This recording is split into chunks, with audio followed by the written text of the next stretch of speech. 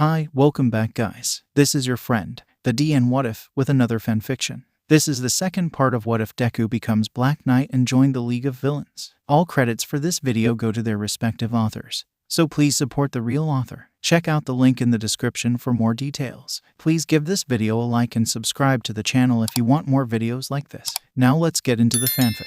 Ever since the failure of the joint operation between the hero killers and the League of Villains in an attempt to stop the Hand from gaining more artifacts, they become restless and become more determined to stop them. In just 2 weeks, more and more clashes against those two ninjas occurred repeatedly, with more members from the League of Villains are joining the operations. With more people joined the battles, the tide began to turn and the two ninjas from the Hand found themselves begin to lose some of the artifacts that they just gained each time. Their war also began to caught the attentions of many pro-heroes as well, since their conflict caused so much damages to many cities across Japan. With the possibility of facing war on two fronts, Kirigi and Kuroyama are panicked. However, that alone did not deter them to stop them from finding more artifacts to complete their quest. Inside an abandoned construction site in Osaka, another battle between the Hand and the League of Villains broke out and the League is winning. "Stop them," said Kirigi as he's pointing toward the members of the League who are standing in front of him, which are now consisting of Black Knight, Tesla, Stitch Giant, Sickle Claw, Needle Hair, and Martial Hair. Upon receiving the order, a group of fists, armed with katana and yari, immediately run toward their enemies to kill them. Both parties soon engaged in combat while Kirigi is attempting to run away. But before he could even jump out through the broken window of the rooftop, he is suddenly get punched in the face, knocking him down and force him to let go of the artifact in his right hand. Then, Invisible Wall deactivated his camouflage and reveal himself to his enemy. Then, he stretches his tongue out to the ceiling and uses it to pull himself up there, away from Kirigi. Nearby, Stain and Lady Deathstrike are fighting against Kuroyama, who are fighting them back by using his Naginata against Stain's katana and Lady Deathstrike's sharp claws. "I got it," yelled Invisible Wall as he's showing his fellow members of the League the artifact in his hand. "Lady Nagant, we got the artifact. Inform Kirigiri to give us 2 portals right now," said Black Knight as he's slicing a fist with his ebony blade. "Confirm. I will give him the coordinates right now," said Lady Nagant, who is stationing outside with her arm-turned rifle ready, in case the battle spilled outside of the abandoned construction site. Back inside, Black slashes 2 more fists who are trying to stab him with their yari. Nearby, Stitch Giant blasts 2 fists with laser from his face while Martial Hair uses her ponytails turned drills to stab 2 zombie ninjas in the chest, thus killing them. Needle Hair stretches her hair out and uses them like tentacles to grab 2 fists and slam them into one another, knocking them out. As for Sickle Claw, he uses his large claws to slash 5 of the incoming fists, slicing them into pieces. As for Tesla, he electrocutes 3 zombie ninjas who are trying to slash him with their katana with the electricity he harvested before coming to fight them. Once the last fist has been defeated, 2 darkly purple portals appeared, one behind Stain and Lady Deathstrike, who are still fighting against Kuroyama,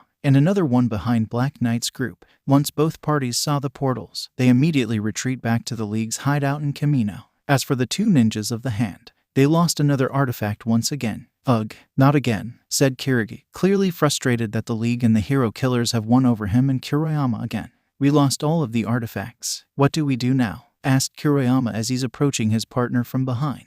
"How about let us help you?" asked Mysterious Voice, and upon hearing it, both ninjas looked up to the broken window on the rooftop and see 3 figures are standing there. With their super speed, both Kirigi and Kuroyama arrived before the 3 mysterious figures in a few seconds. The first one is a muscular man in black jumpsuit, black mask with red bandana, metal-plated shoulders, and metal boots. The second man appeared to be a skeleton-like man with bandana covered his eyes and black jacket, black pants, and brown shoes. The third man in orange jacket, brown pants, and black shoes is the largest of them all because he appeared to be 8 feet tall and has with the stone-like hulking body. Their villain names are Bloodshed, Styx, and Stone respectively. "Who are you guys? And what do you wanted from us, the Hand?" asked Kirigi. "My name is Bloodshed, and these 2 are my associates known as Styx and Stone. We've been observing you and your enemies for a while," said Bloodshed. "As for what we desired vengeance," said Styx. "Observing us?" asked Kirigi. "And if I have to guess, you wanted us to help you guys achieving vengeance, right?" asked Kuroyama. "Indeed, and in exchange, we will help you deal with this League of Villains that you 2 have a quarrel with," said Bloodshed, and upon hearing that, both ninjas turned to look at one another for a moment.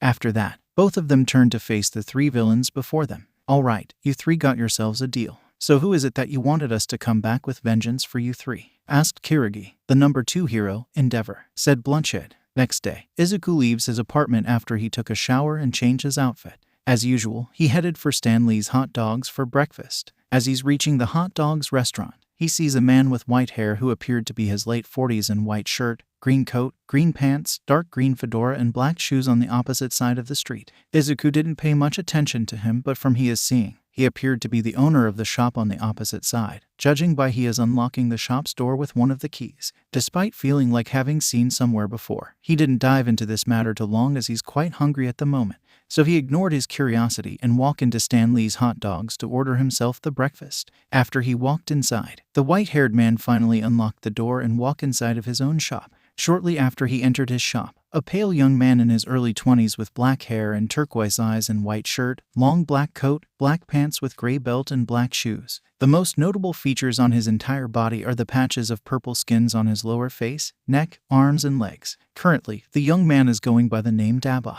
And when he arrived at the front of the shop, he walks inside to greet the owner. "Uncle Daisuke, I'm here," said Dabai after he entered the shop. Upon hearing his nephew, the white-haired man, now known as Daisuke, turned around to greet his nephew. "Nephew, glad you're here on time. Now, help me prepare the shop for today," said Daisuke, and with that, he turned around and he immediately goes to the counter where the cups, the glasses, the fridge, and the coffee machine are. As for Dabai, he walks into the kitchen to get the ingredients and the equipment that are needed to make waffles. Soon, the shop is officially opened, and just a few minutes after it is opened, the first customer of the day, who appeared to be a woman in blue shirt that show her midriff, short black ripped jeans with snowflake-headed silver belt, long white socks, and black shoes. Her most notable feature appeared to be her long hair, because the right half of her hair is as white as snow while the other half is completely black. She is none other but Seolhee, the part-time pop star and part-time hero, and her hero name is Luna Snow. She was originally from South Korea.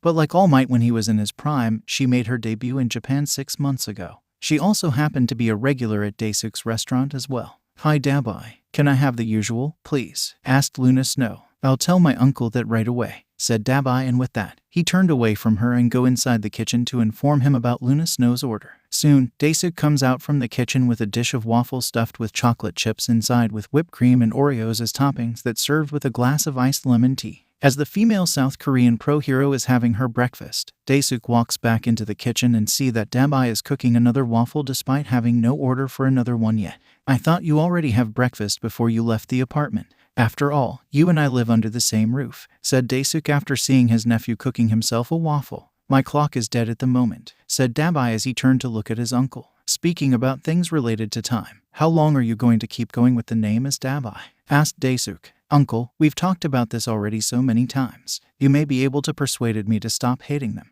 but I cannot stop hating him," said Dabai. "Though, not about that. I've come to terms with your hunger for vengeance long time ago. After all, I hated him as much as you do," said Daisuke. "Then what is it, uncle?" asked Dabai. "How long will you keep calling yourself Dabai?" "Of course," said Daisuke. "Until he paid for what he did, of course," said Dabai as he's checking on the waffle. "Well, don't forget to split your time with other things, nephew," said Daisuke. "What do you mean, uncle?" asked Dabai. "Remember when Luna Snow came to our restaurant for the first time?" asked Daisuke as he's smirking at his nephew, remembering the whole incident quite well. I don't know what are you talking about," said Dabai, turning to look back to check at the waffle, which is a little overcooked. Upon seeing this, Dabai grabs the nearest plate and the tongs to get the waffle on the plate. You were staring at her like she was a goddess of sort. "Everything must be sparkling for you at that moment," said Daisuke, still smirking as he's teasing his eldest nephew. "Uncle, please," said Dabai as he begins to walk away while lowering his head a little. Clearly does not like the subject that is being talked at the moment at all. "Oh come on, nephew.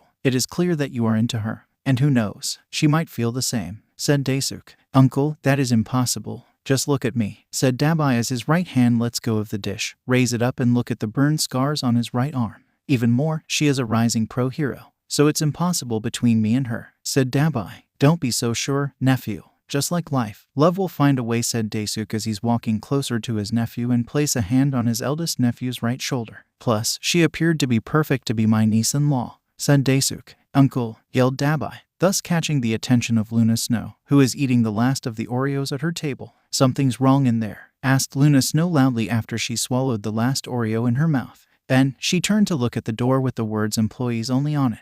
"Nothing, everything is fine in here," said Dabai loudly as well. "If you say so," said Luna Snow in the same loud tone earlier. After that, she returns back to eating her breakfast. "Uncle, please, let me enjoy my breakfast with peace and quiet," said Dabai. "Sigh." "Fine," said Daesuk, and with that Dabai leaves the kitchen to sit near the white table near the kitchen's door, which is the table reserved only for the employees, while the brown tables are for the customers. Back inside the kitchen, Daesuk is making himself a cup of black coffee. As he's about to pour some sugar in, the smartphone in his pocket begins to ring. So he puts the jar of sugar down and look at who's calling, which turned out to be his niece, Fayumi Todoroki. "Fayumi, hey, how's my lovely niece doing?" asked Daesuk. "I'm good, uncle. Oh, and I'm calling to tell you that Natsuo and his friends are coming to your place along with me after we're done with our own businesses. So you can expect us around the evening," said Fayumi. "Did your father know about this?" asked Daesuk with a little of venom in his voice, clearly indicating that he's not a fan of his brother-in-law, Endeavor, at all. "I already told him. And as usual, he never bothered what are we doing as long as that it didn't cause him trouble," said Fayumi. And by the word trouble, she means something that damage his image as a pro-hero. "In that case, you all can stay at my place until the closing time," said Daesuk in cheerful tone, attempting to let her know that her maternal uncle will and always care about her and her siblings. "Thanks, uncle, but that may be a little too much. Dad might come to your place himself, and as we all know, you and Dad are never on good terms," said Fayumi. "Well then, do as you please, Fayumi. Just remembered this. Your uncle will always be there for all of you," said Daesuk. "Thanks, uncle. See you later," said Fayumi, and then the call ended. Once the call ended, Daesuk decided to make a cup of coffee for himself. On the other side of the city, a young white-haired woman with glasses named Fayumi Todoroki is putting the smartphone away as she's entering an elementary school to start another one of the days of her as a teacher. But unbeknownst to her, she is being watched. From the rooftop of the nearby building, Kirigi and Kuroyama are watching her entering the school. Now that they have spotted one of the Endeavor's children, it is time to locate another one. As part of the agreement with Bloodshed and his associates, the two ninjas will bring them children of Endeavor for them to exact their revenge on them while they give them the artifacts that the League of Villains have taken from them. "I'll stay here. You go to find another one," said Kirigi, and with that, Kuroyama nodded. Then, Kirigi turned around and jumped from rooftop to find another one of the number 2 hero's children. Meanwhile, at the new hideout of Stain and Lady Deathstrike in Hasu City, which is an abandoned toy factory, Stain and Lady Deathstrike are leaving to look for more heroes to slay. Once they left, THR3 villains who allied themselves with the Hand, Bloodshed, Sticks, and Stone immediately entered their hideout to search for the artifacts that Hand wanted for as an exchange for helping them in their quest for revenge against Endeavor. Hurriedly but silently, they searched every single area in the new hideout of the hero killers, from a bunch of old toy boxes left behind by the factory's workers to some old toy-making machines. After searching for more than a while, they finally found the artifacts, which appeared to be the pieces of metal in various shapes like square, circle, triangle, and even a crowbar. With the artifacts found, Bloodest immediately puts them into a sack that he brought with him and leave with Sticks and Stone to return to their apartment, which is located only 5 buildings away from where they are. "Now what?" asked Sticks. "Just wait for those two at the meeting location. Once we have Endeavor's children in our hands, we can finally begin our revenge," said Bloodshed. A few hours later at Musutafu Airport, 3 American men are leaving the lobby after they arrived 30 minutes ago. Once they went through all of the procedures and regulations, they left to the hotel that their boss has booked for them. The first man is a man in late 20s with red hair and gray shirt, black pants and black shoes, while the second man is a bearded African-American man in early 30s in green shirt, black jacket, gray jeans, and brown shoes. As for the third man, he is a bald man in his late 30s in black business suit with gold and yellow tie. Their names are Arthur Parks, Lancaster Sneed, and Basil Sandhurst respectively, and they are here on a mission assigned by their leader, the Hood. "We're in Japan now, boss. What's the next move?" asked Arthur via his own smartphone after he left the lobby with Lancaster and Basil. "For now, go to the Atlas Hotel and wait in the room that I booked for you guys until I give the order to find those 4, said the Hood from the other end of the call in New York. "Understood," said Arthur, and with that, he ended the call. After that, he walks away with his friends to find a taxi to get them to the hotel. In the meantime, in Queens, New York, it is nighttime and it is raining heavily. Inside the mansion belonged to the Order of the Hood. The Hood is sitting on a sofa after recently finished having a conversation with one of the 3 members he sent to Japan. Standing behind the sofa are other 2 members of his organization. The one on the right and wearing the Hood in costume similar to the Hood himself but light green in color instead is a 30-year-old bearded man named Daniel Lee. The one on the left is a 26-year-old woman with long pink hair and black and pink jumpsuit named Rachel Lee. Both of them are known by their villain names as Cutthroat and Snapdragon respectively. "I don't get it, boss. Why do you bother to bring a band made from a serial killer, a cannibal, a lustful rapist, and a runaway to join us?" asked Daniel. "We need more men for our raiding operation against one of the most secured prisons in the country," said the Hood as he's sitting on the sofa while holding a cup of milk tea. After he finished saying, he takes a sip at his tea. "But why we needed to go so far to find some recruits?" asked Rachel. "I was planning to recruit Jigsaw and Barracuda, but they ended up being eaten by the so-called lethal protector. And that forced me to find new cannon fodders to provide as distractions to keep the guards and the heroes preoccupied while we are releasing the prisoners and offering the chances to join our cause," said the Hood. "Speaking of this plan, how can you be sure that Controller can handle someone like him?" said Rachel. "Trust me, it will be worth it. With him under our control, the heroes will finally be paid for what they did to the people like us," said the Hood, and then he takes another sip of his milk tea. Meanwhile, in Musutafu, Japan, it is now noon. And at the elementary school where Kirigi has been secretly observing from the shadow from the rooftop, Fayumi is leaving the school to get lunch for herself. Seeing an opportunity, he decided to make a move now. With his super speed, he runs and jumps from rooftop to rooftop, following her to see where she is going. After following her for a while, Kirigi found Endeavor's only daughter is entering a Korean fried chicken restaurant called Chicks, Chips and Drinks. Once she entered, Fayumi is greeted by none other but Seolhee, aka Luna Snow herself. Apparently, this restaurant is owned by Luna Snow herself. "Fayumi, you're here," said Luna Snow as she walks to greet one of the first friends she made ever since she arrived in Japan. "Hey, glad to see you again," said Fayumi. "The usual, right?" asked Luna Snow. "Definitely," said Fayumi. "Then follow me," said Luna Snow, and then she turned around and led Fayumi to one of the empty tables in her restaurant. Once she is seated, the young female South Korean pro-hero immediately goes to the kitchen to prepare a dish of plain Korean fried chicken meats for her. As she is waiting for her food, she is being secretly watched by Kirigi, who is observing her from a rooftop of the opposite building. Then, he bites his thumb and begins to do the hand signs. After that, he slams his hand with the bitten thumb on the ground, summoning Jutsu, yelled Kirigi, and then a massive explosion happened along with a massive white smoke. Then, many of the fists are jumping down from the rooftop and begin to terrorize the people on the streets and the sidewalks. Hearing the commotion, Luna Snow takes a look through the window of her restaurant to see what is going on outside. When she's seeing a group of zombie ninjas are attacking the people, she immediately rushes outside to perform her duty as a hero. She unleashes the darkly ice rays from her hands, encasing two zombie ninjas in black ice. She then jumps into the air and uses her quirk to create an ice slider to take her further into the battlefield. She then spots a fist trying to harm a woman down below on her left, so she quickly shoots the darkly ice ray from her left hand, encasing that zombie ninja in the black ice. As she is going after the rest of the zombie ninjas, Kirigi makes his move to abduct Fayumi from the restaurant. He jumps down from the rooftop and landed on the now completely empty street. With no heroes in sight, he easily walks toward the restaurant and gets inside with no opposition. As soon as he entered, he turned around to meet Fayumi eyes to eyes. Upon knowing that he is staring at her, she begins to feel nervous and decide to ask why he is staring at her. Why are you staring at me? Is there anything I can do for you?" asked Fayumi nervously, beginning to scare and unsettled a little. "Yes, you can do something for me," said Kirigi, and then he pulls out the smoke bomb and throws it to ground, unleashing the darkly purple smoke all over the place and scare the other customers who are still eating at the moment.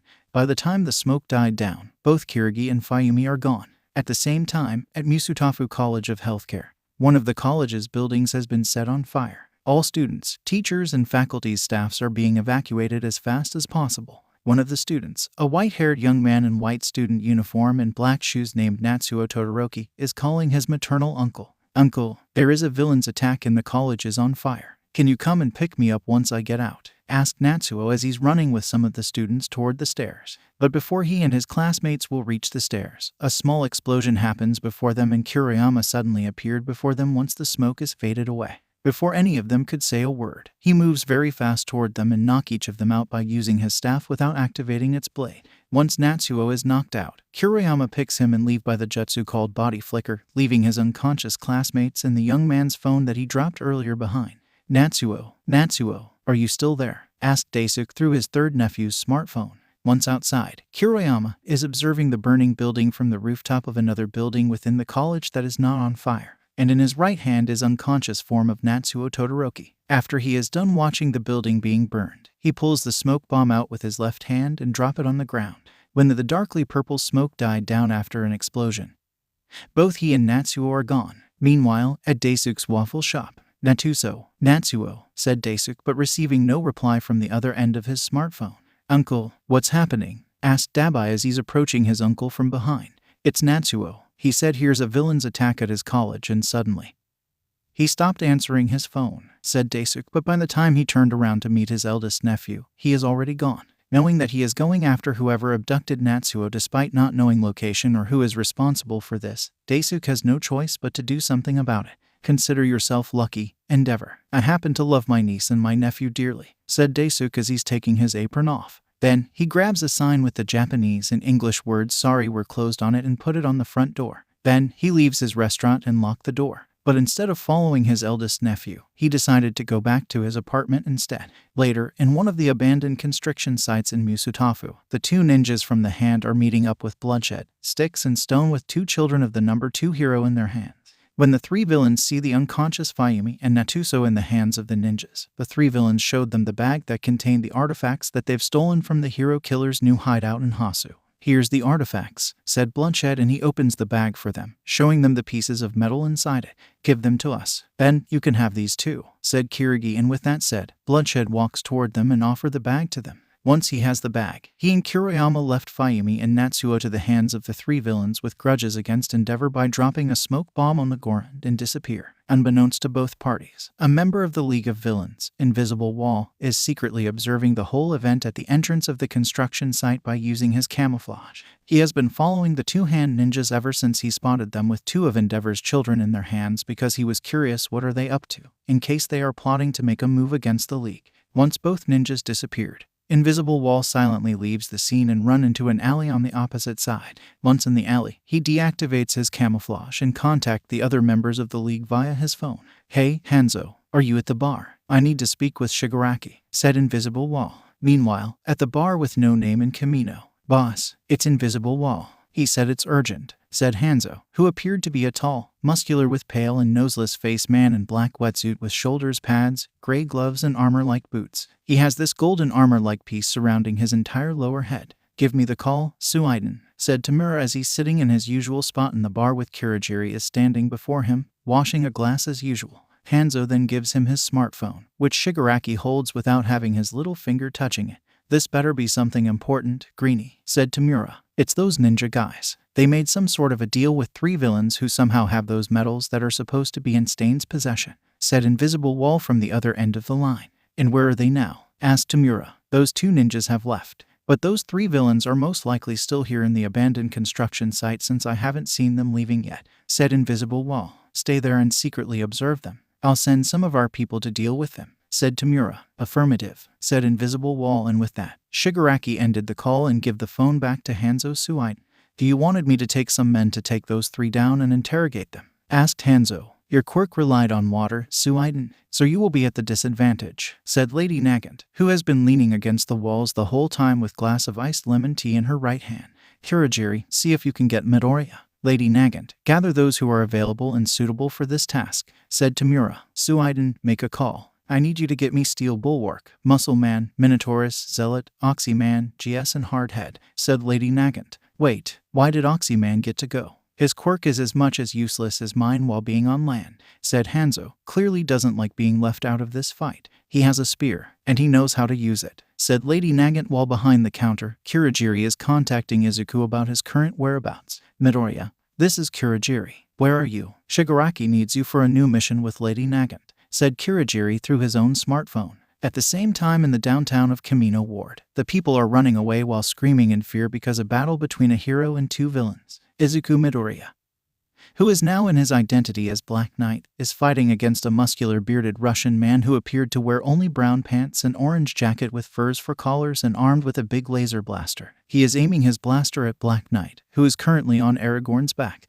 Then, he opens fire on him. However, Aragorn managed to fly up into the sky in time. However, the Russian hunter managed to pursue both of them by using his glider. But his pursuit is interrupted when his real target, a young woman with rabbit ears and white hero costume, Mirko, appeared and kicked him off from his glider, resulting in him landing on his back on the street. How's that for a little bunny, Kraven the hunter? Asked Mirko as she's landing in front of him, confident in her victory over the Russian hunter. But her victory is short-lived when Kraven pulls the boomerang out from one of his pockets and throws it to her, forcing her to jump and giving him time to grab his primary weapon, which is his laser blaster. Once on his own feet once again, he begins to open fire on Mirko relentlessly. doesn't care that the laser shots are causing damages to the public properties and harming the innocent civilians. One of the civilians, a girl with short dark purple hair with 2 earphone jacks on her ears and hot pink shirt, black skirt, black jacket, black bracelets, black socks and black boots, almost got hit by one of the shots from Kraven's blaster as she is jumping in a way of shot to make sure it won't hit an old man, who turned out to be Stan Lee, who came out to look at the situation outside of his restaurant. However, he is saved in time by Black Knight, who jumped down from his Aragorn's back when he rides his winged horse down toward her upon seeing that Kraven is shooting around without regards for lives of the others just to capture Mirko for whoever hired him to do so. "Are you two okay?" asked Black Knight as he turned around to face the girl with earphone jacks and the old woman. "Why, yes," said Kyoka, blushing a little due how cool and awesome her savior in his Black Knight's armor. "Kyoka," yelled Mika, who appeared to be an adult version of girl who is standing before him but with a pair of glasses. She's wearing a white shirt, black skirt, long grayish socks and black shoes, and like her daughter, she too has earphone jacks on her ears. "Kyoka, are you okay? Are you alright? Are you hurt anywhere?" asked Mika worriedly as she's hugging her daughter. "I'm fine, Mom. He saved," said Kyoka as she turned around to look at her savior. Only find out that he is already on the back of his winged steed and is pursuing after the Russian hunter once again. "Young lady," said Stan Lee while Kyoka and her mother turned to look at him. "Thank you for saving my life," said Stan Lee. "Oh, it's no problem, sir," said Kyoka as she smiled back at the elderly American man before her. "Called me Stan Lee, little lady, and you are welcome to my restaurant whenever you're pleased," said Stan Lee. "Thank you for your kindness, sir. But I believe we all should go before the situation will get worse," said Mika. "If you wanted, you can come and take cover in my restaurant until the crisis is solved," said Stan Lee. "Thank you, sir. But my husband is coming here soon with a car of our own." So said Mika, and as soon as she said that, a green car suddenly arrives near her and her daughter. Then, a man in long blonde hair and red shirt, gray jeans and black shoes, who appeared to be Mika's husband, lowers the window down to look at his wife. "Mika, Kyoka, hurry," said Kyotoku, who is Mika's husband and father of Kyoka. "See you later, sir," said Kyoka as she's getting into the car along with her mother. After that, Kyotoku quickly drives out from the scene. "I better get back into my restaurant for own safety too," said Stan Lee, and with that, he runs back inside his hot dogs restaurant. Just as soon as he entered his restaurant, one of many laser shots hit Light Pole in the head, destroying it. Back at the fight, Kraven the Hunter is still flying on his glider after Mirko, who has been jumping and dodging around all over the place while Black Knight is riding Aragorn after him. With his quirk, Kraven smells the young knight and his steed are after him, so he grabs one of his explosive boomerangs and throws it to them. Just when they are about to fly up, the boomerang suddenly exploded right before them, resulting in both of them falling down on the street. A few minutes later, Black Knight got up, and that is when he feels his smartphone is vibrating. Before he joined the battle in an attempt to save Mirko from Kraven, he turned his phone off so he will not be distracted. When he takes a look, it is revealed that the one who is calling him is Kurogiri, and he has missed the calls from him for 5 times already. Realizing that he has missed 5 calls from him, he needs to answer back. "Hello, Kurogiri," said Black Knight. "Midoriya, where are you?" "Shigaraki needs you for the new mission," said Kurogiri calmly, showing no sign of anger like at all. And luckily for both of them, the street and the sidewalks are empty right now because of the fight between him, Mirko, and Kraven the Hunter. "I'm in the downtown not far from my apartment," said Black Knight. "I'll open a portal for you to come through on the rooftop of your apartment then," said Kurogiri. "Understood," said Black Knight, and with that, he ended the call, put his smartphone away and get back Aragorn's back and fly back to his apartment. By the time they reached it, they see a swirl of darkly purple portal on the rooftop and quickly ride his winged horse right into it. A few seconds later, he appeared inside of Bar with No Name, where Shigaraki, Kurogiri, Lady Nagant, and Hanzo Suiden are waiting for him. "Where have you been, kid?" asked Tamura. "Long story short, on the run from a hunter and a pro hero," said Black Knight as he's getting down from Aragorn's back. "Whatever, I need you and Lady Nagant to take some of our men to deal with those ninjas from the Hand and their new allies," said Tamura. Again, "I thought we said Black Knight," but then, he feels his smartphone is vibrating again. However, it is not just his. The phones of the others residents in the bar are also vibrating as well. When they checked them, they discovered a new video has been uploaded and broadcasted all over Japan for everyone to see. In the video, 2 children of Endeavor, Fayumi and Natsuo, are being tied up on the ground and are still unconscious at the moment. Around them are 3 villains who are the ones that holding them captives now. "Endeavor, if you're out there, listen well. You will pay for ruining our lives. But if you don't want it to, your children can do that in your place," said Styx. "We have 2 of your children in our hands. If you do not want them to pay for what you've done to us, come to meet us at the abandoned construction site 8 blocks away from Hasu Mosque in Hasu City before sunset. If not, There will be consequences, said Bloodshed. And if we see the other heroes and the cops showed up instead, these two will be nothing but minced meats in no time, said Stone. And after that, the video ended. And right just after the video ended, Hanzo got a call from Invisible Wall, asking him that did he and the others at the bar saw the video or not. Did you guys see the video? Asked Invisible Wall through Hanzo's smartphone after Hanzo himself answered the call. Yes, we did. Why? Asked Hanzo. The villains I saw with those two ninjas. It's those three in the video, said Invisible Wall. Well, then we know what they look like and where to look for them now. Thanks, pal, said Hanzo, and with that, the call ended. In the meantime, Dabai is watching the video of the three villains who are calling Endeavor out to confront them in Hasu before sunset, just like the other people in the country as well. And if he didn't see the two certain hostages in the video, he would be absolutely happy to see his old man got kicked in the butt after he arrived to accept the challenge. However, that is not the case here. Upon seeing Fayumi and Natsuo being tied up and are still unconscious, he wants to do something about it. So once the video ended, he quickly rides off to Hasu with a motorbike he rented from the motor workshop near his uncle's restaurant. However, he failed to notice that a man in dark blue jumpsuit with a white stripe on each arms and white mask is looking at him from the rooftop. Once Dabai rode off, he follows him by forming the slider by unleashing his ice rays from his hands. Sometime later at the bar with No Name and Kamino, the members of the league that Hanzo called earlier enter the bar. The first one, Steel Bulwark, who is a shirtless muscular man in black mask with yellow lines and beige cargo pants and black boots with a rocky grayish-blue body and 2 extra arms on his back. The second one is Muscle Man, who is a bulky man with tanned skin, spiky dark brown hair, green t-shirt, baggy jeans, brown shoes, and a unique mask. The third one is Minotaurus, who is a hulking man with bluish skin, 2 horns, and a single eye on his head in sleeveless black shirt, black fur coat, grayish pants, brown belt, and black shoes. The fourth one is known as Zealot, who appears to be a lean man with 2 pairs of arms and jet black skin and gas mask with red lenses, black tank top, brown pants, and black boots. The fifth one is a young man named Oxy Man. He has ash blonde hair and he is wearing a black jumpsuit, black gloves, a wireless headset, and the blue goggles. He's also carrying a spear with him as well. The sixth one is a skinny man who goes by the name of GS, abbreviated for Gravitational Spring. He's wearing a yellow shirt, which exposes his midriff, and yellow pants, with his legs and arms being covered by a separate, black material. Each of his arms are also encased in 2 armor-like pieces. He also wears a white mask with various holes etched into it, and kneecaps with a similar design. The seventh and the last one is a tall and well-built man with extremely large arms named Hardhead. He wears a black tank top, greenish-brown trousers, brown shoes, and his head is completely encased in a mask helmet of sort. We're here, boss, and we're ready for some actions, said Steel Bulwark. Your mission are to assist Black Knight and Lady Nagant in defeating the members of the Hand and their allies. Now, Kurogiri, open a portal for them, said Tamura, and then Kurogiri uses his quirk to open a swirl of darkly purple portal before the villains. Once the portal is opened, Black Knight gets on Aragorn's back while Lady Nagant is entering the portal with the other villains.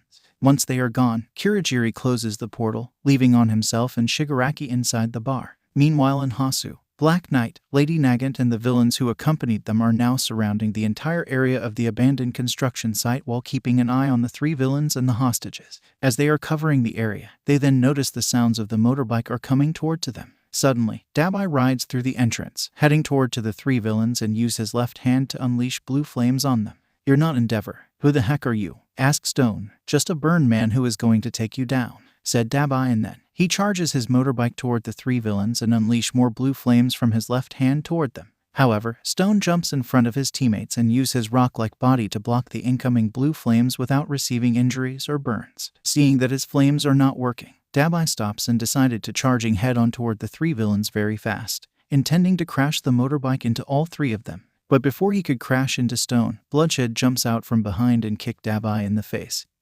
sending him flying off from the motorbike. As for the motorbike itself, it narrowly hits both Sticks and Stone. However, they take a few steps back in time and let it crash into the metal structure, breaking it. First time being a vigilante, huh? Asked Bloodshed as he's approaching Dabai.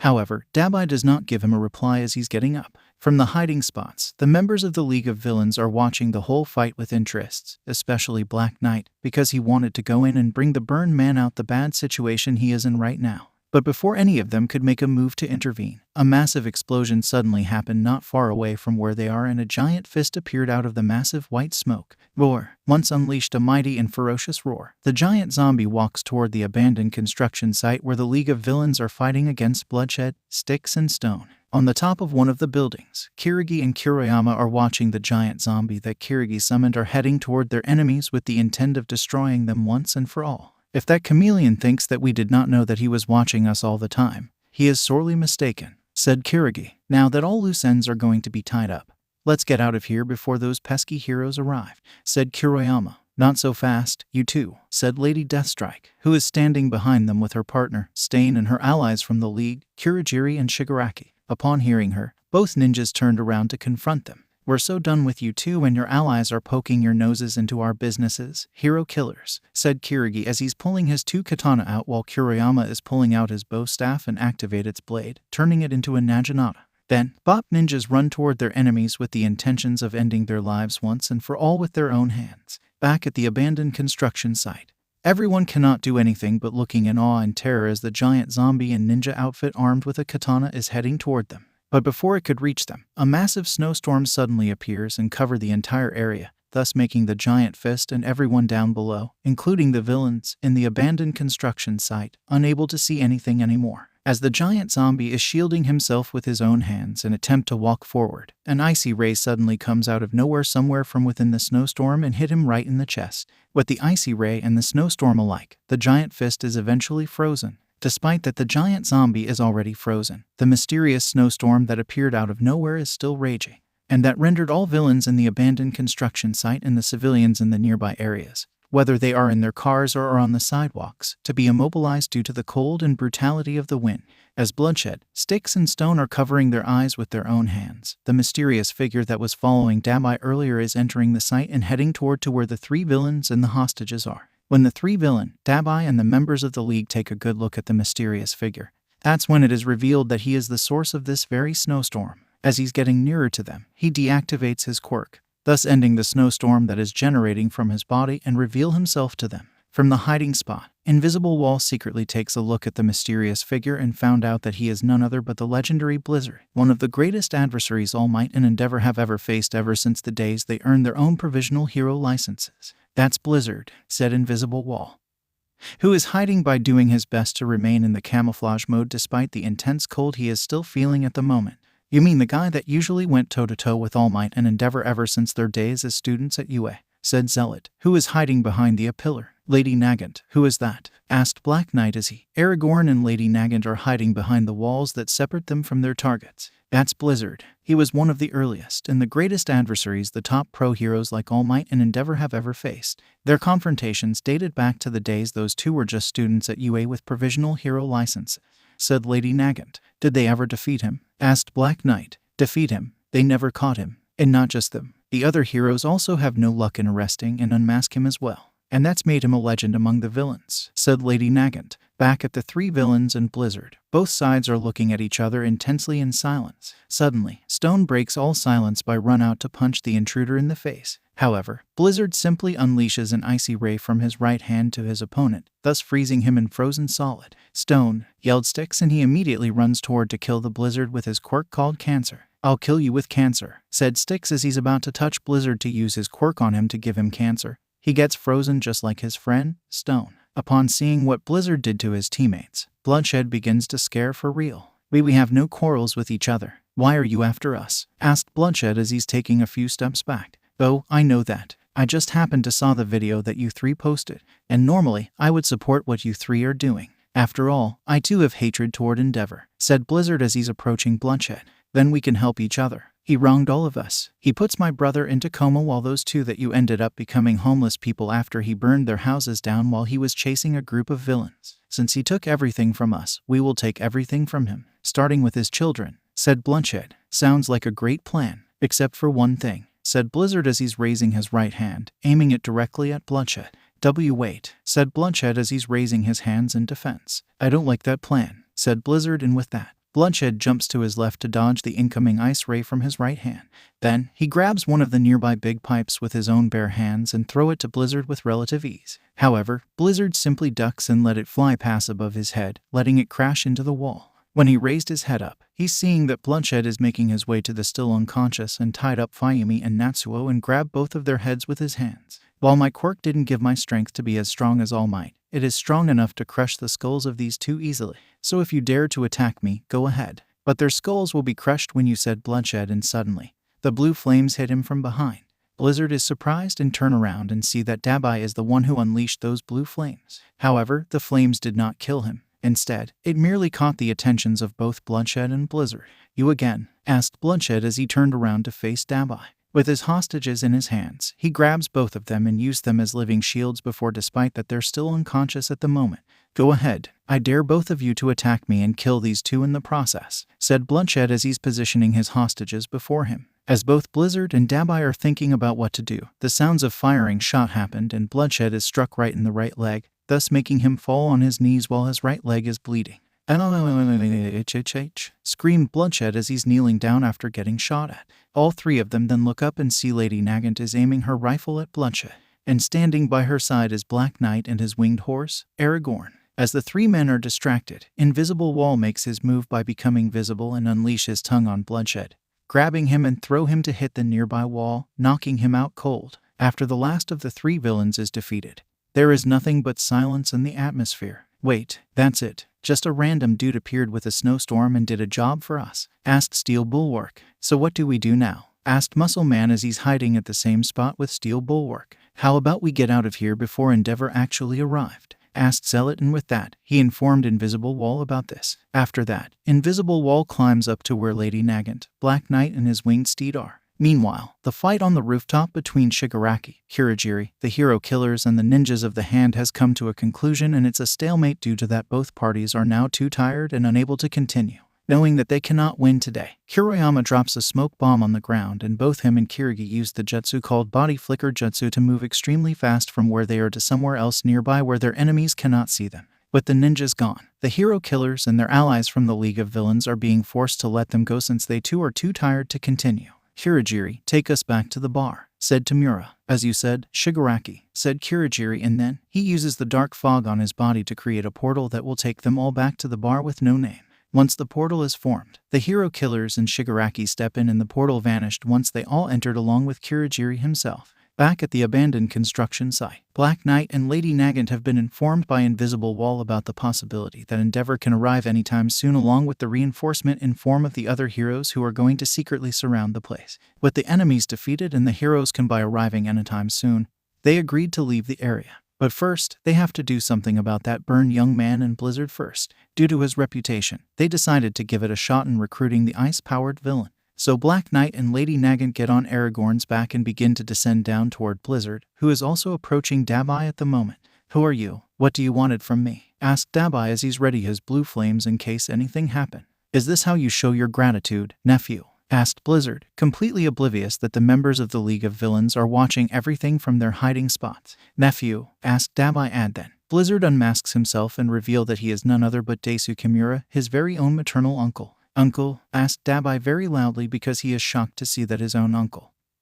who he always assumed to be just a waffle-loving, humble, and nice man who raised him, is actually the legendary villain that once clashed several times with All Might and Endeavor back when those two were the students at UA. "Yes, Dabai, it's me, your old man himself," said Daisuke, and this completely leaves Dabai speechless because he cannot process anything right now in his head, because never in a million years he can imagine his maternal uncle, his father Fitcher, the man who raised him after his supposed death, as a villain. "So, say something, young man," said Daisuke, but as Dabai is collecting himself, Aragorn lands near them. Once landed, Black Knight and Lady Nagant dismount and walk toward to them. Knowing that they already see his face, it is useless for Daisuke to put the mask back on. "Are you really the legendary Blizzard?" asked Lady Nagant as he and Black Knight are approaching him and his nephew.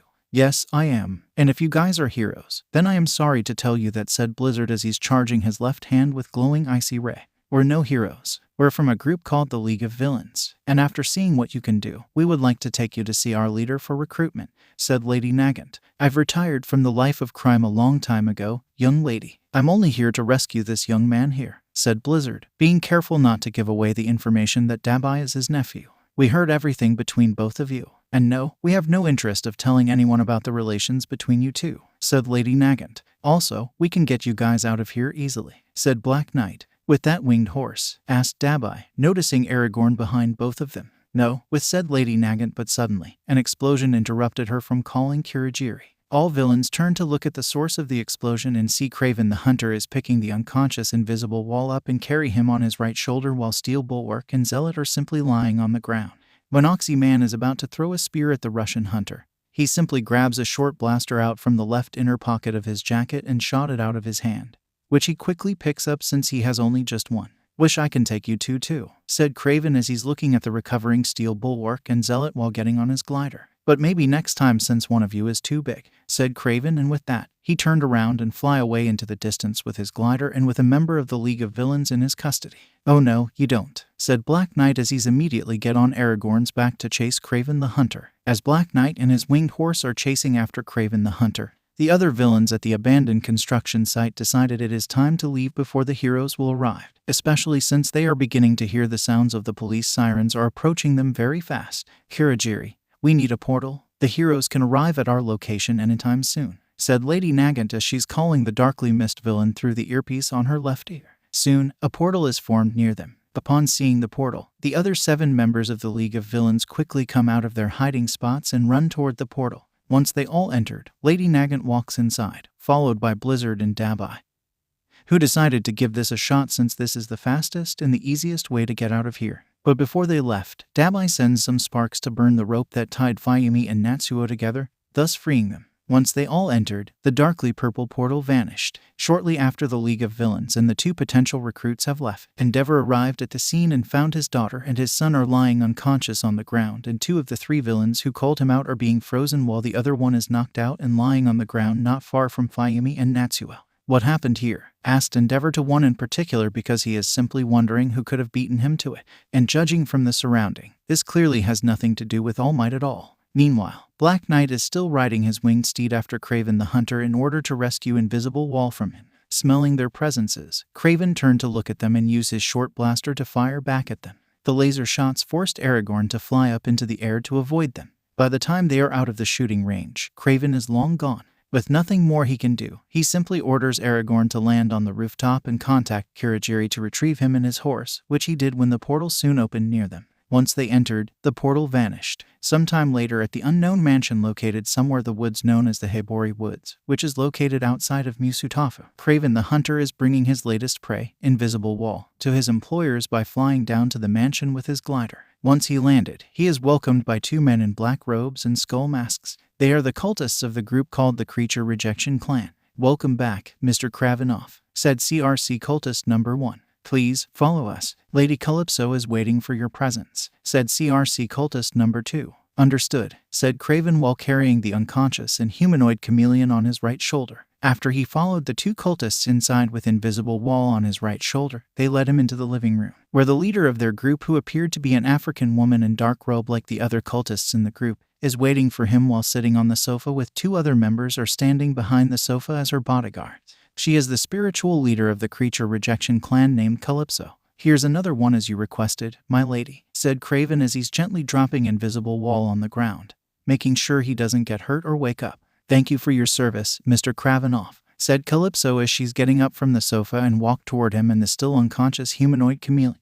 "It was my pleasure as a hunter, my lady," said Kraven as his female employer is looking at the still knocked out humanoid chameleon.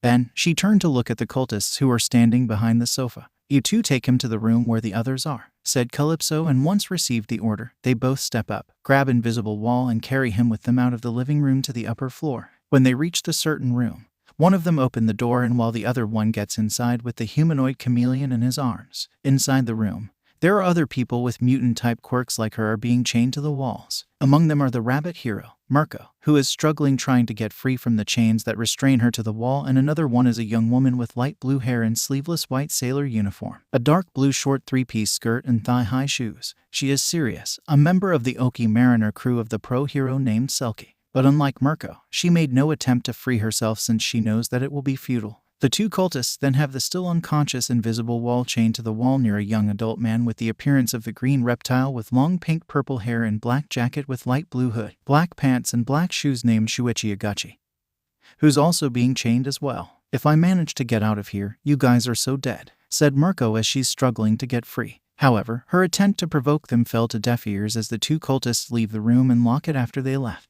At the same time, at the Hand's hideout, which is an underground lair located under a ramen shop they owned. But their unsuspecting employees are working above. Nobody knows their bosses are members of the long-dead ninja clan that once dominated Japan's criminal underworld before the rise of All for One. Now, they're resting after the fight they have with the hero killers, Shigaraki and Kurogiri. Despite that, they did not lose the artifacts this time. They knows that the hero killers and their allies from the League of Villains will not stop pestering them until they manage to take the artifacts from them. As they're resting and eating ramen, they suddenly feel cold. Soon, the hooded ghost slave suddenly popped out from the ground before them. "What the heck?" asked Kirigi as he and Kuroyama grab their weapons and get into the fighting stances. "Please, hold your weapons. I'm here not to harm you," said hooded ghost slave as he's raising his right hand up to stop them from attacking him. After saying that, the two ninjas are looking at him skeptically. "What are you?" asked Kirigi as he's still holding his katana in his hands. "I've been sent by my master to invite you to negotiate him about the possible alliance against our common enemies, the hero killers and their allies," said hooded ghost slave, and upon saying that, the two ninjas slowly put their weapons down. "Take us to your master. We would like to see what he wanted from this alliance with us," said Kirigi. Later at midnight in an alley on the streets of Kamino Ward, a glowing yellow portal suddenly opened and three croc-headed bear-like creatures walked out from the portal. On their backs are their riders, who appeared to have pointy ears, black hairs, and dark blue skin. They are the members of the races known to the Nine Realms as the Dark Elves, also known by their own species name as Harid Hinixel. The two of them on the right in the center to be female, while the other one on the right is male. The one that is male is wearing black armor with gold and yellow plates on his shoulders, black boots, and have a sheathed sword hung on his back. The female on the left is wearing a green armor and green boots, while the female in the center of the group is wearing a golden yellow crown with an emerald in its center, purple dress that show her cleavage of her D-sized chest, and the yellow-brown shoes. Her name is Ilflies, the Queen of Svartalfheim. As for the male dark elf and the female dark elf who accompanied her, their names are Wormsong and Waziria. "Do you really think we can find help here, Your Majesty?" asked Wormsong. "We have no other choice. The other realms either misunderstood us or have no interests in helping us. So Midgard is our only choice," said O'Flies. "But if the Crown Prince of Asgard knows that we're here, it may end up souring our already intense relations with Asgard, Your Majesty," said Waziria. "I know. This is why I am not here to find him, but to find the descendant of the legendary Black Knight in our quest to reclaim our world," said O'Flies. "Suyaku nara ryu wo sheta boku wo tsurit suzu." In the darkness, Izuku Midoriya is on his knees crying after being rejected by his idol, All Might, after he told him that he cannot become a hero without a quirk and using an armor similar to Iron Man is not an option or even being encouraged. Suddenly, Tamura Shigaraki appears before the crying green-haired boy. The leader of the League of Villains then offers him a hand to help him stand up, and slowly but surely, Izuku raises his right hand up and take it. "Doraderic no Saumatu na yu, Kawabaru Kokoro Fururu Tiwa, Sukamidai Mono ga Eru Sword Sa." The scene then switches to the group of pro-heroes consisted of All Might, Endeavor, Eraserhead, Present Mike, Midnight, Mount Lady, Kamui Woods, Headshot, Death Arms, and Best Jeanist are standing proudly before the crowd of the cheering people, and the reporters are taking pictures of them. The screen then zoomed out and revealed the darkness above them. In the darkness above the heroes, the mysterious red strings are secretly binded them to the hands of a group of the shadowy figures with glowing red T-shape on their masked helmets, indicating that they're benefactors of the heroes and the de facto rulers of the society. "Yoru no noi nai, Sora nuran demo, Kawarikru no wa jibun jishin dake sor dake sa." The scene then changed to Tamura as putting on his father's hand on his face. Kurogiri emerged from the portal he created. Mr. Compress is putting on one of his masks. Twice is acting all crazy because he doesn't have his mask on until Himiko puts it on him. Lady Nagant turned her right arm into a rifle. Spinner is putting his sword into the sheath on his back. Magna's adjusting her glasses. Mustard emerged from the purple gas that he released. Blizzard and Dabai are walking out together from an alley, and Black Knight is riding on Aragorn's back as the winged steed is flying high into the sky until only their silhouettes can be seen when the sun is shown above them. "Suyaku nara ryu wo shita, boku wo tsurit suzu." The scene changes to total darkness again. Then, it is slowly changed to become bloody red when the enemies of the League of Villains, who are neither pro-heroes or heroes in training but the other villains such as the cultivators who betrayed Lai Laning from the Ten Rings sect like his elder Raza Hamidmi al-Wazar, the hooded ghost slave, the cultivators in black clothing, and the ninjas of the hand named Kirigi and Kuroyama with an army of zombies in ninja outfits known as the Fists, armed with a variety of weapons, ranging from katana to yari, standing behind them. "Do shit at." Suddenly, the scene is changed to Izuku Midoriya as Black Knight is standing alongside with Tamura Shigaraki, Lai Laning, Kirigiri, Blizzard, Dabai, Himiko Toga, Twice, Magni, Mustard, Mr. Compress, Lady Nagant and Spinner on the top of the building in the middle of the night with the wind blowing past them. Kesanai yu mo tomarin I amamo. Derka no tame night Suyoku Neru Nara. Nando demo te shiger. Then, the scene changes to them rush out to confront an army of the Fists, who are firing arrows at them non-stop. Magni uses her giant magnet to hit one of the zombies in the head, crushing it while Mr. Compress uses his quirk to turn another one into a marble. Blizzard and Dabai stand side by side and the former generates a snowstorm that frees all zombie ninjas in his way while the latter unleashes a swirl of blue fire that instantly burns them all to death. Mustard simply fires a shot from his revolver into the head of one of the Fists before him while Lady Nagant fires her shot right through the heads of all remaining 3 zombie ninjas before her and Mustard with a single bullet. Spinner runs around the battlefield and uses his sword to behead all zombie ninjas in his way while Twice creates 2 clones of himself and they create more and more of their own clones to assist the League in the battle against the zombie. Lai Laniying is using her sword to slash at all Fists in her way while nearby. Kirigiri uses his quirk to form a portal to transport all arrows that are heading toward to him back to the Fists that were firing at him while Tamura Shigaraki disintegrates 2 Fists before him into dust by touching their head. Above the battlefield, Izuku Midoriya, in his identity as Black Knight, is riding his winged horse, Aragorn, towards the giant Fist with Himiko Toga, who is armed with the knives in her hands, sitting behind him on his steed's back. As they're flying toward the giant Fist, the giant zombie ninja unleashes a mighty and ferocious roar towards them as he's raising the katana in his hands to fight them. In the pocket dimension within the ebony blade, Izuku opened his eyes and turned his head to his right to look at the countless of spirits of his ancestors who had wielded the ebony blade and became the Black Knight before him. Suddenly, all of his ancestors disappeared and Izuku found himself alone before a giant cage with scary red eyes of Dragon of the Moon glaring down at him. Sekai nai uchinomsri makaruami wo shita. Kirin no hana yo sakahakor. Unmei wo terashite. Izuku, in his Black Knight's identity, is fighting his former friend, Katsuki Bakugo, with the ebony blade. Katsuki fires a number of explosions to him, but he always dodged successfully in time. Then, Katsuki unleashed a massive explosion to blast Izuku away. However, Izuku stands firm and used the ebony blade to block his former friend's attack by pushing the incoming blast with all he has in him. After that, an explosion happened and Black Knight is walking out of the black smoke alone with the ebony blade in his right hand.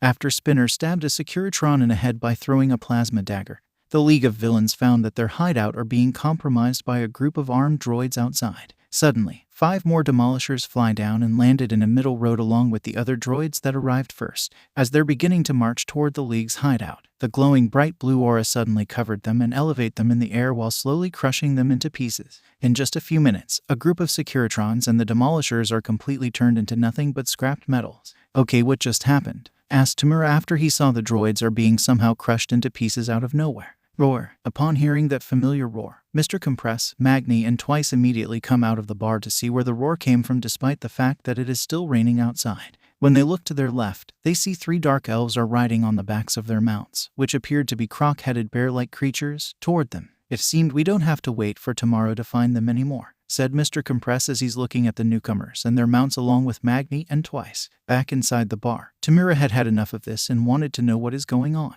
Who are the people that came with Diablo?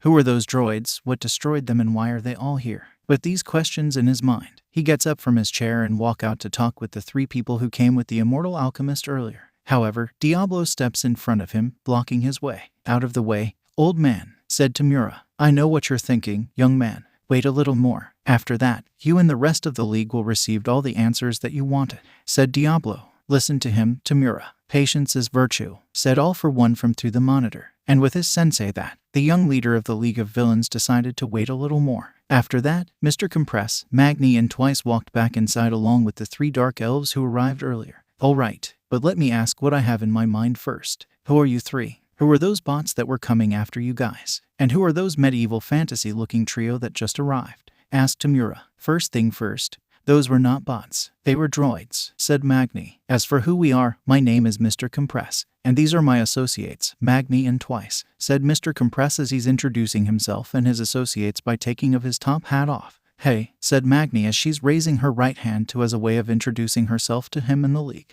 Nice to meet you, hand-faced dude. Definitely not, said Twice as he's pointing the index fingers to him like he's teasing him. Need not to mind him. He's always like this ever since something bad happened to him. Just take what he said first as the truth of whatever he said, said Mr. Compress. And those three? Asked Tamura as he's eyeing the three dark elves who are standing behind them. Believe it or not, they're dark elves from Svartalfheim, said Mr. Compress as soon as he said that. Tamura and some members of the league give him their serious faces to him. Ashlimer, Lendriel, Settle Flies, in her own language, known as Shivasith. What did she just say? Asked Tamura. She said hello, humans to you, said Mr. Compress. Right, said Tamura, still not convinced that they are dark elves for real. Tamura, I am a cultivator. That means I can cultivate Kai to empower myself and extend my lifespan. And you find the existences of the dark elves to be unbelievable? Asked Laneying. Plus, I heard there is a guy with a hammer named Thor is being a vigilante in Norway, said Black Knight, and when they said that, Tamura begins to think about what they said.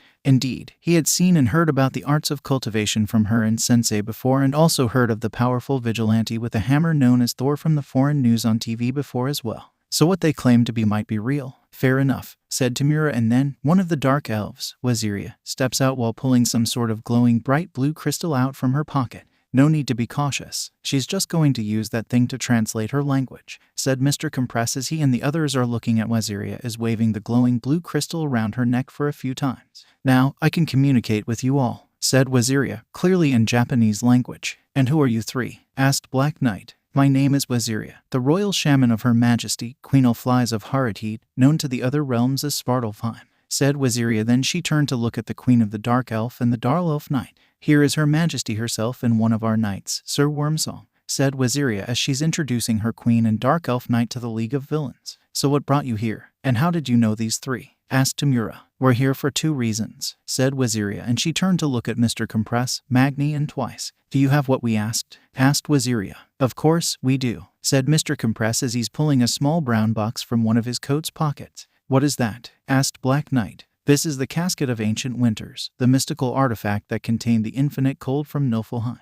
said Waziria. You three came here to Earth just for the mystical box that's supposedly capable of unleashing a massive snowstorm, asked Tamura. We also have the other reason as well. We're here for the current wielder of the ebony blade with request for aid, said Waziria. You guys are here for me, asked Black Knight, and with that, all 3 dark elves turned to look at him. Yes, we're here for you, the current Black Knight, said Waziria. But I don't even know any of you before, said Black Knight. But we know your ancestor, Henry Bart, said Waziria. Who? Asked Himiko. Henry Bart, one of the Black Knights who lived a long time ago on this world, said Waziria. No offense, but this is the first time any of us ever heard of him, said Kurajiri. None of you know who he is, asked Waziria, and the answer she received from them is nothing but silence. So what do you need me to help you with? Asked Black Knight. To help free our world from occupation, said Waziria. Sorry, lady. Please tell your queen that we, the League of Villains, do not help people. So why don't you 3 take this to the heroes and ask them to, said Tamura. The ones who occupied their world are the aim, said Mr. Compress, and when he said that, everyone in the room turned to look at him. The AIM, as in the Advanced Idea Mechanics, the massive conglomerate that produced support gears for the heroes and other products that related to them across the globe,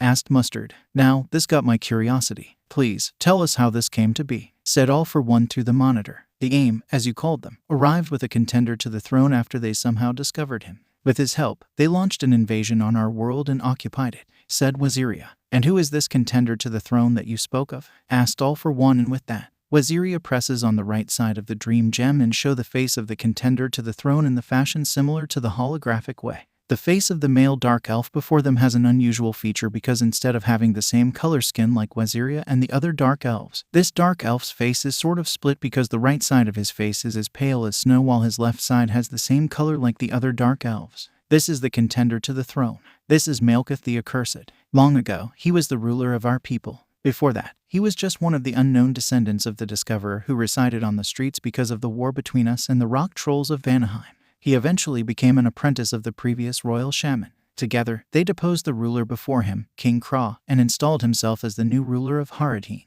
However, he was turned out to be simply just another tyrant like his predecessor. So the previous royal shaman began to look for another possible descendant of the Discoverer out there. And he found the current queen, Ulflies, and took me, a friend of her, as his apprentice, said Waziria. And let me guess, you guys launched a rebellion and overthrown him? Asked Himiko, knowing the answer already. Yes, we did. And the queen banished him here to Midgard after we put him into hibernation, said Waziria. Why didn't you guys just executed him after he was defeated back then? Asked Tamura. Her Majesty wished not to be viewed as a tyrant like Malekith and his predecessor by her own people, said Waziria. And that worked out so well in the end, muttered Tamura. We dumped the coffin that contained his body into the sea, so we never expected him to be discovered. Plus, it has been many hundreds years ever since we took a step on this world, so we do not have much knowledge about how much your world has changed, said Waziria. So you wanted us to help with your rebellion? Why? No offense, but why your people do not support you anymore if they hated this Malekith guy? Asked Black Knight.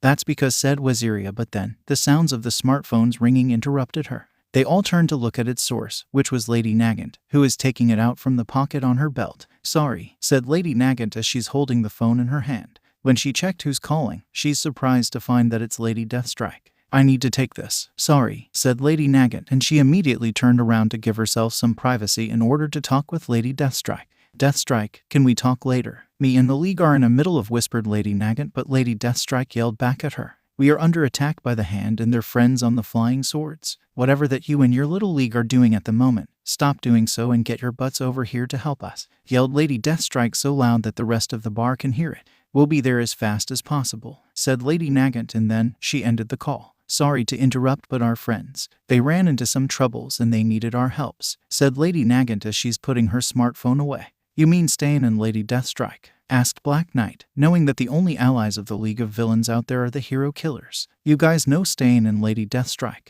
Asked Shuichi. Yes, and their hideout is under siege by the Hand and people from the Ten Rings sect, said Lady Nagant. But what about, said Waziria, but Izuku interrupted her. Don't worry, miss. Please tell your queen that we will help her as soon as our friends are saved, said Black Knight, and then he turned to look at Kurogiri. Kurogiri, a portal, please, said Black Knight, and with that, Kurogiri quickly uses his hands to form a portal in the middle of the bar, astonishing the three dark elves in the process. So who will come with us? Asked Black Knight as he's walking toward to the misty portal with Aragorn and Lady Nagant.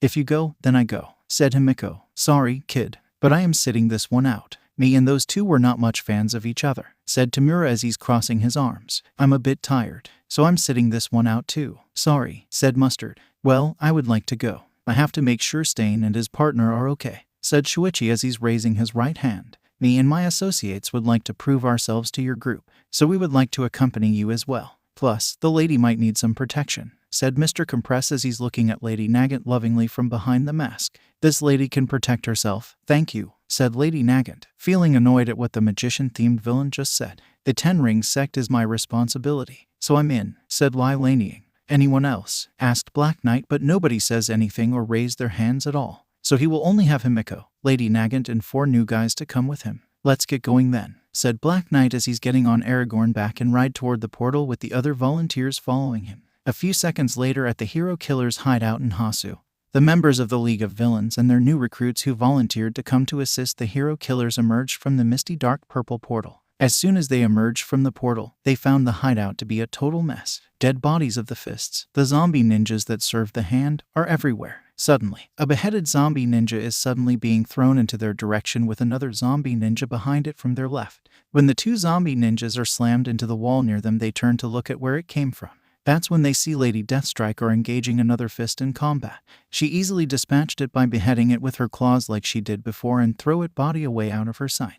Not far from her, Stain beheaded 3 more zombie ninjas in a single combat. Summoning Jutsu, said Kirigi as he's slamming his right hand with his own blood on it to the ground, thus summoning more fists to fight for him and Kuroyama. As this is happening, the entire building has been cut from the outside world thanks to the formation established by the cultivators, who are the formation masters, who are doing this while standing on the top of the building itself. As for Elder Alwazar and the other cultivators in the black clothing, they are hiding somewhere in the building, waiting for the moment to strike the League of Villains and their allies from the shadow. Back at the members of League of Villains and their new recruits, one of the zombie ninjas that were thrown at them get up and run toward the League and their new recruits. However, his actions made enough noise for Lady Nagant to turn around and ended him by shooting him in the end once she extended rifle from her right elbow. Once being shot in the head, the fist falls to the ground and no longer move. Once it fell, Spinner steps forward and take a katana from the right hand of the zombie ninja as his weapon. Then without saying, the League scattered to help Stain and Lady Deathstrike dealing with the zombie ninjas. Spinner uses his newly acquired katana to slash all fists in his path while Magni applies her quirk onto the bodies of all fists before her, magnetizing them and throw them into the southern direction of the building. Some ended up crashing into the walls, some crashing out of the windows, and some landed right into the other fists. Twice uses his quirk to create 2 clones of Magni and Mr. Compress to aid him in the fight, while Himiko is running all over the place while also killing all zombie ninjas in her sights by slashing them all with her knife. Black Knight allowed Lady Nagant to get on Aragorn's back to open fire on the zombie ninjas from the air while nearby. Mr. Compress throws 5 of the marbles from his pockets to incoming 5 fists and snap his fingers, reverting those 5 marbles into 5 bricks that slam right into the faces of the zombie ninjas. And while they are down, he touches heads of 2 of them, decapitating them when their heads are turned into marbles, while for the other 3 that are getting up, he simply takes a sword out from his cane, revealing it as a cane sword in the process, and behead the 3 fists in one slice. As for Black Knight, he mounted on Aragorn's back and ride out to behead and slice all zombie ninjas in his riding path with the ebony blade. Nearby, Lylanian covered herself with glowing aura and slap all 5 of them in the faces, decapitating all 5 of them in a single blow. As for Black Knight, he is slashing all fists he laid his eyes on with the ebony blade. As the League are helping the hero killers fighting against the Fist, Elder Alwazar and the cultivators in the black clothing are watching from the outside by standing on their flying swords and spears with the hooded ghost slave as they are watching and listening to what is going on inside through the windows. Knowing that they are completely distracted with the hand and their undead underlings, Raza quickly takes a glowing tree-shaped rainbow token out from his robe and hand it to the hooded ghost slave. Down below, 3 formation masters who appeared last time have used their cultivation to form the formation around the building to prevent the hero killers and their allies from escaping and to prevent the heroes from the outside from intervening in their affair. Use this rainbow crystal token to capture them. To use it, just empower it with your Kai and fire the beam to them, said Elder Alwazar as he's holding the mystical object known as the rainbow crystal token in his right hand. The floating green ghost in hood slowly and gently takes it from his master and then fly away to join the battle above. As soon as he emerged from the ground, he immediately empowering the rainbow crystal token with his Kai and then shoot rainbow beam from it to Lady Nagant, who is still firing on the zombie ninjas down below from the cradles above. However, Twice saw this and quickly told Mr. Compress clone about this. The clone immediately jumps in the way of the beam, thus getting hit by it and get crystallized instead. When the crystallized clone fell to the ground, the clanking sound that came after earned enough everyone's attentions, including Kirigi, who ordered all of the remaining active fists to stop the fight, knowing that this bloodshed might end here in his favor now that his allies have made a move on the League of Villains and the hero killers. What the heck just happened? Asked Magni after seeing the crystallized clone of Mr. Compress. That's the rainbow crystal token, said Lylanian. The what now? Asked Magni. The rainbow crystal token is the artifact that allowed its user to shoot a rainbow-colored beam that can crystallize the target, said Lylanian as she's beheading 3 more fists in front of her before turn to look at the floating green ghost in hood. Since you know what this token is capable of, Lylanian, I would advise you to surrender. If not, all of your friends will become crystal statues, said hooded ghost slave. How about no, said Lylanian, and she raises her left hand and unleash a massively powerful wave of glowing bluish dark energy towards the hooded green ghost. Believing that it cannot hurt him, he simply decided to float around and do nothing. But that turned out to be a grave mistake. Screamed hooded ghost slave once the wave of glowing bluish dark energy hit him. Once the wave hits him, it began to electrocute him while imprisoning him inside some sort of electrified cage made out of energy in the form similar to a cocoon but still visible for the others to see him. Hope you like the purifying hand of Yin. This technique has been created to deal opponents who are the living and the dead alike, said Lylanian as she's looking at the green ghost in hood before her being electrocuted, tortured, and purified.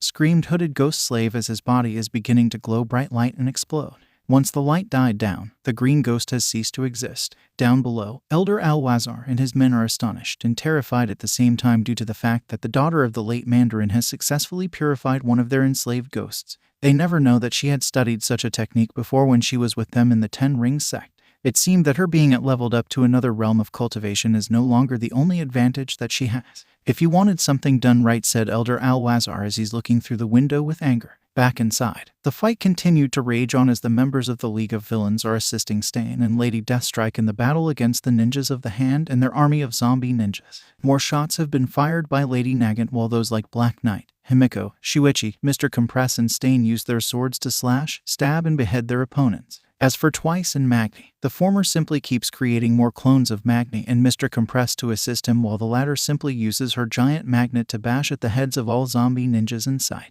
But suddenly, the battle is interrupted once again when Elder Alwazar himself bursts through the wall by hitting it with a wave of red energy from his hands. Lai Laning, said Elder Alwazar angrily as he's floating inside the building by using his flying sword. The cultivators in black clothing soon join at him, and they immediately jump down from their weapons and rearming themselves by using those swords and spears that used to fly in earlier. Elder Alwazar, said Lai Laning as she's beheading another fist without turning to look at it because her eyes are intently on one of the treacherous elders of the Ten Rings sect. Surrender and we will spare your friends, and also willing to take you back to the Ten Rings sect alive, said Elder Alwazar. And then what? Becoming the usurper's toy of pleasure whenever he wanted to perform dual cultivation? Asked Lai Laning angrily. As one of your former tutors, I can guarantee you that such thing won't happen to you, said Elder Alwazar. The words of a traitor has no meaning to me, said Lai Laning. Well then, that is your fate, said Elder Alwazar, and with that, all cultivators in black clothing immediately run out with their weapons to kill the League of Villains and the hero killers. However, Lai Laning acted first and gathered Kai enough at her blade and swing it out.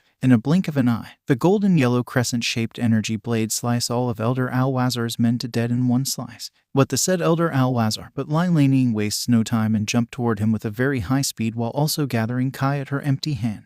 Once she reached him, she punched him in the stomach, not giving Hai Ma chance to defend himself. With such powerful force, he is immediately being sent flying out right into the glowing yellow barrier that is covering the entire building. As he's recovering, he's also coughing up in blood as well. Before he could do anything, Lai Laning suddenly flies toward him and impale him right in the chest with her sword. "Ahhhh!" screamed Elder Alwazar as Lai Laning is impaling him with her sword, making him spilling blood from his mouth nonstop. I said Elder Alwazar as he's slowly raising his hands, admitting his defeat and surrendering to her. You're what? You're sorry for siding with the usurper? Asked Lai Laning as she's pushing the blade deeper into him, torturing him even more. This is for your sins, said Lai Laning, and she swings the blade up, slicing his chest and splitting his head into two. After that, he fell down to the ground and landed before the three formation masters. Upon seeing his dead body, they got frightened and disband the formation around the building and flee. Back inside the building, the rest of the League of Villains and the hero killers successfully slaughtered all of the fists deployed by Kirigi.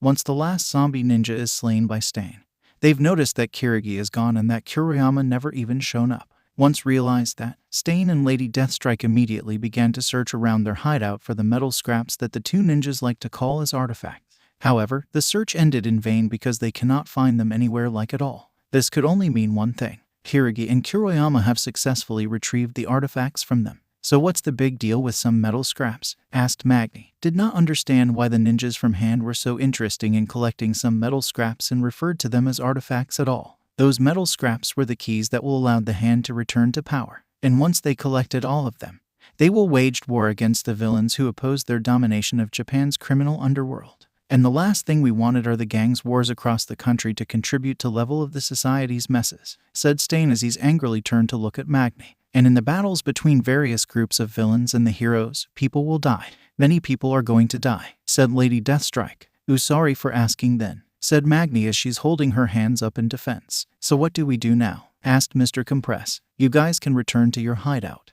We will go look for a new one for ourselves and be on the lookout for them while doing our works regarding the fake heroes, said Lady Deathstrike. We will be there. And if we cannot, we have some people we believe that can help you too if we are not available, said Lady Nagant, remembering about the plea for help from the Dark Elves earlier and also thinking of the possibility of helping them reclaiming their homeworld from the aim. Thank you, said Lady Deathstrike, and with that, Lady Nagant contacted Kurigiri to come to her location and pick her and the others. Once she did, Kurigiri soon emerged from nowhere and formed the misty dark purple portal before them while the hero killers are leaving this place to search for a new hideout to live. Later, at the Hand's underground lair under their ramen shop, at long last, said Kirigi as he's holding some scrap metals in his hands as he and Kuriyama, who are holding the two gauntlets, are approaching the altar by the stairs. Once there, they see a grayish torso armor and a red mask with the face similar to that of a dragon with two horns, white beard and long white hair on two sticks, while on the ground below the sticks that hold the mask and the torso armor is a double-edged kanabo. Suddenly, the metal scraps in Kirigire's arms begin to glow red and magically float into the air while the gauntlets in Kuriyama's hands fly right to where the red dragon-like masked helmet and the torso armor are and postian themselves in the places of the lower arms and the hands, causing the tremors each time when each gauntlet attaches position itself and shake the entire area. In the air, the metal scraps merge together into a piece of plate armor specifically for the shoulder. After that, it automatically attached itself to just below left side of the dragon-like red mask. Once attached, another tremor occurred, shaking the entire area. After a moment of nothingness, the eyes and the mouth of red dragon-like masked helmet glow bright white and unleash a roar. Roar. Mu kimi ni inacute mo. Niwo muite. Arikidasana kuchinaya mawo. Izuku, in his winter gears, which is a green coat with long arms and green scarf, is standing alone in the light with the darkness surrounding him while it is snowing all around him. Somewhere else, Tamura, Kirigiri, Lailani, Blizzard, Dabai, Himiko, Twice, Mustard, Mr. Compress, Magni, Lady Nagant, and Spinner are standing on top of the building as the snows are falling too. The scene then changes to the snowflakes with snows are falling. Hontu nai tezetsu omu tabai nai. Hontu no jiban wo kakashai chimao no. Okabiyu wagamama nai nerzu nai.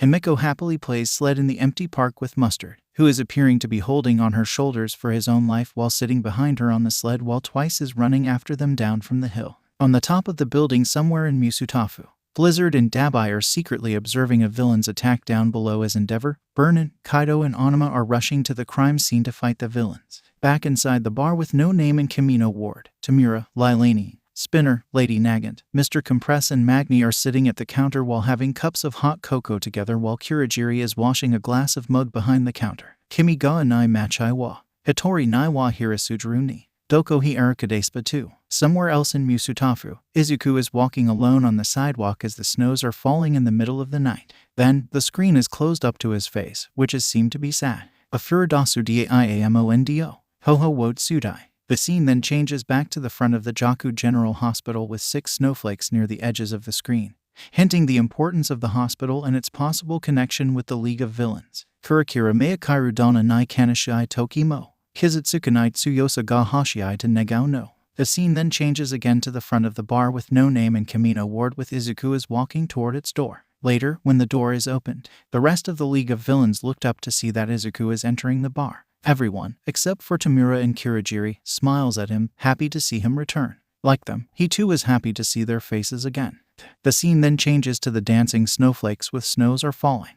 Suyoku naru ryu wo shita, boku wo tsurit suzu. In the darkness, Izuku Midoriya is on his knees crying after being rejected by his idol, All Might, after he told him that he cannot become a hero without a quirk and using an armor similar to Iron Man is not an option or even being encouraged. Suddenly, Tamura Shigaraki appears before the crying green-haired boy. The leader of the League of Villains then offers him a hand to help him stand up, and slowly but surely, Izuku raises his right hand up and take it.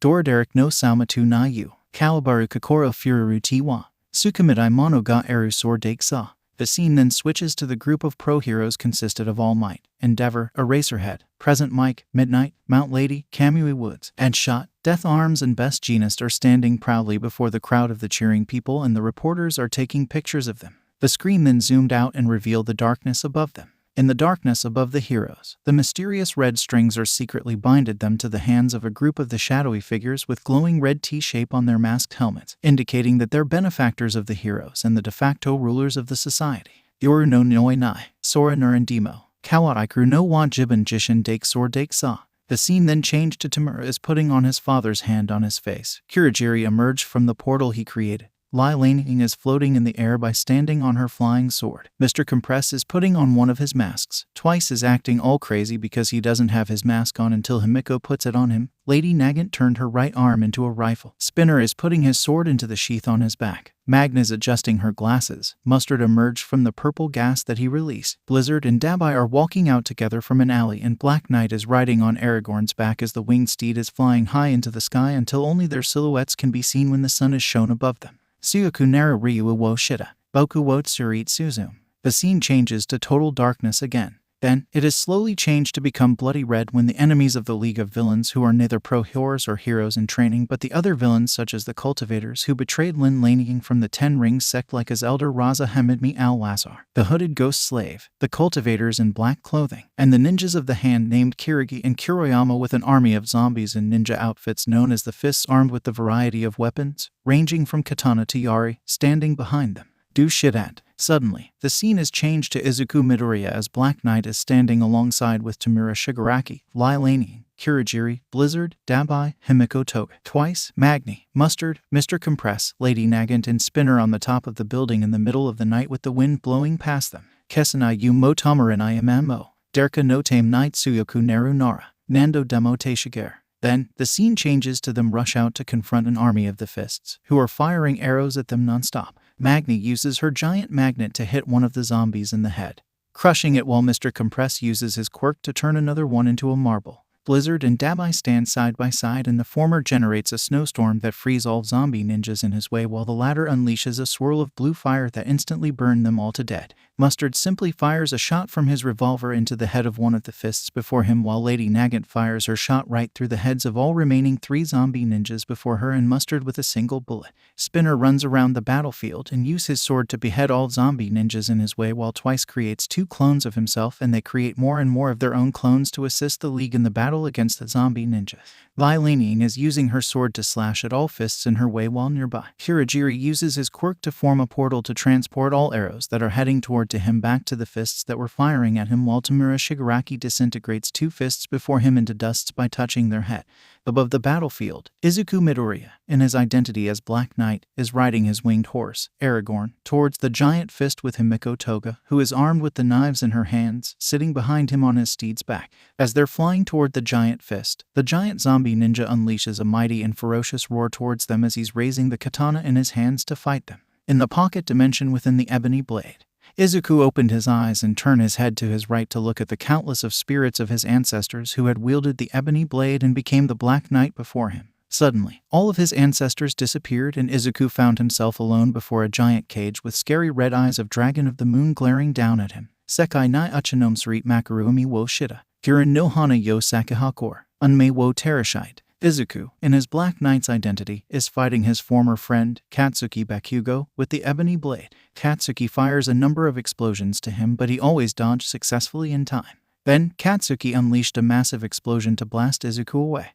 However, Izuku stands firm and used the ebony blade to block his former friend's attack by pushing the incoming blast with all he has in him. After that, an explosion happened and Black Knight is walking out of the black smoke alone with the ebony blade in his right hand. A week after the League's encounter with Blizzard and Dabai, Lai Laney, who has been in seclusion for a month in the cave somewhere else in the Umbara forest, has finally break through to the upper realm of cultivation. And as soon as she broke through, her eyes opened with the golden yellow aura surrounding her entire body. Suddenly, the glowing aura bursts through the ceiling, destroying a part of the cave and letting the moonlight to shine into the cave, revealing that it is nighttime. Once the bursting stopped, she stands up from meditation form of sitting and begin to leave the cave. Once outist, she pulls out her sword, throw it to the ground, stand on it, and then use it to fly back to the bar with No Name and Kamino Ward. Unbeknownst to her, 2 parties in the forest witness such an event. The first one is Diablo, who is still living at his encampment, while the other one is a group of 3 people who are heading toward to the alchemist's encampment. The group consists of a man costume similar to the Canadian mercenary by the name of Deadpool, but in black and white color instead. And no, his name is not Deadpool. This guy's name is Twice. The second man is a man known as Mr. Compress, who dressed in a white mask with a geometric design that resembled a smiling man, a top hat with a feather, a dark yellow coat, and white boots with black tips at their ends. The third and the final member of the group is a transgender woman known as Magni, who has reddish magenta hair and is wearing a sunglasses, a white shirt, a dark orange jacket, blue jeans with a belt, and a pair of brown shoes. "What was that?" asked Magni after she and her teammates just saw the bursting glowing light from afar. "I don't know. Of course, I know what it is," said Twice. "Be quiet. They're coming," said Mr. Compress as he's hearing the sounds of many unusual footsteps are getting nearer and nearer to them. The reason why the sounds of the footsteps is unusual because the sounds happen to be much more like metal rather than the boots. Without telling them, Mr. Compress uses his quirk on Twice and Magni, turning them into marbles and hide them in one of the pockets of his coat. Then, he runs to hide in the bushes on his left. Shortly after he went into hiding, The ones who were making those unusual sounds of footsteps come out of the forest. They appeared to be a squad of humanoid droids with their heads looked similar to the skulls of the giraffes with glowing red horns, and each of them are armed with laser blaster rifles in their hands. These droids are known as the Securitrons, and they are created by the organization of the benefactors of the pro-heroes. Seeing no life forms in the area, they are about to continue their search until Mr. Compress decided to make a move by throwing the 2 marbles that were twice in Magni out and snap his fingers, thus turning them back into their usual forms. While still in the air, Magni uses her quirk on 2 of the robots and repel them from one another into the air. Mr. Compress then takes another marble out from the pocket and throw it down while snapping his fingers. Then, a blaster that the robots are using appeared from it. He then uses that blaster to open fire on the falling robots, thus turning both of them into a pile of scrap metals with many laser shots. As for Twice, he uses his quirk to create a clone of Mr. Compress and a clone of Magni to help in a fight.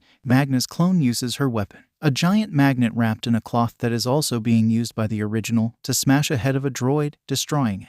But then, she is disintegrated into a pile of mud-like substance when one of the droids shot the clone in the back. But that droid is soon turned into a marble by the clone of Mr. Compress, who then throws it to another droid that is aiming its blaster at him. When the clone snaps his finger, the marble immediately transforms into the giraffe-headed droid and smash into the targeted droid. The 3 remaining droids, however, immediately open fire on Mr. Compress' clone, thus disintegrating him into the mud-like substance. Now, it is a 3-3 fight. We're going to win. Of course, we will lose, said Twice. Surrender now. If not, we will open fire, said Securitron Commander in the deep electric male voice as he and the 2 Securitrons are aiming their blasters at the 3 villains. Make us, said Magni, and then she uses her quirk on the 3 droids and her giant magnet, thus resulting in them to glow blue and red and being dragged toward her. And then she uses her glowing giant magnet to smash all of them in the heads, destroying all 3 of them. That was not easy. That was a piece of cake, said Twice. Whatever you say, Twice, said Magni as Mr. Compress is taking something else from one of pockets of his coat. It is a small brown box with gold and yellow metals around it and a skull-shaped keyhole in its center. So tell me, what's the deal with that little box? Asked Magni. First, Magni, it's not a box. It's a casket. Secondly, whatever is inside this casket, the pro-heroes' benefactors clearly wanted it back badly since they're sending many of those droids after us, said Mr. Compress, and as soon as he said that, 10 more Securitrons appeared in the sky by using rocket boosters at their feet, and they did not come alone. Accompanying them are 5 bulky 4-legged beast-like droids equipped with 2 rocket boosters on their backs, and each of them have heads appeared to be made of blaster cannons and 2 more blaster cannons located on their shoulders in forms of small gun turrets. These bulky beast-like droids are known as the Demolishers. More troubles. It's nothing at all, said Twice after he and the others saw those droids fly past by. At this rate, this whole forest will soon be crawling with them. We need to get out of here and fast, said Mr. Compress. Then I may be able to help you 3 with that, said Diablo, and as soon as the 3 villains heard him, they turned around to face him and get ready to fight him in case he tries anything. I'm friendly. No need to be scratchy, said Diablo as he's raising his arms to show them that he means them no harm. Sorry for not completely believing you, old man, said Magni. Well, I can give you a reason to believe me, and that is the fact that I've been living in this forest for years now, said Diablo. And that means you're our best chance of getting out of here, said Mr. Compress. Exactly, said Diablo. I don't trust this guy. He is absolutely trustworthy, said Twice. The decision is yours. But since this place is no longer safe, I will have no choice but to leave, said Diablo as he's returning to his encampment to pack things up. And where will you go? Asked Magni, and then Diablo stops walking but does not turn around to look at them. To my old boss place, said Diablo, and then he continues to walk back to his camp. Since you offered to take us out of here, may we go with you? Said Mr. Compress. Diablo, call me Diablo, said Diablo as he's walking back to his encampment. As for Mr. Compress, Magni, and Twice, they simply turn to look at one another because they don't know that they should trust someone they just met or not. We have no other options here, so I say we have to trust him, said Mr. Compress as he's looking at his teammates. Then, the 3 villains begin to follow Diablo by running after him to catch up with him. Meanwhile, at the Creature Rejection Clan's mansion in the Hibori Woods, the clan's cultists are preparing for a ritual for their spiritual leader, Calypso. On her order, some of the cultists go to the room where they are keeping the people they hired Craven to hunt it. Once they reach the room, they open the door to find a number of people with the features or even the appearances of animals inside the room. Among them are Mirko, Sirius, Invisible Wall, and Shuichi Agachi. Animals, it's time to go, said CRC cultist number 1. Who are you calling an animal? Yelled Mirko, but one of the cultists slapped her in the face, forcing to stop yelling. Stop yammering. We don't have all day to deal with you. Now, bringing in the collars, said CRC cultist number 2, and then the other clan's cultists walk inside with the collars designed to nullify quirks and put each of them on the prisoners' necks. After that, they cuffed their hands with chains that connect each of them to one another, released each of them from the chains that binded them to the walls, and take them out of the room and go downstairs one by one. Can you at least tell us where are we going? Asked Invisible Wall fearfully as he's walking past the two cultists. To meet Lady Calypso, of course, said CRC cultist number 1 as he's turning to look at the humanoid chameleon with other cultists. And you guys have very important roles to play in her ritual, said CRC cultist number 2, and then Invisible Wall simply walks forward since the chain is forcefully pulling him into that direction. But unbeknownst to anyone inside the mansion, a group of trespassers are watching them from outside, and one of them is riding on a flying horse. He is Izuku Midoriya, the Black Knight, and his flying white horse, Aragorn, along with some other members of the League of Villains who came with him such as Steel Bulwark and Sayonara. Later, at the bar with No Name and Kamino Ward. I'm back, said Lailaning after she slams the door open. After that, she walks inside and heading toward the counter where Shigaraki and Kurogiri are. So where are the others? Asked Lailaning, noticing Izuku and the other villains are not in the bar. Some of them went with the kid on a mission to rescue one of our own while the others are dealing with their own business, said Tamura as he's sitting and sipping at the glass of root beer while Kurogiri is preparing one for his charge's fiancé. In the meantime, at the Creature Rejection Clan's mansion in the Hebori Woods, all of the clan's captives are being forced to gather in large hall-like basement of the mansion, where the other clan's cultists and their spiritual leader, Calypso, are waiting for them. As for Kraven the Hunter, he is simply watching from the sideline in the shadow by lying his back against the basement's walls. The entire basement is completely covered in darkness, and the only sources of lights are the lightened candles. And when all captives made it to the basement, 2 cultists closed the door and locked it. Now, let the summoning ceremony begin, said Calypso as she raises her arms into the air and create 2 mystical light green fires from her hands as the clan's cultists who are holding the prisoners begin to chain them to the locks on the floor, tying them to the ground. As for the other cultists who did not participate in chaining the prisoners up, they simply begin to chant. But as they are performing the ritual, the sounds of stuffs breaking and people are fighting suddenly happened above the basement. Suddenly, the door to the basement is destroyed when one of the clan's cultists is being sent right through it by Steel Bulwark with a punch in the stomach. This interrupted the ritual instantly, and the cultists in the basement immediately turned around to fight of Steel Bulwark and the other members of the League of Villains who came with him. Another one of those said CRC cultist number 3 but is shot several times to dead by Victor with his fingertip-like guns, who rushes in to fight the members of the Creature Rejection Clan. Victor then continues to open fire on the enemies, forcing them to hide behind the pillars and the darkness of the basement. Upon seeing Calypso, who is still performing the ritual like nothing happened, he aims his fingertip-like guns to her. I will only say this once, surrender and give back one of our men or die, said Victor, but his demand fell to deaf ears because Calypso is still performing the ritual and chanting like before. You asked for it, lady, said Victor as he opens fire on Calypso. However, Kraven the Hunter jumps out in time and uses his plasma dagger to slice all bullets that were going to hit Calypso into pieces while others simply missed both him and her. What the heck? Who are you? Asked Victor. It's Kraven the Hunter, said Kraven as he's putting his red plasma dagger away and pull a laser blaster that is hanging on his back out to fight. But before he could even aim at Victor and Steel Bulwark, the bloody red mystical portal suddenly appeared on Kraven's left and Zealot walked inside with Tesla, Black Knight, Aragorn and Sayonara. As soon as they entered the basement, Tesla unleashes a wave of yellow electricity from his hands to Kraven's blaster, electrocuting it and rendering it to be useless. No, yelled Kraven as he's being forced to throw away his blaster. Seeing that none of the cultists are willing to fight, Calypso has no choice but to do something to rally their spirits to fight for her. The ceremony must not be disturbed. Get rid of all intruders, said Calypso, and then she unleashes the light green mystical mist from her mouth.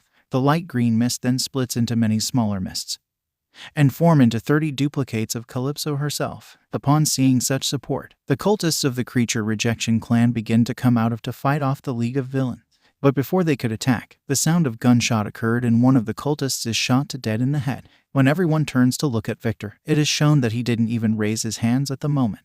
Then, Mustard walks downstairs and reveals himself to everyone, following by Himiko. How did you guys get here? Asked Steel Bulwark. That guy named Zealot, obviously. He can, said Mustard as he's still aiming his revolver to the cultists and Calypso's clones down below. Less talk, more fight, said Steel Bulwark, and he jumps down and smashed 3 of Calypso's clones with his 4 arms. With that, Mustard and Victor begin to open fire on their enemies while the other members of the League who arrived with them immediately join the fight. And as soon as a fight is reignited, Black K Knight decided to do something very drastic. He suddenly throws the ebony blade to where Invisible Wall is being chained at the moment, thus freeing him in the process when the sword cuts the chains that binded him into pieces. However, he is not the only one who is freed. Before the ebony blade will reach him, it sliced the chains that binded Mirko, Sirius, and Shuichi as well. As for the ebony blade itself, it flew straight into the wall of the basement.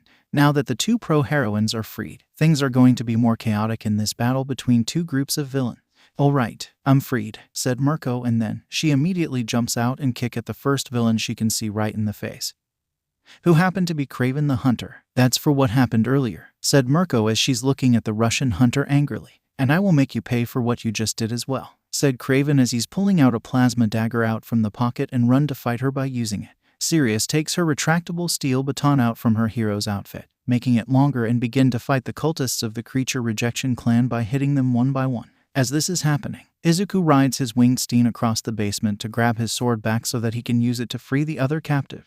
But before he could reach it, one of the cultists hit him with the candle's holder at his right shoulder, sending him fall from his horse. But before that cultist can continue, Shuichi suddenly jumps down from above the ceiling and lands on him with his body. "Thanks," said Black Knight as he's getting up. "No problem," said Shuichi, and then Black Knight turned around and walked to take the ebony blade out from the wall. Then he turned to look back at the humanoid gecko with pink-purple hair. "Can you go free the other captives? We need to deal with these cultists," said Black Knight. "You can count on me," said Shuichi as he's getting up from the unconscious cultist that he landed on earlier. "Look out," said Black Knight as he's pointing to something behind the young adult humanoid gecko. When he turned around, he immediately jumps out of the way because Mirko just threw Kraven to where they are. Due to missing both of them, Kraven ended up crash into the walls. While Mirko is about to continue, she is being forced to defend herself when one of the cultists run toward her with a candle's holder in his hand.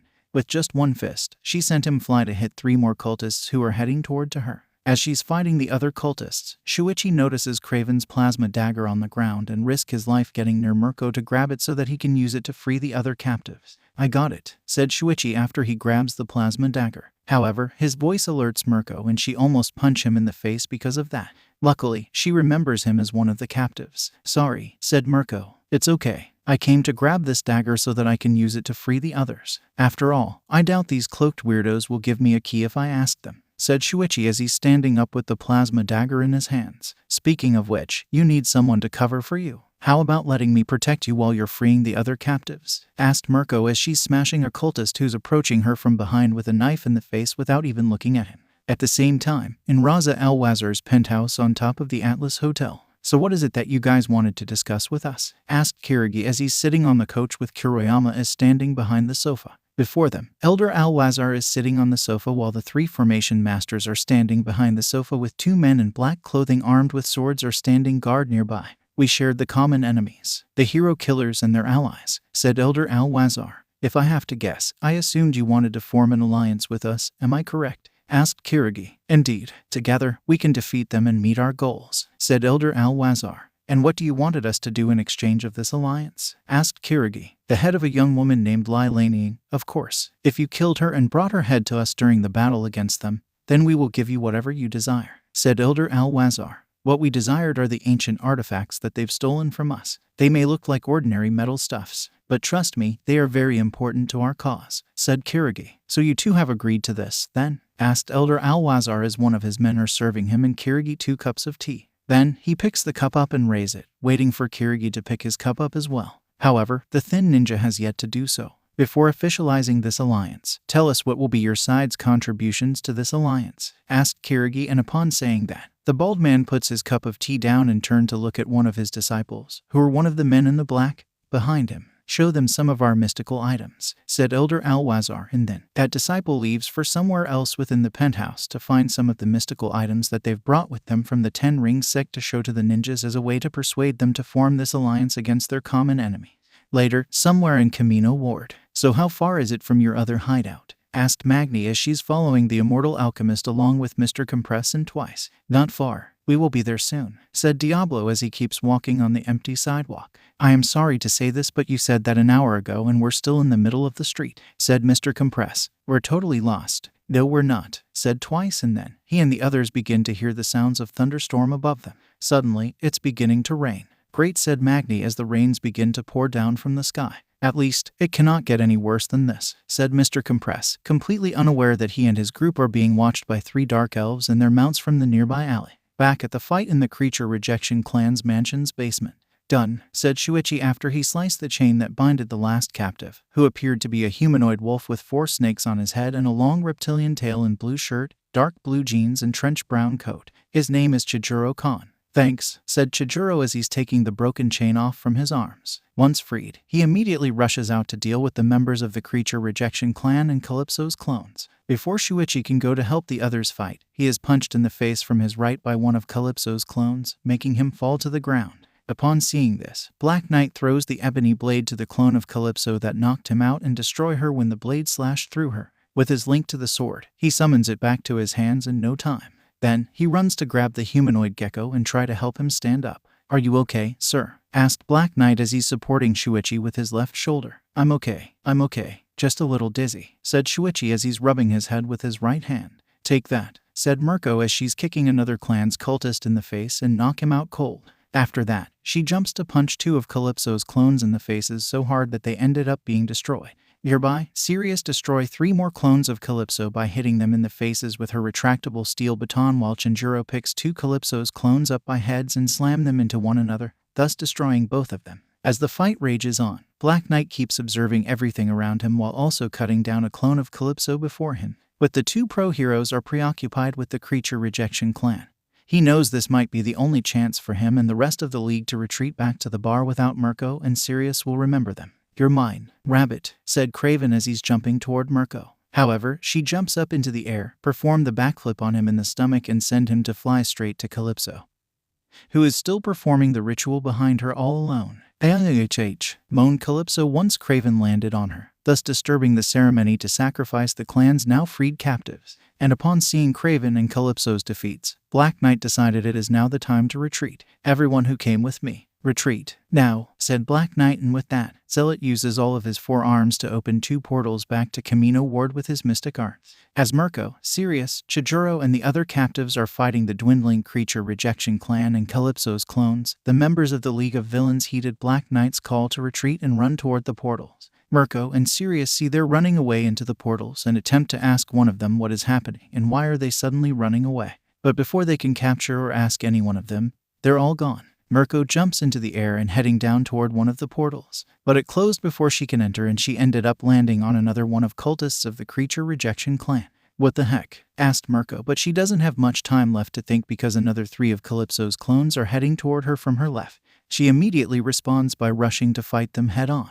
A few seconds later at the bar with No Name and Camino Ward, Black Knight, Aragorn and the other villains, Invisible Wall included, runs out from the portals created by Zealot and back into the bar, thus surprising Tamura, Kurogiri, Lady Nagant, Lilanian, Dabai and Blizzard. The mission ended in success, I assumed, said Tamura after he saw Invisible Wall with them. Before anyone can answer him, they heard the door opened and see Diablo walked in along with Mr. Compress, Magni and Twice, and they are completely soaked because of the rains. Diablo, what are you doing here? And who are those 3 with you? Asked Black Knight as he's turning around to look at Diablo and the 3 people who came with him. Long story short, the Umbara forest is now, said Diablo, but suddenly, the sounds of something's landing outside with the loud clanking sounds interrupted the conversation. Then, the metal footsteps are coming closer and closer toward the bar's door. Suddenly, a robotic hand punched through the door like it was nothing. Then, another one punched through it and tore the door apart. Once the door is destroyed, the Securitron walks inside while pulling out the blaster on the back. However, Shuichi throws the plasma dagger to the head of the Securitron, instantly deactivating it. That's weird. These clankers usually traveled in gang, said Mr. Compress. Wait, there are more of that thing out there, asked Tamura, and when Twice decided to take a peek at the door, that confirmed what Tamura's question. There really are more Securitrons with blasters in their hands and 3 more demolishers out there waiting for them. This is going to be a long night, said Black Knight. Mo kimi na inacute mo. Ni wo muite kitasana kuchinaya mawo. Izuku, in his winter gears, which is a green coat with long arms and green scarf, is standing alone in the light with the darkness surrounding him while it is snowing all around him. Somewhere else, Tamura, Kirigiri, Lailani, Blizzard, Dabai, Himiko, Twice, Mustard, Mr. Compress, Magni, Lady Nagant, and Spinner are standing on top of the building as the snows are falling too. The scene then changes to the snowflakes with snows are falling. Hontu nai Tizetsu amu tabai nai. Hontu no jiban wo kakashai chimau no. Okabiyu wagamama nai nerzu nai. Himiko happily plays sled in the empty park with Mustard, who is appearing to be holding on her shoulders for his own life while sitting behind her on the sled while Twice is running after them down from the hill. On the top of the building somewhere in Musutafu, Blizzard and Dabai are secretly observing a villain's attack down below as Endeavor, Burnin, Kaido, and Onuma are rushing to the crime scene to fight the villains. Back inside the bar with No Name and Kimino Ward, Tamura, Lailani, Spinner, Lady Nagant, Mr. Compress, and Magni are sitting at the counter while having cups of hot cocoa together while Kirigiri is washing a glass of mug behind the counter. Kimi ga nai machai wa. Itori nai wa hirasujuru ni. Doko hi arikadespa too. Somewhere else in Musutafu, Izuku is walking alone on the sidewalk as the snows are falling in the middle of the night. Then, the screen is closed up to his face, which is seemed to be sad. Afuridasu diaimondo. Ho-ho wo tsudai. The scene then changes back to the front of the Jaku General Hospital with 6 snowflakes near the edges of the screen, hinting the importance of the hospital and its possible connection with the League of Villains. Kurakira meikairu dana nai kanashai toki mo. Kizutsukanai tsuyosa ga hashiai to negao no. The scene then changes again to the front of the bar with No Name and Kimino Ward with Izuku is walking toward its door. Later, when the door is opened, the rest of the League of Villains looked up to see that Izuku is entering the bar. Everyone, except for Tamura and Kirigiri, smiles at him, happy to see him return. Like them, he too is happy to see their faces again. The scene then changes to the dancing snowflakes with snows are falling. Tsuyoku Naru, Ryu wo Shida, Boku wo Tsurit Suzum. In the darkness, Izuku Midoriya is on his knees crying after being rejected by his idol, All Might, after he told him that he cannot become a hero without a quirk and using an armor similar to Iron Man is not an option or even being encouraged. Suddenly, Tamura Shigaraki appears before the crying green-haired boy. The leader of the League of Villains then offers him a hand to help him stand up, and slowly but surely, Izuku raises his right hand up and take it. Doraderic no Saumatu na yu. Kawabaru Kokoro Fururu Tiwa. Sukamidai Mono ga Eru. Sword Dake Sa. The scene then switches to the group of pro-heroes consisted of All Might, Endeavor, Eraserhead, Present Mike, Midnight, Mount Lady, Kamui Woods, Edgeshot, Death Arms, and Best Jeanist are standing proudly before the crowd of the cheering people and the reporters are taking pictures of them. The screen then zoomed out and revealed the darkness above them. In the darkness above the heroes, the mysterious red strings are secretly binded them to the hands of a group of the shadowy figures with glowing red T-shape on their masked helmets, indicating that they're benefactors of the heroes and the de facto rulers of the society. Yoru no Nyoi Nai, Sora Nurandimo, Kawarikru no Wanjiban Jishin Dake Sor Dake Sa. The scene then changed to Tamura as putting on his father's hand on his face. Kirigiri emerged from the portal he created. Lailani is floating in the air by standing on her flying sword. Mr. Compress is putting on one of his masks. Twice is acting all crazy because he doesn't have his mask on until Himiko puts it on him. Lady Nagant turned her right arm into a rifle. Spinner is putting his sword into the sheath on his back. Magna's adjusting her glasses. Mustard emerged from the purple gas that he released. Blizzard and Dabai are walking out together from an alley and Black Knight is riding on Aragorn's back as the winged steed is flying high into the sky until only their silhouettes can be seen when the sun is shown above them. Tsuyoku Naru Ryu wo Shida, Boku wo Tsurit Suzum. The scene changes to total darkness again. Then, it is slowly changed to become bloody red when the enemies of the League of Villains who are neither pro-heroes or heroes in training but the other villains such as the cultivators who betrayed Lin Laning from the Ten Rings sect like his elder Raza Hamidmi Al-Wazar, the hooded ghost slave, the cultivators in black clothing, and the ninjas of the hand named Kirigi and Kuroyama with an army of zombies in ninja outfits known as the Fists armed with a variety of weapons, ranging from katana to yari, standing behind them. Do shit at. Suddenly, the scene is changed to Izuku Midoriya as Black Knight is standing alongside with Tamura Shigaraki, Lailani, Kirigiri, Blizzard, Dabai, Himiko Toga, Twice, Magni, Mustard, Mr. Compress, Lady Nagant, and Spinner on the top of the building in the middle of the night with the wind blowing past them. Kesanai yu motomer nai mmo. Derka no tame night Tsuyoko Naru Nara. Nando demo te shiger. Then, the scene changes to them rush out to confront an army of the Fists, who are firing arrows at them non-stop. Magni uses her giant magnet to hit one of the zombies in the head, crushing it while Mr. Compress uses his quirk to turn another one into a marble. Blizzard and Dabai stand side by side, and the former generates a snowstorm that frees all zombie ninjas in his way, while the latter unleashes a swirl of blue fire that instantly burned them all to death. Mustard simply fires a shot from his revolver into the head of one of the fists before him, while Lady Nagant fires her shot right through the heads of all remaining 3 zombie ninjas before her and Mustard with a single bullet. Spinner runs around the battlefield and uses his sword to behead all zombie ninjas in his way, while Twice creates 2 clones of himself, and they create more and more of their own clones to assist the League in the battle against the zombie ninja. Mai Laning is using her sword to slash at all fists in her way while nearby. Hirajiri uses his quirk to form a portal to transport all arrows that are heading toward to him back to the fists that were firing at him, while Tamura Shigaraki disintegrates 2 fists before him into dust by touching their head. Above the battlefield, Izuku Midoriya, in his identity as Black Knight, is riding his winged horse, Aragorn, towards the giant fist with Himiko Toga, who is armed with the knives in her hands, sitting behind him on his steed's back. As they're flying toward the giant fist, the giant zombie ninja unleashes a mighty and ferocious roar towards them as he's raising the katana in his hands to fight them. In the pocket dimension within the ebony blade, Izuku opened his eyes and turned his head to his right to look at the countless of spirits of his ancestors who had wielded the ebony blade and became the Black Knight before him. Suddenly, all of his ancestors disappeared, and Izuku found himself alone before a giant cage with scary red eyes of Dragon of the Moon glaring down at him. Sekai nai uchinom sareta makarumi wo shita, girin no hana yo sakihakor, unmei wo terashite. Izuku, in his Black Knight's identity, is fighting his former friend, Katsuki Bakugo, with the ebony blade. Katsuki fires a number of explosions to him, but he always dodged successfully in time. Then, Katsuki unleashed a massive explosion to blast Izuku away. However, Izuku stands firm and used the ebony blade to block his former friend's attack by pushing the incoming blast with all he has in him. After that, an explosion happened and Black Knight is walking out of the black smoke alone with the ebony blade in his right hand. After they return to the hideout, the League of Villains resumed their discussion with Queen Allflies and her comrades, beginning with why her people no longer supported her if they hated Malekith's previous reign. It turned out that there are those who are still loyal to Malekith and his warmongering way because they believe their realm should be ruled by a strong leader like him, not by someone like her who prefers diplomacy first and military action as the last resort. After the discussion ended, Tamura asked Mr. Compress, Magni, and Twice if they would like to join their group, which they agreed to after both parties shared the common goals of reforming the society for the better due to the corruption and injustice created by the hypocrisy of the heroes and their benefactors like the.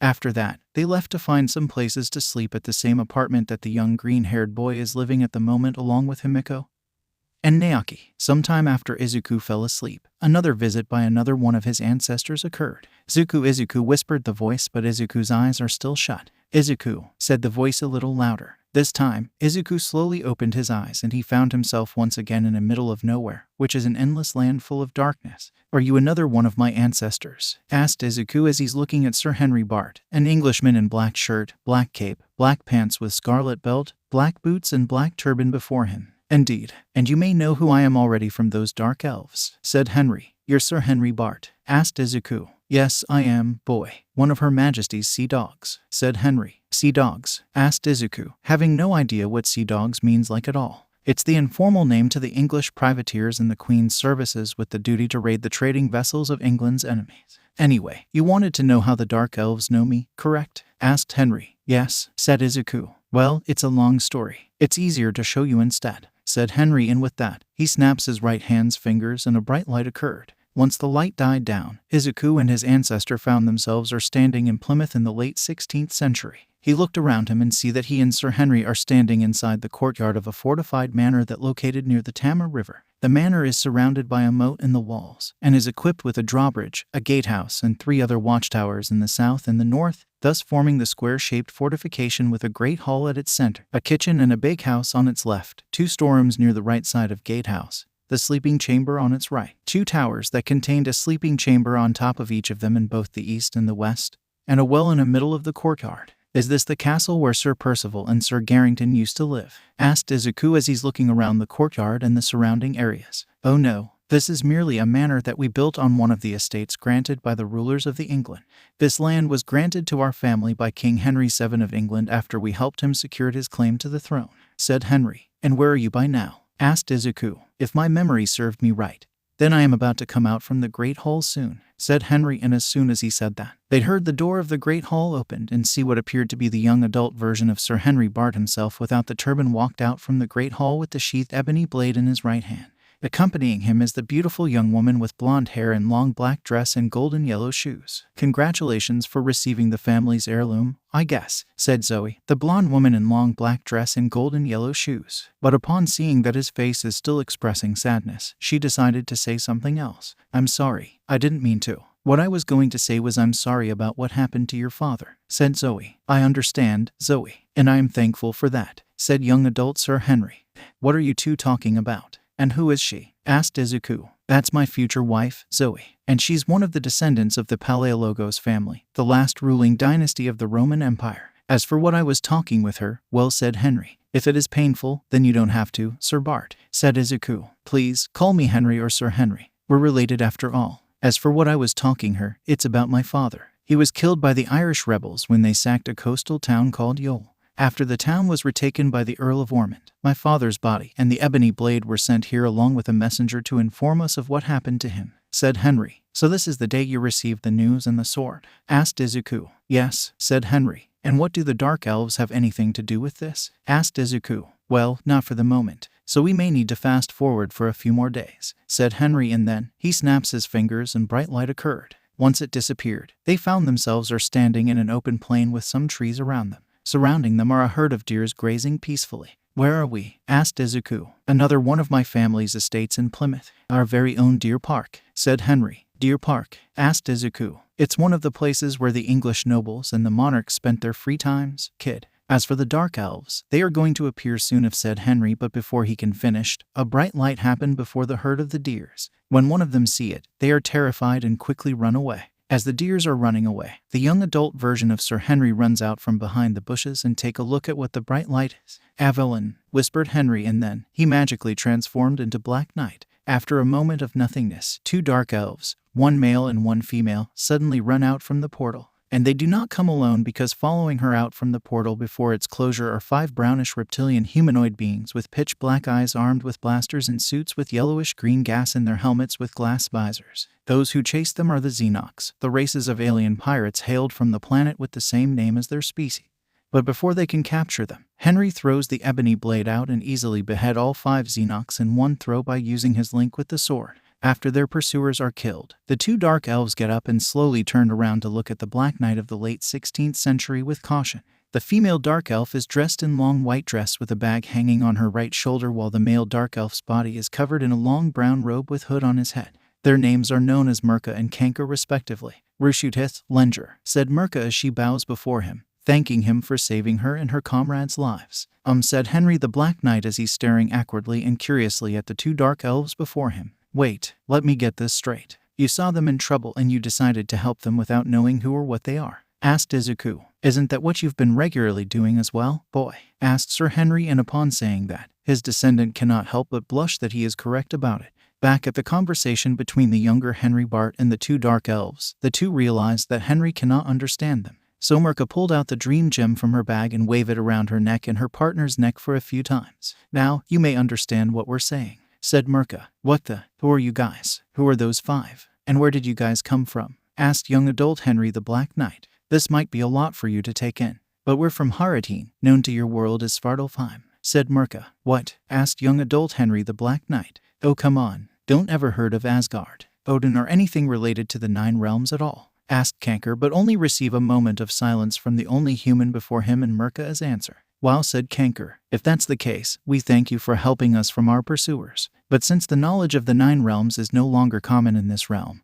we shall go to the other realms to request aid instead, said Mirka as she's turning around with Kanker and begin to use the dream gem to create a portal to take her and her comrade to Nidavellir to seek help from the dwarves. But before they can enter, the young Henry Bart stopped them. Wait, said young adult Henry the Black Knight, and upon hearing that, the 2 dark elves turned around to meet him. You two needed help. What is it about? If it is something that I can do, I will do my best to help, said young adult Henry the Black Knight. Are you certain that you can help us? After all, this might be something beyond your capabilities, said Mirka, but the young Elizabethan Black Knight insisted. Please, tell me what is endangering your world, said young adult Henry the Black Knight. Fine, our world is being ravaged and occupied by a horde of pirates and our queen has been captured, said Mirka. So to free her and liberate our world, we needed help. And since we do not have much good relations with Asgard due to some misunderstandings without previous rulers, we will have to look for help from elsewhere, said Kanker. So tell me, are you still up for it? Asked Mirka. Of course I am, said young adult Henry the Black Knight. But alone, you're not going to try and reach out to your government and requested for an authorization to help us first, asked Kanker. If I told this to anyone else, you too might be in trouble, said young adult Henry the Black Knight. Having heard of those witch trials from places like Scotland and other countries on the continent from the servants in his household, who also heard about them from the traders from the markets when they were out to buy the food supply, who also heard them from the seafarers from the port when they went to buy the goods to sell at their markets. And that is why he has no interest of telling anyone about these two dark elves, because he does not want them and his family to be involved in the witch trials. What kind of trouble? Asked Izuku as he's looking at the younger version of his late 16th century English ancestor and two dark elves engaged in a conversation. During my lifetime, Europe was going through a lot of things, kid, and witch trials is one of them. I heard from the servants in my household who also heard about them from the traders from the markets when they were out to buy the food supply, who also heard them from the seafarers from the port when they went to buy the goods to sell at their markets, said Sir Henry. Besides, I am not alone, said young adult Henry the Black Knight, and then he turned around and yelled out to call for his winged steed. Aragorn. To me, yelled young adult Henry the Black Knight, and then Aragorn flies down from the sky and landed before him. Now, lead me, said young adult Henry the Black Knight. He gets on his winged horse's back. Then, Mirka and Kanker lead the young adult Black Knight and his winged steed into the portal to their homeworld. When they all go in, the portal vanished into thin air. All right, now let's move forward a bit more, said Henry, and then he snaps his fingers and another bright light occurred. Once the light vanished, Izuku and his English ancestor from the late 16th century found themselves standing in the middle of what appeared to be a walled city located on an island that appeared to be being attacked at the moment. On both sides of the banks, a giant cannon on each bank are bombarding the walls with balls of laser from all three sides. And if that wasn't terrified enough, there is a fleet made up skeletal-looking massive spaceships and a fleet of massive black T-shaped spaceships firing at one another in the orbit as well. To make it worse, the debris falling from those skeletal-looking spaceships are crashing down onto the planet itself. Crash. Another piece of debris crashed right behind where young Henry and Aragorn are as around them. The Dark Elf warriors are fighting against the Xenox and the other races of aliens known as the Aken, who appeared to be humanoid aliens with golden yellow skin, black hair and white eyes and red armors that covered their entire bodies. Like the Xenox, the Aken are armed with blasters that fire plasma bolts to their enemies. What the said young adult Henry the Black Knight but is interrupted when another piece of debris landed in the fire distant, causing another loud crash to happen. Crash. This is definitely not like the war I know, said young adult Henry the Black Knight as he's looking at his surrounding. A horde of alien pirates are attacking the Dark Elf civilians while those who are soldiers are fighting against them with their blasters. Then, three Aken run toward him with blasters in their hands. As they're reaching him, they begin to open fire on him. Without thinking twice, he immediately throws the ebony blade to them, beheading them as the sword is spinning around. Once done, it returned to him via his connection with the sword. Suddenly, he heard the smashing sounds from the crashed debris behind him. When he and Aragorn turned around to look at what caused them, they are surprised to see 5 more Akens cut their ways out from the debris by using their blasters. As soon as they spotted him, they immediately aimed their weapons at him. But before they could open fire, multiple red plasma bolts suddenly hit their bodies, killing all 5 of them. When the Elizabethan English knight and his winged steed turned to look where those bolts came from, they found Mirka and Kanker, armed with their own blasters, standing from afar, right under the rampart. Before he can thank them for helping him and Aragorn, a cannonball-sized blaster bolt suddenly flies in from the outside and slams into one of the nearby towers, exploding its top into pieces. Wanting to know where that came from, the Elizabethan Black Knight rides Aragorn up to the rampart above. Mirka and Kanker are standing underneath and discovered a giant cannon manned by a crew made up of both the Akens and the Xenoxes on the bank of the river. As he is looking at the highly advanced cannon before him, Mirka and Kanker are approaching by one of the rampart stairs. There is another one of that on the other bank behind us, said Mirka as she's pointing into the opposite direction.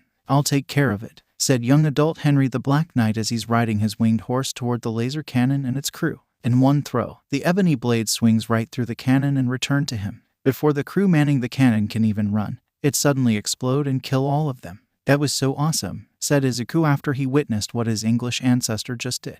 If you think that was awesome, then you have to see what is going on beyond the sky, said Sir Henry as he's looking up into the sky of the Dark Elves' homeworld. where the warships of both parties are engaged in a battle in the atmosphere. "But first," said Sir Henry, and then he snaps his fingers and the scene faded in the glowing light once again. When everything is settled down, Izuku and his ancestor found themselves standing on board an alien ship. "Where are we?" asked Izuku as he's looking around. "Aboard the vessel that commanded the entire enemy's fleet. Specifically, the chamber where the queen was being held as a guest back then," said Sir Henry as he's showing his descendant the chamber where the Queen of the Dark Elves is being held aboard the enemy's command ship.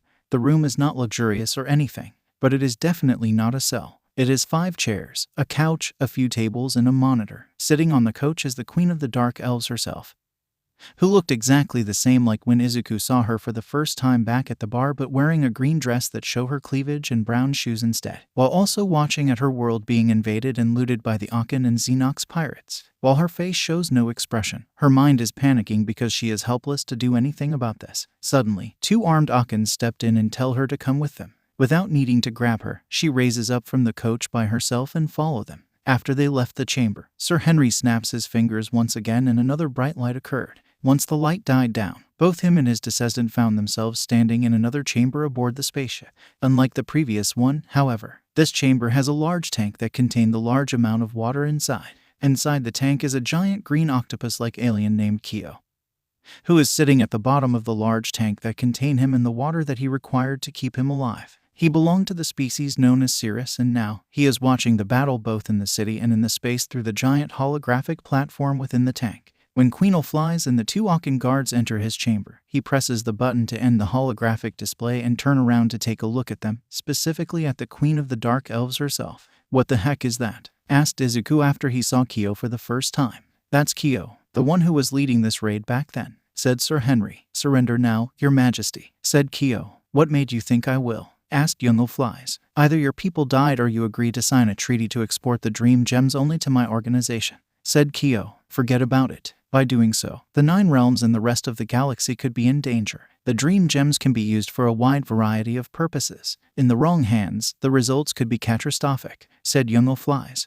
"Your Majesty, we all know how these mystical gemstones of your world worked. In the hands of normal people, they're just shining stones for decoration," said Kyo. "But in the hands of mystical experts, they can be powerful tools, and who knows what they are up to," said Young Flies. "I have no interest in knowing what my customers wanted to do with them once they purchased them from me. So this is your last chance, Your Majesty." "The Dream Gems are your people?" asked Kyo demandingly. However, the Queen of the Dark Elves stood her ground. "Never," said Young Flies while also glaring at the giant octopus-like alien. "Fine," said Kyo as he's glaring back at her as well. "Take her away. Bring her to a cell this time," said Kyo, and once he said that, the 2 Akan guards immediately grabbed her and forced her to come with them. "What do you think you're doing? I am the queen of this world. You cannot treat me like this," said Young Flies as she's struggling against her escorts. "New plan, Your Majesty. Since you refused to sign the treaty that will allow me to gain access of the Dream Gems mines on your world, I decided to make money from you instead. Some pirates and gangsters out there will love to have you as their bed's partner for sure," said Kyo. "You're going to regret this, I swear," said Young Flies as she's being taken away by the 2 Akan guards. But he ignored her threat and contact one of his men on the ship's bridge and tell him to order a retreat of the ground forces and for all ships to get ready to jump out of the system. So they abducted her to force her to sign a treaty with them, asked Izuku. Yes, Kyo wanted to monopolize the Dream Gems mines so that he can be the only one to export them. But she refused, so he decided to use her as alternative of making money instead, said Sir Henry. "And how was she rescued?" "She made it back to talk to me 500 years later after all," said Izuku. "It's simple. We used what the Dark Elves called the Harrows," said Sir Henry. "The Harrows?" asked Izuku. "You will see," said Sir Henry, and then he snaps his fingers once again and the bright light occurred. The light faded away a few seconds later and Sir Henry and his green-haired descendant then found themselves floating in the middle of the space. And surrounding them is what appeared to be an epic clash between 2 fleets of spaceships, one from the Dark Elves and one from the Space Pirates. The Dark Elves starships, the Arks, fired green laser from the cannons on their ships to the pirate vessels, while the Harrows, the starfighters, carriers of the Dark Elves, are flying around, firing green lasers at all of the starfighters of the pirates. Suddenly, one of the Harrows fly past them. What the said Izuku as he turned around to look at the Harrow that just fly past him and Sir Henry, only to find it's heading for the pirates' command ship. "Is that," said Izuku, but before he could finish, his Elizabethan ancestor interrupted him. "The Dark Elves' vessel that took me to rescue their queen." "Yes, it is," said Sir Henry. The one certain harrow that flew past them earlier suddenly crashed right into the hangar bay of the pirates' flagship. As soon as it crashed, the Occans and Xenoxes immediately surrounded the Dark Elf starfighter carrier with their weapons ready. Suddenly, 2 blaster cannons opened fire from the harrow and killed some of the space pirates. Then, the vessel's hangar opened and a platoon of Dark Elf troopers immediately rushed out with their own plasma spears and fire on all space pirates they see. Some of them even throw the black hole grenades to their enemies, creating the small black holes and suck them in the process. As the platoon of Dark Elf troopers are distracting the guards, Sir Henry, Mirka and Kanker come out and head for the nearest door to get out of the hangar to search for Queenal flies. Once they entered, they found themselves running in the hallway that lead to 2 more hallways on the left and the right respectively. And at its center right before them is the elevator. As soon as they reached it, the elevator's door opened and revealed 3 Occan guards in there, who are immediately shot to dead in the heads by plasma spears from Mirka and Kanker. The trio then get inside and Mirka presses the button that will take them to the dungeon, where they believe the Queen of the Dark Elves is being kept as prisoner. When they finally reached the dungeon, they found the Queen in her cell. However, she is not the only prisoners. There are other prisoners who are of many alien backgrounds, such as the feathered humanoid avians with wings as arms known as the Shah, the amphibious orange-skinned humanoids with webbed hands and webbed feet known as the Benari, and the amphibious dark yellow-skinned semi-humanoid known as the Hob. As soon as they come out, 10 Occan guards immediately run to them with laser blasters and open fire on them. However, the young adult version of Sir Henry throws the ebony blade at them and behead all of them in one throw. Then, the ebony blade automatically returns itself to him. Such a scene left his green-haired descendant in shock at the fact that his Elizabethan ancestor managed to slay all of his enemies in one go despite being a rookie. "So do we just rescue your queen, or," said young adult Sir Henry the Black Knight, but Kankar fires at the control panel and release all of the prisoners. "We will need their help if we are to get out of here alive," said Kankar. "Plus, I believe they have some bones to pick with these pirates," said Mirka, and the Elizabethan Black Knight simply nodded as response. When all prisoners are released, Queenal flies included, from their cells, they immediately headed for the elevator with the weapons seized from the 2 guards. However, the elevator soon opened and 5 Xenox pirates immediately come out and open fire on them. However, 5 Shi'ar prisoners fire 2 shots with the blasters they took earlier, killing all 5 of them. Some other prisoners who did not have weapons yet quickly armed themselves by seizing the weapons from the corpses of their fallen enemies. With all guards are dealt with, they get into the elevator, as many as possible, while the others took the stairs on the left and the right. "And after this, we made sure the Queen made it back to the harrow and left," said Sir Henry, and as he is about to snap his fingers again, Izuku stops him. "Hold on, what about Kyo and his gang? What happened to them?" asked Izuku. "Them, though, their flagship has been seized by those prisoners and they left for their homeworld," said Sir Henry. "And Kyo?" asked Izuku. "You sure you wanted to know what happened to him?" asked Sir Henry. "Well, yes," asked Izuku. "If you insist," said Sir Henry, and then he snaps his fingers and show him what really happened to Kyo, the leader of his space pirates gang. Once the bright light died down, both of them get to witness what happened to Kyo when the released prisoners unleashed their vengeance on him. Upon witness such a scene, the young boy immediately turned around upon witnessing such a violent and gruesome scene before him, because he already had had enough with it after seeing King Richard III ordered the execution of unarmed prisoners in the aftermath of the siege of Acre. So with him turned around and face covered with his hands, Izuku can only hear sounds of screaming, piercing, stabbing, and laser blasting. "Get me out of here! Get me out of here! Now!" yelled Izuku without even looking at his Elizabethan ancestor. "As you wish," said Sir Henry, and then he snaps his fingers and take him to somewhere else. When the young green-haired boy opened his eyes and let his hands go of his face, he found himself and Sir Henry back at the Bart's Manor's courtyard in Plymouth during the reign of Queen Elizabeth I. "We're back at Plymouth." "Why?" asked Izuku. "Because I believed I may have a lesson that can be helped contributing to you and your friend's cause," said Sir Henry.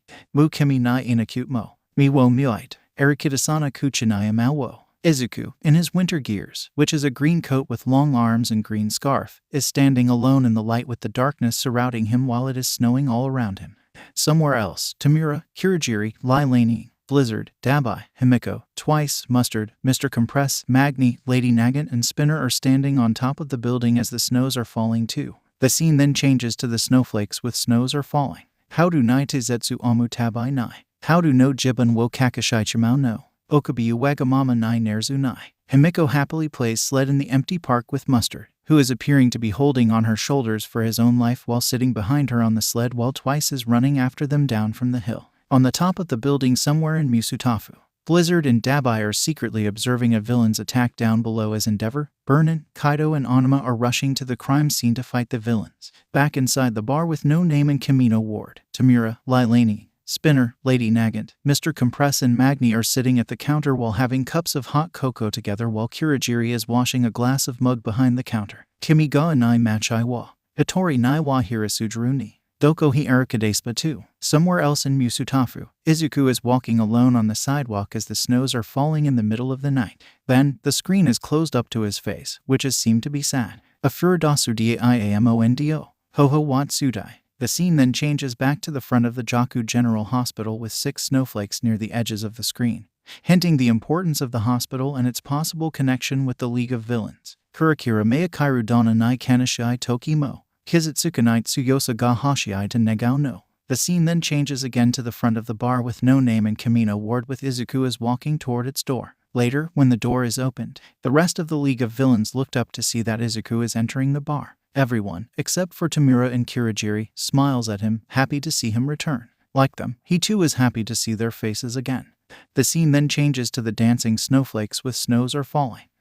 Suyaku naru ryu wo shita, boku wo tsurit suzum. In the darkness, Izuku Midoriya is on his knees crying after being rejected by his idol, All Might, after he told him that he cannot become a hero without a quirk and using an armor similar to Iron Man is not an option or even being encouraged. Suddenly, Tamura Shigaraki appears before the crying green-haired boy. The leader of the League of Villains then offers him a hand to help him stand up, and slowly but surely, Izuku raises his right hand up and take it. Doraderic no Samatu na yu, Kawabaru Kokoro Fururu Tiwa, Sukamidai Mono ga Eru, Sword Dake Sa. The scene then switches to the group of pro-heroes consisted of All Might, Endeavor, Eraserhead, Present Mike, Midnight, Mount Lady, Kamui Woods, Edgeshot, Death Arms, and Best Jeanist are standing proudly before the crowd of the cheering people and the reporters are taking pictures of them. The screen then zoomed out and revealed the darkness above them. In the darkness above the heroes, the mysterious red strings are secretly binded them to the hands of a group of the shadowy figures with glowing red T-shape on their masked helmets, indicating that they're benefactors of the heroes and the de facto rulers of the society. Yoru no Noi Nai, Sora Nurin Demo, Kawaraiku no wa Jibin Jishin Dake Sword Dake Sa. The scene then changed to Tamura as putting on his father's hand on his face. Kurogiri emerged from the portal he created. Lai Laning is floating in the air by standing on her flying sword. Mr. Compress is putting on one of his masks. Twice is acting all crazy because he doesn't have his mask on until Himiko puts it on him. Lady Nagant turned her right arm into a rifle. Spinner is putting his sword into the sheath on his back. Magna's adjusting her glasses. Mustard emerged from the purple gas that he released. Blizzard and Dabai are walking out together from an alley and Black Knight is riding on Aragorn's back as the winged steed is flying high into the sky until only their silhouettes can be seen when the sun is shown above them. Suyaku naru ryu wo shita, boku wo tsurit suzum. The scene changes to total darkness again. Then, it is slowly changed to become bloody red when the enemies of the League of Villains who are neither pro-heroes or heroes in training but the other villains such as the cultivators who betrayed Lin Laning from the Ten Rings sect like his elder Raza Hamidmi Al-Wazar, the hooded ghost slave, the cultivators in black clothing, and the ninjas of the hand named Kirigi and Kuroyama with an army of zombies in ninja outfits known as the Fists armed with a variety of weapons, ranging from katana to yari, standing behind them. Do shit at. Suddenly, the scene is changed to Izuku Midoriya as Black Knight is standing alongside with Tamura Shigaraki, Lai Laning, Kurogiri, Blizzard, Dabai, Himiko Toga, Twice, Magni, Mustard, Mr. Compress, Lady Nagant and Spinner on the top of the building in the middle of the night with the wind blowing past them. Tessanai yu motomernaya mamo, Derka no tame night Tsuyoko Neru Nara, Nando demo te shiger. Then, the scene changes to them rush out to confront an army of the Fists, who are firing arrows at them non-stop.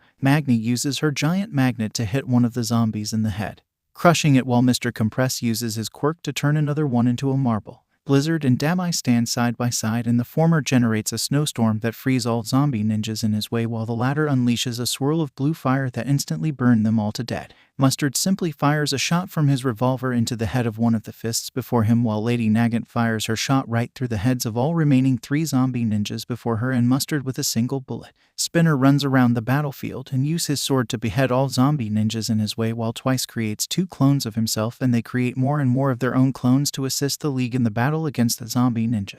Lai Laning is using her sword to slash at all Fists in her way while nearby. Kurogiri uses his quirk to form a portal to transport all arrows that are heading toward to him back to the fists that were firing at him, while Tamura Shigaraki disintegrates 2 fists before him into dust by touching their head. Above the battlefield, Izuku Midoriya, in his identity as Black Knight, is riding his winged horse, Aragorn, towards the giant fist with Himiko Toga, who is armed with the knives in her hands, sitting behind him on his steed's back. As they're flying toward the giant fist, the giant zombie ninja unleashes a mighty and ferocious roar towards them as he's raising the katana in his hands to fight them. In the pocket dimension within the ebony blade, Izuku opened his eyes and turned his head to his right to look at the countless of spirits of his ancestors who had wielded the ebony blade and became the Black Knight before him. Suddenly, all of his ancestors disappeared and Izuku found himself alone before a giant cage with scary red eyes of Dragon of the Moon glaring down at him. Sekai nai uchinom sureta makaruomi wo shita, Gurin nohana yo sakihakor, unmei wo terashite. Izuku, in his Black Knight's identity, is fighting his former friend, Katsuki Bakugo, with the ebony blade. Katsuki fires a number of explosions to him, but he always dodged successfully in time. Then, Katsuki unleashed a massive explosion to blast Izuku away. However, Izuku stands firm and used the ebony blade to block his former friend's attack by pushing the incoming blast with all he has in him. After that, an explosion happened and Black Knight is walking out of the black smoke alone with the ebony blade in his right hand. You may wondering what can I contributed to your group's cause, right? Asked Sir Henry as he's turning to look at Izuku. Why yes, said Izuku as he's nodding his head. Follow me and eventually, everything will be cleared, said Sir Henry as he's walking toward the manor. Then, he walks right past the door without even opening it. After seeing him walked past the door without the need to open it, Izuku immediately walks after him to see where he will lead him to. Once he steps into the manor, he quickly follows his Elizabethan ancestor into the hallway that lead him to the Great Hall. Inside the Great Hall, he found the living version of his Elizabethan ancestor who appeared to be older than the time when he saw him with the Dark Elves. He is wearing a black leather jerkin with white linen shirt underneath, short black trunks, white hosen, a black ruff around the neck, matching wrist black ruffs and white shoes. And he is having dinner and a conversation with his wife and a man who appeared to be the guest. His wife, Zoe, is wearing a long bloody red gown, a white ruff around her neck and black shoes. As for the guest, he's wearing a flat cap with a feather on his head, a white leather jerkin with white linen shirt underneath, short red trunks, white hosen, a white ruff around the neck with the matching ones around his wrists and black shoes. Who is that? Asked Izuku as he's looking at the guest who is having dinner with his Elizabethan ancestor and his wife. That's John Watts. He's a merchant and a ship owner. We are sort of each other's acquaintances, said Sir Henry. So said John Watts as he's putting a piece of roasted mutton into his mouth. What do you think of my proposal, Sir Bart? Asked John Watts as he's chewing the mutton in his mouth. Your proposal is great and I would love to help with the expedition. So I am more than happy to lend the fleet one of my ships, said living Sir Henry. Thank you, Sir Bart. I can assure you that this investment will not end in failure, said John Watts as he's raising his mug of ale up into the air. May God bless this venture, said living Sir Henry as he's grabbing his mug of ale. May God bless this venture, said Zoe as she's grabbing her mug of ale as well. Then, he and her husband raised their mugs to hit the one of Mr. Watts and drink the ale inside. What venture? Asked Izuku. Oh this. That was when my wife and I were having dinner with John Watts and talking with him about financing an expedition to raid the Spanish convoys from the Antilles Sea in the New World, said Sir Henry. The Antilles Sea? Asked Izuku. It was a common alternative name for the Caribbean Sea for the Europeans back then, said Sir Henry, and then he snaps his fingers and everything becomes bright. Once the light faded away, Izuku and his Elizabethan ancestor found themselves at one of Plymouth's ports. Before the two of them are 4 armed trading vessels. The first one is the 22-gun, 160-ton ship known as Hopewell, which is serving as the fleet's flagship. The second one is the 160-ton ship known as Little John. The third ship is the 35-ton pinnace known as John Evangelist. And the fourth ship is the 45-gun, 300-ton race-built galleon known as the Great Dragon, which is one of the ships belonged to Sir Henry Bart himself. And loading the food and water supplies onto the ships are the crews hired by Sir Bart and Sir Watts themselves to man these ships. Suddenly, both Izuku and his ancestor heard the sounds of 2 carriages are coming closer to them. Soon, a black carriage dragged by 4 black horses and a brown carriage dragged by 4 brown horses arrived at the port. Once they stopped, the men who cling on the back of each carriage immediately jumped down and opened the doors for the men inside the carriages, who are revealed to be the living version of Henry Bart and John Watts themselves. So what are you guys here for? Asked Izuku. To meet the captains of 3 of these 4 ships, of course, said Sir Henry as he and his descendant is watching his past self and John Watts are walking together to meet the captains of these 4 ships. And one of them is none other but the famous Christopher Newport himself. Captain Newport is wearing a black hat, red leather jerkin with white linen shirt underneath, short white trunks, white hosen, a white ruff around the neck, matching wrist white ruffs, black shoes and a black cape around his back. He also sported brown beard as well. "Is that Captain Christopher Newport of Susan Constant?" asked Izuku, remembering his face when he reads about him before as the famous captain of the Susan Constant back when he was a kid. "Yep, that's him. But no, he is not the captain of the Susan Constant. Not yet. Here, he is the captain of Little John. And the other two are Captain Abraham Cock of Hopewell and Captain William Lane of John Evangelist," said Sir Henry. "Captain Cock is wearing a white leather jacket with white linen shirt underneath, white ruff around his neck, short white trunks, black hosen, black shoes, a black cape and a flat-topped black hat. He also sported a goatee at his chin. As for Captain Lane, he is wearing a black leather with white linen shirt underneath, a white ruff around his neck, matching wrist white ruffs, short black trunks, white hosen, brown shoes, a black cape and flat-topped black hat. He also sported black beard." "And who captained the other one?" asked Izuku as he's seeing 4 ships that form of the fleet for the expedition to the Caribbean docked at the port. "The Great Dragon is mine and mine alone. It is one of my most prized possessions," said Sir Henry. "Which one is it?" asked Izuku. "The biggest of them all," said Sir Henry as he's raising his right hand and point to the 300-ton race-built galleon armed with 45 cannons on the right. "Now, let's get some actions," said Sir Henry, and then he snaps his fingers. Once again, everything is blurred by the bright light for a moment, and when the light died down, both Izuku and his ancestor found themselves standing on board the Great Dragon. But as he is looking around, he found that this is no longer the port of Plymouth. The climate seemed to be warmer. The water in the ocean appeared to be brighter with some green color, and right before them appeared to be an island full of trees and mountains with many birds flying in the sky. "Where are we now?" asked Izuku as he's looking at the island before him with his Elizabethan ancestor. "The southern coast of Spain's first colony in the new world of Hispaniola," said Sir Henry. Suddenly, the sounds of cannons firing got their attentions. Boom, boom, boom, boom. Then, both of them see the 60-ton armed Spanish merchant ship known as Trinidad is being bombarded by the Great Dragon itself, while the rest of the English fleet, now joined by the 80-ton ship named Moonlight and 30-ton ship known as Conclude, are staying in formation to make sure that nothing will get through the blockade they set up. Once the bombardment ended, the crew of the Trinidad raised the white flag and surrendered themselves and their vessel to the English fleet. After the battle ended, the Spanish crewmen of the Trinidad are taken captives and all of the cargoes on their ship looted by the English privateers. When the English privateers opened the barrels and the boxes that contained the goods aboard the Trinidad, Izuku's eyes are widened when he saw what those goods are. The cargoes from the Trinidad are consisted of 100 of barrels of cocoa beans, 100 boxes of sugar, 100 of barrels of coffee beans, 20 chests full of gold, silver and gems worth 5,000 ducats, 200 of barrels full of squashes, and 200 of boxes full of maize.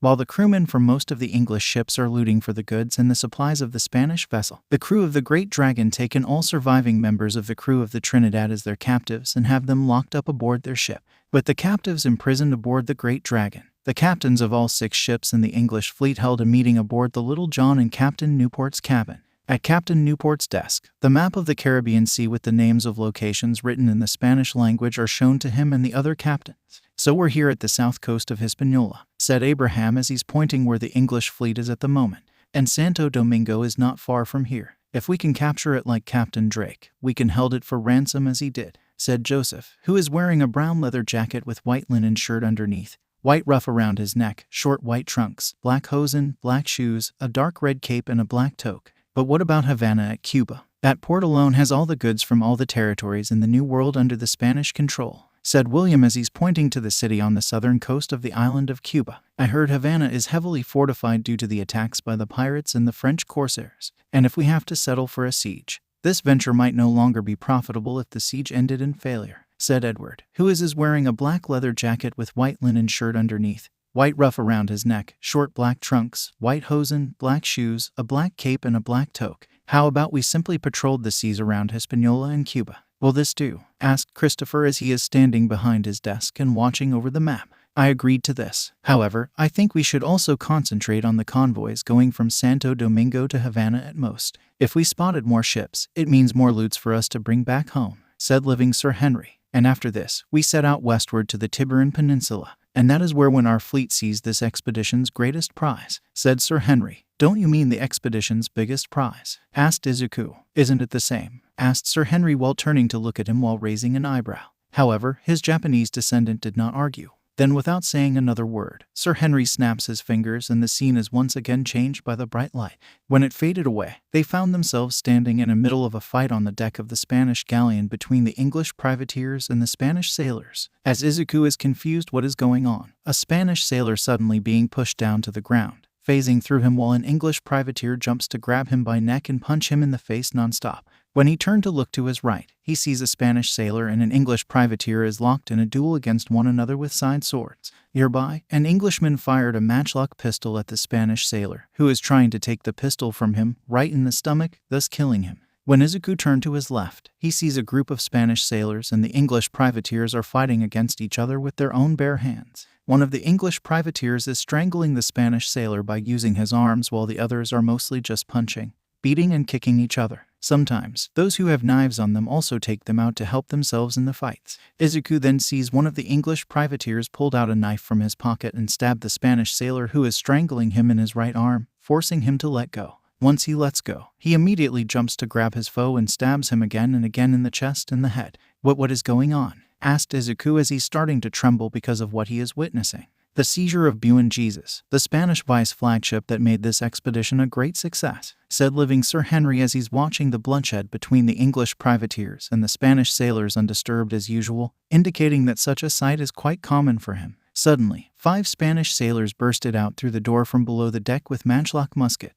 But before they can open fire at their English foes who are fighting their comrades, the ebony blade suddenly flies down and slash all of them at the heads, cutting their heads clean off and unleash bloods from their headless bodies like fountains. The headless bodies stood still for another few seconds before collapsing to the ground with the blood still spilling out from their necks. As for the ebony blade, it flies back to its owner in the air. Then, the living incarnation of the Black Knight of the Elizabethan era rides his winged horse down toward the 350-ton, 9-gun Spanish vice flagship and jump out, landing on the deck and proceed to fight 2 Spanish sailors armed with 2 side swords before they can harm the other English privateers. As the 2 of them are running to kill him, he pulled out his matchlock pistol and fired one of them in the right leg, making him fall and yell in agony while he engaged in a duel against the other. As he is about to be overpowered, he punches his foe right in the face and stabs him in the stomach, thus killing him. He then takes a look around and sees that all English privateers are busy engaging their Spanish foes at the moment. So he takes this moment to leave the scene for the Spanish galleon's captain's cabin.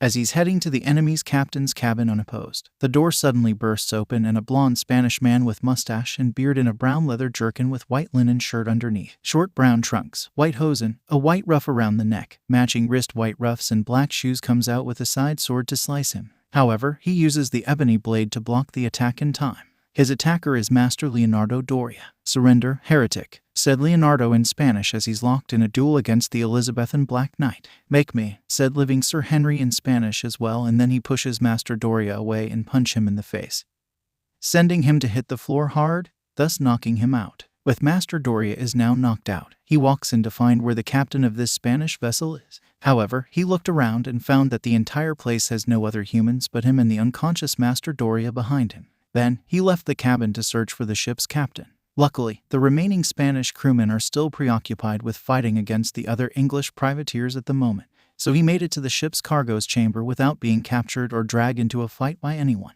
When he made it there, he finally encountered the captain of the BGMI, Manuel Fernandez Correa, who appeared to be a red-haired man with red mustache and white leather jerkin with white linen shirt underneath, short dark red trunks, white hosen, a white ruff around the neck, matching wrist white ruffs and black shoes. He also has a side sword sheathed at the left of his waist. "I suggested you to give up if you wanted to live," said living Sir Henry, but the Spanish captain ignored his words, pulled out his weapon in attempt to slice him. However, he simply moved aside and kicked him in the butt, sending him to fall on his belly on the ground. "Once again, surrender," said living Sir Henry as he's approaching Captain Correa. As he's slowly getting up and turning around, he's putting his blade back into its sheath. But then, he pulled a pistol and then aimed it right at him. "How about you surrender instead?" said Manuel as he's slowly getting up while pointing the matchlock pistol at his opponent. Instead of surrendering, he simply raises his weapon to the Spanish captain. "What are you?" said Manuel, but before he could finish that sentence, an energy bolt suddenly fired out from the ebony blade and killed Captain Correa instantly. "Did you just?" said Izuku, but then, his Elizabethan ancestor interrupted him. "Did I just kill him by firing an energy bolt from the ebony blade?" "Yes, I did," said Sir Henry. "So what's next? What does watching you and your men raiding a ship have anything to do with what the League wanted?"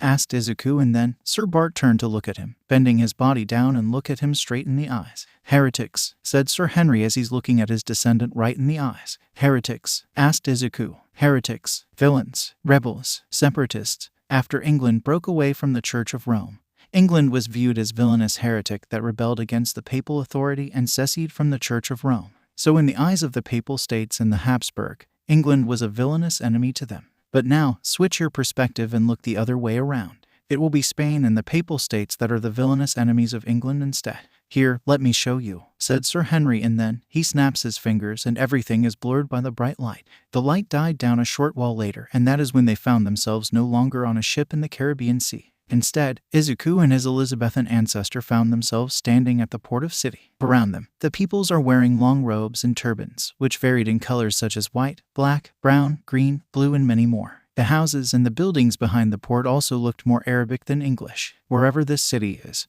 this is definitely not Plymouth. Where are we, and what are we doing here? Asked Izuku. This is Titwan, one of the port cities on the Barbary coast, said Sir Henry. Titwan, I'm pretty sure that place did not exist, said Izuku. It's known to Spain and the rest of Europe at the time as Tetuan, kid, said Sir Henry. And why are we here? Asked Izuku, but instead of answering, he turned to look at his descendant. Do you know how many captives my men and I took during that raid aboard the BGMI? Asked Sir Henry. Nope, you did not even show me that, said Izuku. 68 of them are captured while 20 more have been killed or wounded. Once they are captured, they were transported to my ship as prisoners, and this was where I brought them all the way from the New World, said Sir Henry. For what? Asked Izuku, not liking where this is going at all. You'll see it soon, boy, said Sir Henry as his ship, the Great Dragon, is entering the port of Titwan. Once the ship is docked and the anchor is dropped, two bearded Arab men in long white robes, white turbans and brown shoes put the plank down for the English privateers to come down from their ship. Then, the living incarnation of Sir Henry Bart himself walked down to greet the Muslim, both the Arabs and the Berbers and Jewish merchants down below with two of his crewmen. As they are talking, the other crewmen on the ship are unloading the cargoes down from the ship. And when Izuku sees what those cargoes are, his face immediately goes pale. Those cargoes are actually the Spanish captives that were captured in the Caribbean, and they are all either being locked together by the chains. Now, they are being forced to march down from the English race-built galleon and heading straight to the slave market near the port. Once at the slave market, the slave merchants who were talking with Captain Bart earlier immediately have their clerks get to work to inspect each captive, calculate the price of each of them, write the numbers down on the signs and put those signs around the necks of the captives. You brought them here to, said Izuku, to be sold like cattle. Yes, I did. What? Do you think that a sea dog like me simply just looted my country's enemy of their goods and sold them in an auction instead? Said Sir Henry as he's seeing two Spanish captives are now being put onto the stage for auction by the slavers. The faces of those two captives have nothing but fear and sadness written on their faces because neither of them know what awaited them once they have been sold. The same also applied to the rest of the other captives that have been brought to this slave market by the other English sea dogs and the Barbary corsairs as well. I still don't get it. What does this have anything to do with the League's goal at all? Asked Izuku. The BGMI and her goods were given to Captain Newport on the 14th of July 1590.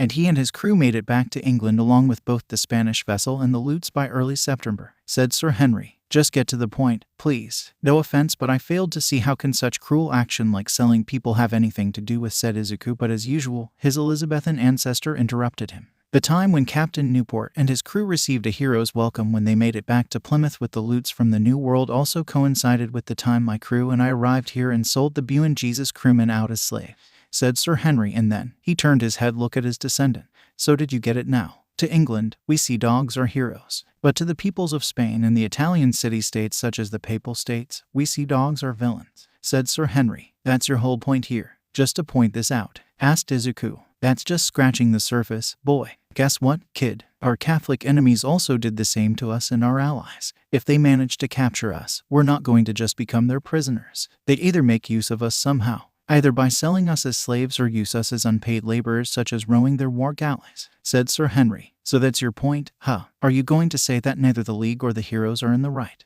Asked Izuku. Correct. There is no right side in war. However, you can determine how you fight in a war, said Sir Henry. What do you mean, Sir Henry? Asked Izuku. It means you and your friends have the right to choose how to conduct yourselves in a war. Of course, this is depending on you and your friends in the League, but also depending on each situation you all encounter as well, said Sir Henry. Can you be more specific, please? Asked Izuku. Show mercy to those who deserved as such. Those who do not deserve mercy, however, needed to be dealt with. If you and your friends in the League of Villains wanted to teach your society a lesson or two, the society will learn nothing if all you guys do not conduct yourselves properly in the war, said Sir Henry. Isn't it a bit odd that you told me how my friends and I are supposed to conduct ourselves in a war while you and the other sea dogs engaged in slave trade and plundering other people's properties? Asked Izuku while raising an eyebrow. Kid, I wanted you and your League of Villains to be better than the sea dogs like me. While you have the right to do whatever you wanted with your enemies, especially in the time of war, you can also choose how to fight in a war and how to conduct yourself while you are at war. That's my contribution to your cause. Be better than those who came before you, said Sir Henry. Be better than those who came before you,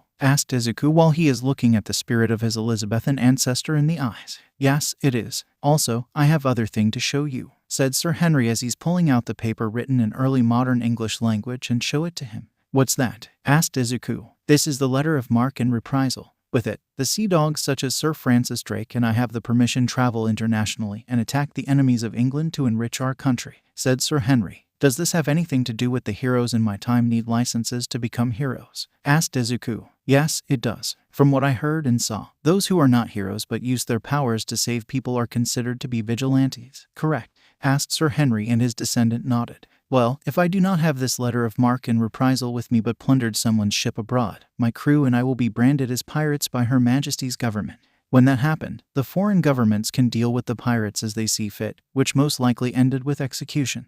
But what important is that England will face no repercussion from abroad at all once a certain group of people are branded as pirates because the blame will be solely on them. But unlike in my time where privateers needed licenses to do what pirates do legally, I failed to see anything bad about vigilantism, especially if someone needed help, said Sir Henry. Wait, so you have no problem with me being a villain? Asked Izuku. As long as you remained on the right path and doing what you believed is right, being a hero or a villain is merely a matter of perspective, said Sir Henry as he's smiling to his green-haired descendant. Sir Henry Bart, thank you, said Izuku with a smile. Now, I think this is enough for you, said Sir Henry, and then he snaps his fingers and a bright light once again occurred. After that, he wakes up from his dream. But this time, he simply slowly opened his eyes. He then takes a look at the clock nearby and found that it is 3:49 a.m., so he decided to go back to sleep. However, he failed to notice that the ebony blade is starting to glow bloody red. Meanwhile, within the ebony blade's pocket dimension, the body of Dragon of the Moon is still covered in the glowing bloody red energy while his cave is still being covered by his mystical formation.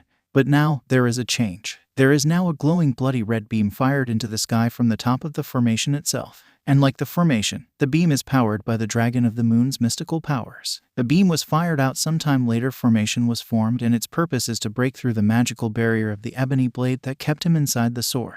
But with enough push from the beam, he managed to break the barrier a little and get to see what the current status of humanity. And now that his magic finally made contact with the outside world, he gets to witness the dark side of the hero society himself. He first saw a boy with multiple arms being hit with the gardening tools in one of Japan's rural areas. He then saw All Might told the current wielder of the ebony blade that he cannot be a hero because he does not have a quirk.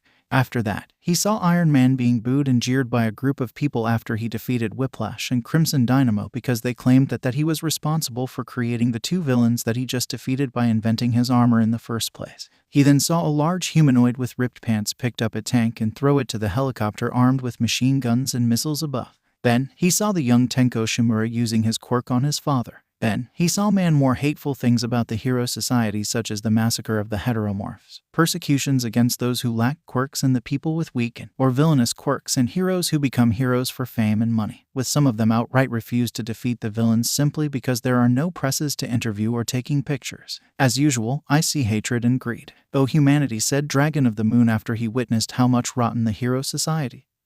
Bukimi nai inacute mo. Miwo miite, Erikidasana kuchinai mawo. Izuku, in his winter gears, which is a green coat with long arms and green scarf, is standing alone in the light with the darkness surrounding him while it is snowing all around him.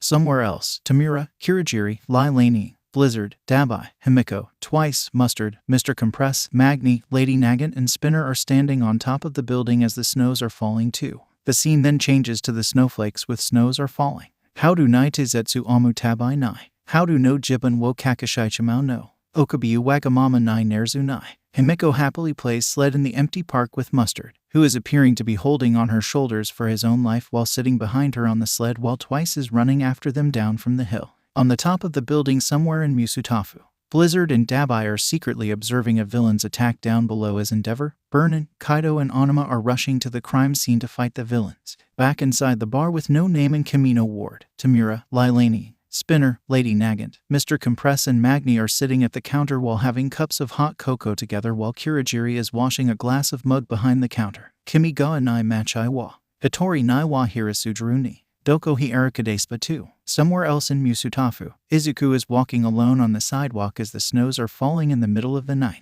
Then, the screen is closed up to his face, which has seemed to be sad. Afuridasu diaimondo. Toho watsudai. The scene then changes back to the front of the Jaku General Hospital with 6 snowflakes near the edges of the screen, hinting the importance of the hospital and its possible connection with the League of Villains. Kurakira Meikairu, Donna Nai Kanashii Tokimo, Kizutsu Kanai, Suyosa ga Hashiai to Negao no. The scene then changes again to the front of the bar with No Name and Kamino Ward with Izuku is walking toward its door. Later, when the door is opened, the rest of the League of Villains looked up to see that Izuku is entering the bar. Everyone, except for Tamura and Kurogiri, smiles at him, happy to see him return. Like them, he too is happy to see their faces again. The scene then changes to the dancing snowflakes with snows are falling. Tsuyaku naru ryu wo shita, boku wo tsurit suzum. In the darkness, Izuku Midoriya is on his knees crying after being rejected by his idol, All Might, after he told him that he cannot become a hero without a quirk and using an armor similar to Iron Man is not an option or even being encouraged. Suddenly, Tamura Shigaraki appears before the crying green-haired boy. The leader of the League of Villains then offers him a hand to help him stand up, and slowly but surely, Izuku raises his right hand up and take it. Doroderic no Saumatu na yu, Kawabaru Kokoro Fururu Tiwa, Tsukumidai Mono ga Eru, Sword Dake Sa. The scene then switches to the group of pro-heroes consisted of All Might, Endeavor, Eraserhead, Present Mike, Midnight, Mount Lady, Kamui Woods, Edgeshot, Death Arms and Best Jeanist are standing proudly before the crowd of the cheering people and the reporters are taking pictures of them. The screen then zoomed out and revealed the darkness above them. In the darkness above the heroes, the mysterious red strings are secretly binded them to the hands of a group of the shadowy figures with glowing red T-shape on their masked helmets, indicating that they're benefactors of the heroes and the de facto rulers of the society. Yoru no Nyoi Nai, Sora Nurin Demo, Kawaraiku no wa Jibun Jishin Dake Sword Dake Sa. The scene then changed to Tamura is putting on his father's hand on his face. Kurogiri emerged from the portal he created. Lai Laning is floating in the air by standing on her flying sword. Mr. Compress is putting on one of his masks. Twice is acting all crazy because he doesn't have his mask on until Himiko puts it on him. Lady Nagant turned her right arm into a rifle. Spinner is putting his sword into the sheath on his back. Magna's adjusting her glasses. Mustard emerged from the purple gas that he released. Blizzard and Dabai are walking out together from an alley and Black Knight is riding on Aragorn's back as the winged steed is flying high into the sky until only their silhouettes can be seen when the sun is shown above them. Tsuyaku naru ryu wo shita, boku wo tsurit suzum. The scene changes to total darkness again, and it is slowly changed to become bloody red when the enemies of the League of Villains who are neither pro-heroes or heroes in training but the other villains such as the cultivators who betrayed Lin Laning from the Ten Rings sect like his elder Raza Hamidmi al-Wazar, the hooded ghost slave, the cultivators in black clothing, and the ninjas of the hand named Kiriki and Kuroyama with an army of zombies in ninja outfits known as the Fists armed with the variety of weapons, ranging from katana to yari, standing behind them. Do shit at. Suddenly, the scene is changed to Izuku Midoriya as Black Knight is standing alongside with Tamura Shigaraki, Lai Laning, Kurogiri, Blizzard, Dabai, Himiko Toga, Twice, Magni, Mustard, Mr. Compress, Lady Nagant and Spinner on the top of the building in the middle of the night with the wind blowing past them. Kesanai yu motomer nayamamo, Derka no tame night Tsuyoko naru nara, Nando demo Teishiger. Then, the scene changes to them rush out to confront an army of the Fists, who are firing arrows at them non-stop. Magni uses her giant magnet to hit one of the zombies in the head, crushing it while Mr. Compress uses his quirk to turn another one into a marble. Blizzard and Dabai stand side by side and the former generates a snowstorm that frees all zombie ninjas in his way while the latter unleashes a swirl of blue fire that instantly burned them all to death. Mustard simply fires a shot from his revolver into the head of one of the Fists before him while Lady Nagant fires her shot right through the heads of all remaining 3 zombie ninjas before her and Mustard with a single bullet. Spinner runs around the battlefield and uses his sword to behead all zombie ninjas in his way while Twice creates 2 clones of himself and they create more and more of their own clones to assist the League in the battle battle against the zombie ninjas. Lai Laniying is using her sword to slash at all fists in her way while nearby. Kurogiri uses his quirk to form a portal to transport all arrows that are heading toward to him back to the fists that were firing at him, while Tamura Shigaraki disintegrates 2 fists before him into dust by touching their head. Above the battlefield, Izuku Midoriya, in his identity as Black Knight, is riding his winged horse, Aragorn, towards the giant fist with Himiko Toga, who is armed with the knives in her hands, sitting behind him on his steed's back. As they're flying toward the giant fist, the giant zombie ninja unleashes a mighty and ferocious roar towards them as he's raising the katana in his hands to fight them. In the pocket dimension within the ebony blade, Izuku opened his eyes and turned his head to his right to look at the countless of spirits of his ancestors who had wielded the ebony blade and became the Black Knight before him. Suddenly, all of his ancestors disappeared and Izuku found himself alone before a giant cage with scary red eyes of Dragon of the Moon glaring down at him. Sekai nai uchinom soreta makaru umi wo shita, girin no hana yo sakihakor, unmei wo terashite. Izuku, in his Black Knight's identity, is fighting his former friend, Katsuki Bakugo, with the ebony blade. Katsuki fires a number of explosions to him, but he always dodged successfully in time. Then, Katsuki unleashed a massive explosion to blast Izuku away. However, Izuku stands firm and used the ebony blade to block his former friend's attack by pushing the incoming blast with all he has in him. After that, an explosion happened and Black Knight is walking out of the black smoke alone with the ebony blade in his right hand. The smokes are rising from 3 spots in the city of Nueva Cadiz, one of the cities of Latin American country located on the coast of the Pacific Ocean known as Costa Verde. Then, 4 choppers fly toward the city. As they are flying across the city, the crews of each chopper get to see what is going on down below. The entire city has been wrecked. Cars and trucks are crashed into buildings or into one another and burning. But instead of seeing the civilians fleeing in fear or wounded peoples lying on the streets, they see what appeared to be some sort of cybernetic zombies are walking all over the city. At the city's zoo, some of the cybernetic zombies are feasting on the dead bodies of the escaped animals such as zebras and a black rhino. Suddenly, the stomping sounds occurred and keeps getting nearer and nearer to them. By the time they stand up and look at the direction where the sounds originated from, it is too late for them. Roar! A large cybernetic zombie African bull elephant charges at them and sends all dead animals and the zombies that were feasting on them flying while roaring. After this, the scene faded away into the darkness. After a moment of nothingness, the scene suddenly becomes static for a moment before showing a commercial featuring a man in beekeeper-like hazmat suit with black visor and 2 tubes connected to the mouths of their suits with the name Dr. Roberto Kowalski down below on what appeared to be the TV screen.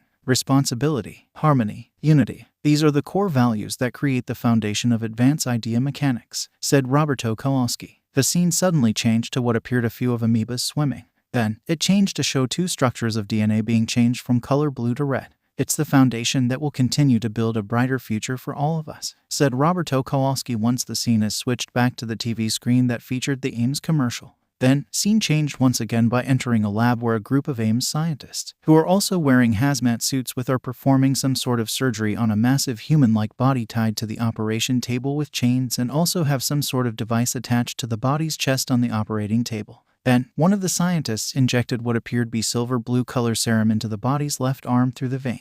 Just almost a minute after the injection, the body's eyes opened, showing they are to be glowing red. Roar! After the seemingly dead body is revived and began to struggle for the release, everything goes black. After that, the scene comes to life once again. This time, it showed what appeared to be the top of a very high building located on a tropical island located in the middle of the ocean. On the top of the building, many Ames scientists and Securitrons are loading a number of highly advanced human body-sized chambers and the shipping containers into the highly advanced bee-like flying transports known as the Ames gunships. Once they are finished loading the cargoes, the gunships left for their destinations. Despite heading into the same direction, some of them have different final destinations from the others. Back on the island of Boca Caliente, aka the Ames Island, which is one of the island nations located in the Caribbean Sea. Its capital is the walled city with harbor known as Nueva Nicosia, which also served as the headquarters of the Advanced Idea Mechanics, also known as the AIM, the powerful multinational conglomerate that are in direct competition with the companies such as Stark Fujikawa Solutions,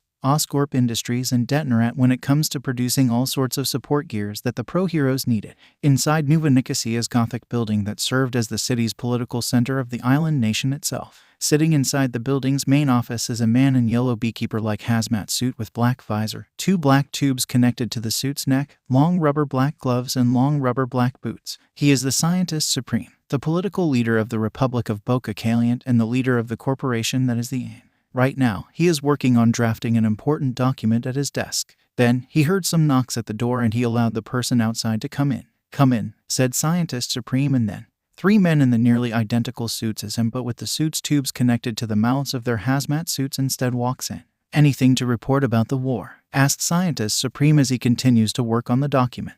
"We're here to report that the first batch of the new weapons have been sent to Bagalia as the leaders of the Allies had requested. However, we did dispatch additional helps to the other battlefield as you ordered as well, sir," said AIM Agent 1. "Anything else?" asked Scientist Supreme as he's still working on drafting the document. "One of the enemy's fleets is approaching Alaska's capital as we are speaking. Should we intervene?" asked AIM Agent 2. "I needed to talk about this with the Tsaritsa first. Anything else to report?" asked Scientist Supreme as he's writing the document. "The political leaders of the Allied forces also wanted to know when the treaty will be finished, sir. The Kaiser of Latvia, especially, is very demanding with the insist that Bagalia is to be remained as his overseas possession, sir," said AIM Agent 3, and upon hearing that, the Scientist Supreme stops drafting the document. Then, he stands up and looks at 2 of his men through the visor of his suit. "You 3 can leave. I will talk with them personally," said Scientist Supreme, and with that, the 2 AIM's agents leave their leader's office. After that, the Scientist Supreme sits down, take a remote out and press a red button. Then, the floor is opened and the holographic protecting platform is raised up while the Scientist Supreme is closing the curtains behind him himself. After that, he walks toward to the raised platform and press a blue button on it.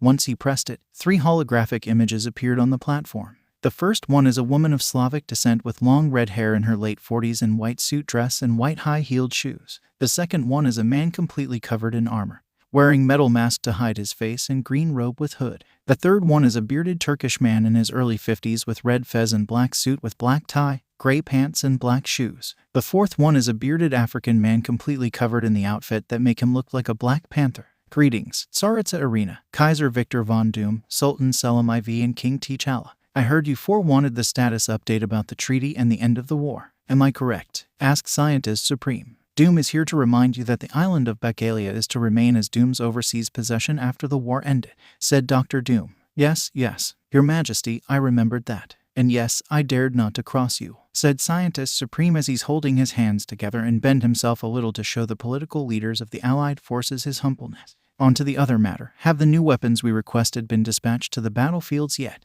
asked Sultan Selim IV. "Yes, Your Majesty. They have been dispatched already as we are speaking, and there will be many more to come if they are not enough," said Scientist Supreme. "That's good to hear. Then that means the occupation of Al-Hudaydah will ended soon, right?" asked Sultan Selim IV. "I believed so, Your Majesty," said Scientist Supreme before he turned to look at the Tsaritsa of Alaska. "Also, Tsaritsa Arena, I have received the report that one of Bagalia's fleets is approaching Novo-Arkhangelsk. Do you need me to dispatch some of my troops to defend the capital?" asked Scientist Supreme. "Thanks, but I trusted my daughter and her friends can handle them," said Tsaritsa Arena. "You mean a band of vigilantes that your daughter recruited to help defend your country? I know that Stark and Pym have some skills and possess some good techs, but they are not soldiers," said Scientist Supreme. "Like I said before, I trusted my daughter's judgment," said Tsaritsa Arena, clearly stating that she firmly trusted her daughter's decision to recruit the vigilantes such as Iron Man, Ant-Man and his wife, the Wasp, to help defend her country. "One more thing, Your Majesty. I have a request to make. If you allowed, of course," said Scientist Supreme. "Then name it," said Tsaritsa Arena. "If the war ended with the victory for the Allies, may I requested the treaty to be signed at Novo-Arkhangelsk?" asked Scientist Supreme. Meanwhile at Novo-Arkhangelsk's harbor, the Alaskan soldiers set up their tanks, cannons, vehicles with multiple missile launchers and machine guns, prepare for the invading Bagalian fleet that can arrive anytime soon. Then, a young woman in black catsuit and black shoes with long red hair and a young man with blonde hair and black short-sleeved shirt with purple color at the center on the chest, black pants, black shoes and purple glasses approach the coast's defenders. One of them, a lieutenant, sees them approaching and quickly turned around to greet them. "Tsarevna Natasha and Mr. Barton," said Alaskan lieutenant as he bows before her and the man who comes with her, who she has also happened to be in a relationship with. "Status report, Lieutenant," said Natasha. "The Bagalian fleet is approaching from the southwest as expected, Your Majesty," said Alaskan lieutenant. "And are Dr. Pym and Miss Van Dyne in position?" asked Natasha. "As you instructed, Your Majesty," said Alaskan lieutenant. "And Stark?" asked Clint. "Most likely still up there somewhere," said Alaskan lieutenant as he looked up into the sky, indicating that the CEO of Stark Fujikawa Solutions is still flying out there somewhere in his highly advanced suit of armor. Then all we have to do now is wait, said Natasha as she turned to look at the sight of the massive invasion fleet from afar in the open sea. As the massive Bagalian fleet that made up of at least 200 ships is coming nearer and nearer, a glowing bright blue light occurred beneath the sea. Suddenly, a 15 meters tall woman with blue eyes and long auburn hair in black and yellow dress that exposed her shoulders, black leggings, yellow gloves and yellow boots, rises up from under one of the ships and break it in two in the middle of the fleet.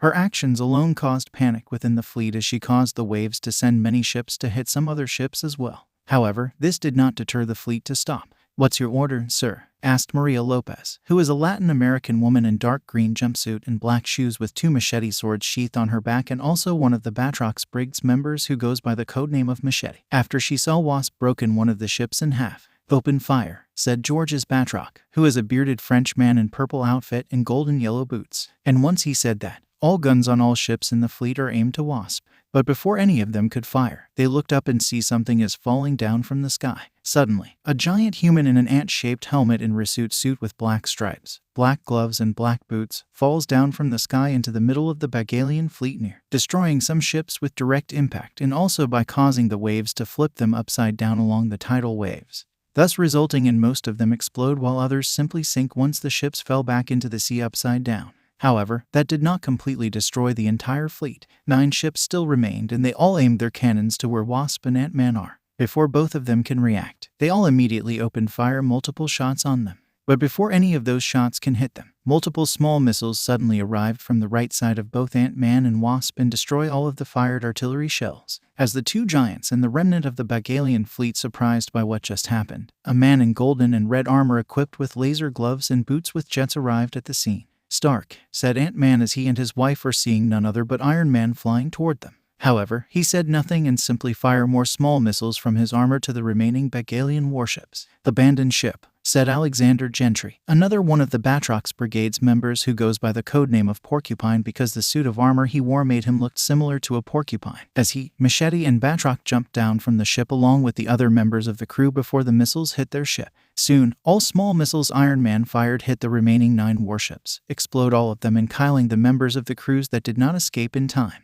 As for those who survived, they have no choice but to surrender. "Mission accomplished," said Iron Man after he saw the destruction of the final 9 warships of the enemy's fleet. "Hope the same can be said about the other fronts in this war," said Wasp. Back at the Novo-Arkhangelsk's harbor, the Tsarevna and the Alaskan troops looked in amazement at what the 3 vigilantes from New York that have been invited to take refuge in their country had done to the enemy's fleet. "Well, does this," said Alaskan Lieutenant, but the Tsarevna interrupted him. "Yes, it is, Lieutenant. The invasion is thwarted. And yes, I will reported this to my mother myself," said Natasha as she turned around and leave with the blonde archer to report the victory of this battle to her parents.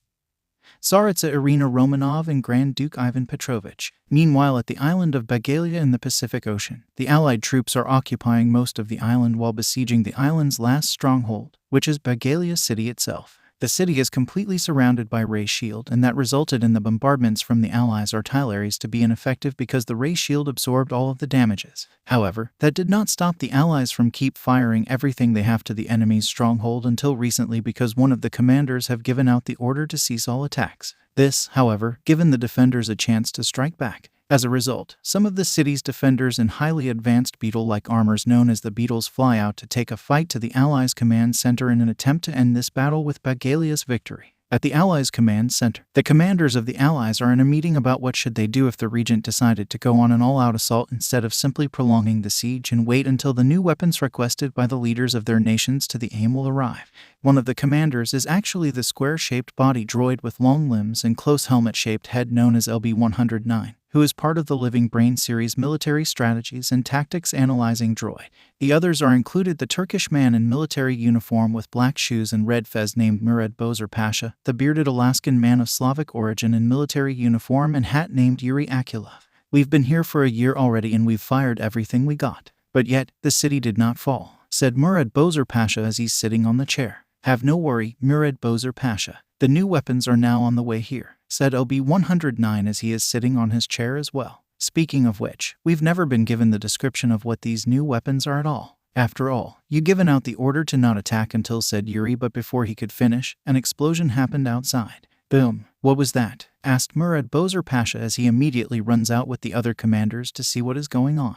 And that is when they discovered that their encampment is being attacked by a group of mercenaries in the beetle armors. The Allied troops and the Securitrons immediately retaliated the beetles' plasma bolts from their gauntlets by firing back with their rifles and blasters respectively, as both sides exchanging shots fire from one another. A three-legged droid walker with a head similar to the Ames agent's helmet with a large plasma cannon on its head and two pairs of blaster cannons on each side of the head entered the battle and fire on the beetles. One of the beetles in the air fire a mini rocket to the walker into its head, but instead of being destroyed after the impact, it simply turned around and fire on the beetles who were flying in the air. Then, another walker appeared and start firing on the flying beetles as well. Down below, the Allied troops are still firing back at the beetles who are attacking them on the ground. As the skirmish raged on, 14 Ames gunships arrived above them and they are all heading toward the Bagalia city. As the gunships are approaching the city, one of the beetles spotted them and immediately ordered for a retreat back to the city to defend their stronghold. With the attack at the command center finally ceased, the Allied forces will finally get to see what the new weapons the AIM are delivering are. As they are approaching the city, the Ames agents and the Securitrons aboard the gunships began to unload the shipping containers and the human body-sized chambers out from the gunships right above the Bagalia city, which is still completely covered in ray shield at the moment. Each time the cargo is unloaded, the parachute on each cargo will be automatically activated to make sure the cargoes will descend slowly. Once all cargoes of all sizes have been dropped, one of AIM's agents inside the gunship who sits at one of the gunship's main control panel contacted those who are in one of the labs on Boca Caliente and informed them that the cargoes have been deployed. Once received the confirmation, those who were stationed at the lab immediately working on deploying what inside the dropped cargoes. One of them, who stationed at one of the control panels before the giant computer screen, pressed the red button and opened the doors beneath all chambers and shipping containers. And what come out shocked both sides of the conflict. A horde of cybernetic zombies and a variety of some sort of cybernetic zombie animals such as leos, hyenas, dogs and elephants dropped out from their chambers and containers respectively in the middle of the air. And as soon as they are released, they are falling down into the city like rain. The beetles and the mercenaries who defended the city cannot do anything but yell in fear and run for their lives as these terrifying cybernetic beings are easily falling through the ray shield into the city. Scream two beetles as they quickly run away for their own lives like the others while a horde of cybernetic zombies are raining upon them. Boom, boom, boom, boom, boom. Their falls resulted in some of the houses and buildings in the city to be destroyed due to the height they were dropped from and also because some of the zombie animals happened to be elephants and rhinos. Once all of them finally fell to the ground, the city's defenders looked around the rising smokes in fear that were caused by the impacts from their falls earlier in fear. Suddenly, the cybernetic undeads that survived the impacts began to get up and chase after the mercenaries. A cybernetic zombie elephant emerged out from the smoke and grabbed one of the beetles before it and throw him to hit another beetle. But before the zombie elephant can grab or harm someone, it is instantly killed with a mini rocket hit in the neck, blowing its head apart. Boom. From above, the beetles who took up to the sky are now firing plasma bolts and mini rockets from their gauntlets and armors to the cybernetic zombies down below, successfully killing many of them. Boom, boom, boom, boom, boom, boom, boom, boom. As all cities' defenders are preoccupied with dealing with the cybernetic zombies, another slightly larger human-sized chamber is descending down to the battlefield, back at one of the labs on the island of Boca Caliente. The AIM's agents and scientists who oversee the deployment of the cybernetic zombies are watching the performances of their new weapons from the giant computer screen. Even the Scientist Supreme also watched what appeared to be final phase of the siege of Bagalia City as well. As he is watching the performance of the new weapons, he contacted the people at the lab who oversee the new weapons deployment through holographic projector. Status report, said Scientist Supreme through the holographic projector. The kinetic bombardment was effective, sir, but due to the height they were dropped from, roughly half of the cyber zombies have been killed on impacts, said AIM Agent 4 as he turned around and answered his superior. The enemy also still has a significant portion of the beetle armors and we have no idea how many of them are out there to make the precise calculation, said AIM Agent 4. And the bruisers, have you seen one of their performances in the field yet? Asked Scientist Supreme. Not yet, sir, but we've received the confirmation from the gunships that they have already been deployed on both Regency of Bagalia and Yemen Village, said AIM Agent 4. Speaking of the latter, how is the situation in Al Hudaydah? Asked Scientist Supreme. We have yet to check, sir, but we will do immediately if you wish to, said AIM Agent 4. Then do it and report back how the battle went after you and the others saw what happened there, especially about the bruisers. I am eager to see what these perfected cybernetically enhanced zombies can do, said Scientist Supreme, and with that, the communication ended. Split the screen and show us how things are in Al Hudaydah, said AIM Agent 4, and with that, the the other AIM's agents quickly worked on bringing the Battle of Al-Hudaydah to the screen. Back at the siege of Bagalia City, the final chamber finally opened its door from below and released what appeared to the cybernetically enhanced zombie. The zombie-like figure has a large body of 10 feet tall muscular man in black coat, black gloves and black boots with slightly larger black AIM's helmet with dark green visor around the head. As soon as he is landing on the roof of one of the 3-story buildings, he immediately punches through the roof and its second and first floor and landed on the ground floor. He is none other but one of the bruisers dispatched by the AIM. As soon as he walks out of the building, he is immediately surprised by a mini-missile that landed and exploded on his right. When he looks to where it came from, he found a group of beetles standing on the rooftop of one of the nearby buildings, and they are still aiming their gauntlets at him. When 2 of them fire 4 mini-missiles at him, he simply runs forward as fast as possible. Before they can fire more shots, he jumps to confront them and slam his fist down to where they are. However, they manage to fly up into the sky before they can kill any one of them. However, the bruiser is not done with them yet. He slams his hands down into the roof and tore a massive chunk of concrete out and throw at one of the beetles in the air, hitting him in the jetpack and sending him to fly into the building, killing him when the jet engines explode. After dealing with the ones that attacked him and acknowledged that the other enemies are preoccupied with the cyber zombies at the moment, he left to fulfill his mission as he has been instructed to do, finding the city's shield generator and destroy it. And with that, he began to head for where the shield generator is supposed to be. Unbeknownst to him, the one who is in charge of this city is watching him secretly through one of the monitors from his secret fortified palace via the cameras that existed all over the city. He is a large muscular man wearing a highly advanced white suit of armor and helmet with red visor and red square on the chest. And right now, he is sitting on a white throne in the bunker in his palace. He is the ruler of Regency of Bagalia on behalf of the Kaiser of Latveria, whose name is Augustus Roman, the CEO of the company known as the Empire Unlimited. But as the ruler of Bagalia, he is known as the Regent. "Jenkins," said Regent, calling out to one of the beetles out there through his armor's communication system. "What is it, sir?" said Jenkins, who is one of the beetles who are engaged in a battle outside. "Gather some men and see to it if you can stop this intruder from reaching the shield generator," said Regent as he's sending him the picture of the bruiser for Jenkins to see through his armor's communication system.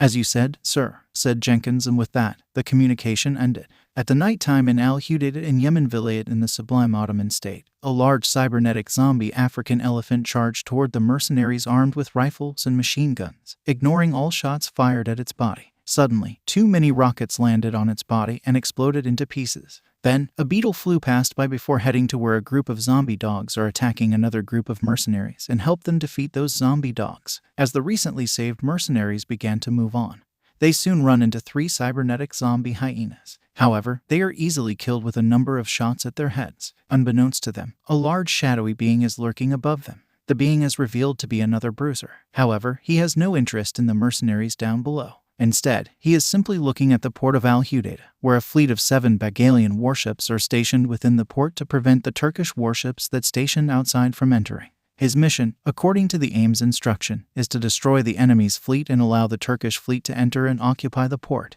Then, he takes some steps back and then run to the edge of the rooftop.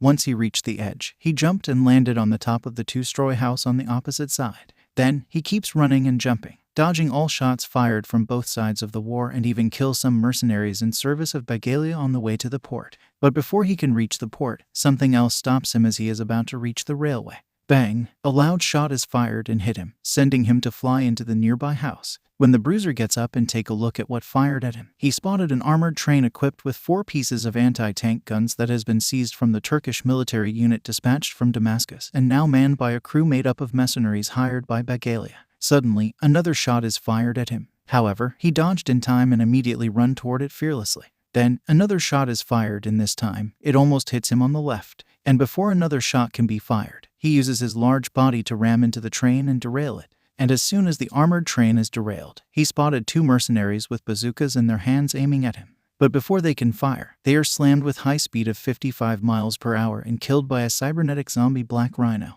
And due to their programmings by the AIM, they acknowledged each other as allies and not enemies. So the zombie black rhino simply ran past the bruiser while the bearizer completely ignored the cybernetic zombie black rhino. With no more opposition in his way, he finally reached the port a few minutes later. Then, he looks at the fleet that made up of 7 Bagalian warships in the sea, and each of them are armed with a lot of guns. Needing something to help him destroy or scatter the fleet, he turned around and go grab the derailed armored train. With his own hands, he picked up the front of the armored train up and swing it around for 6 times before throw it away into the direction where the enemy's fleet is, while also unleashing a roar.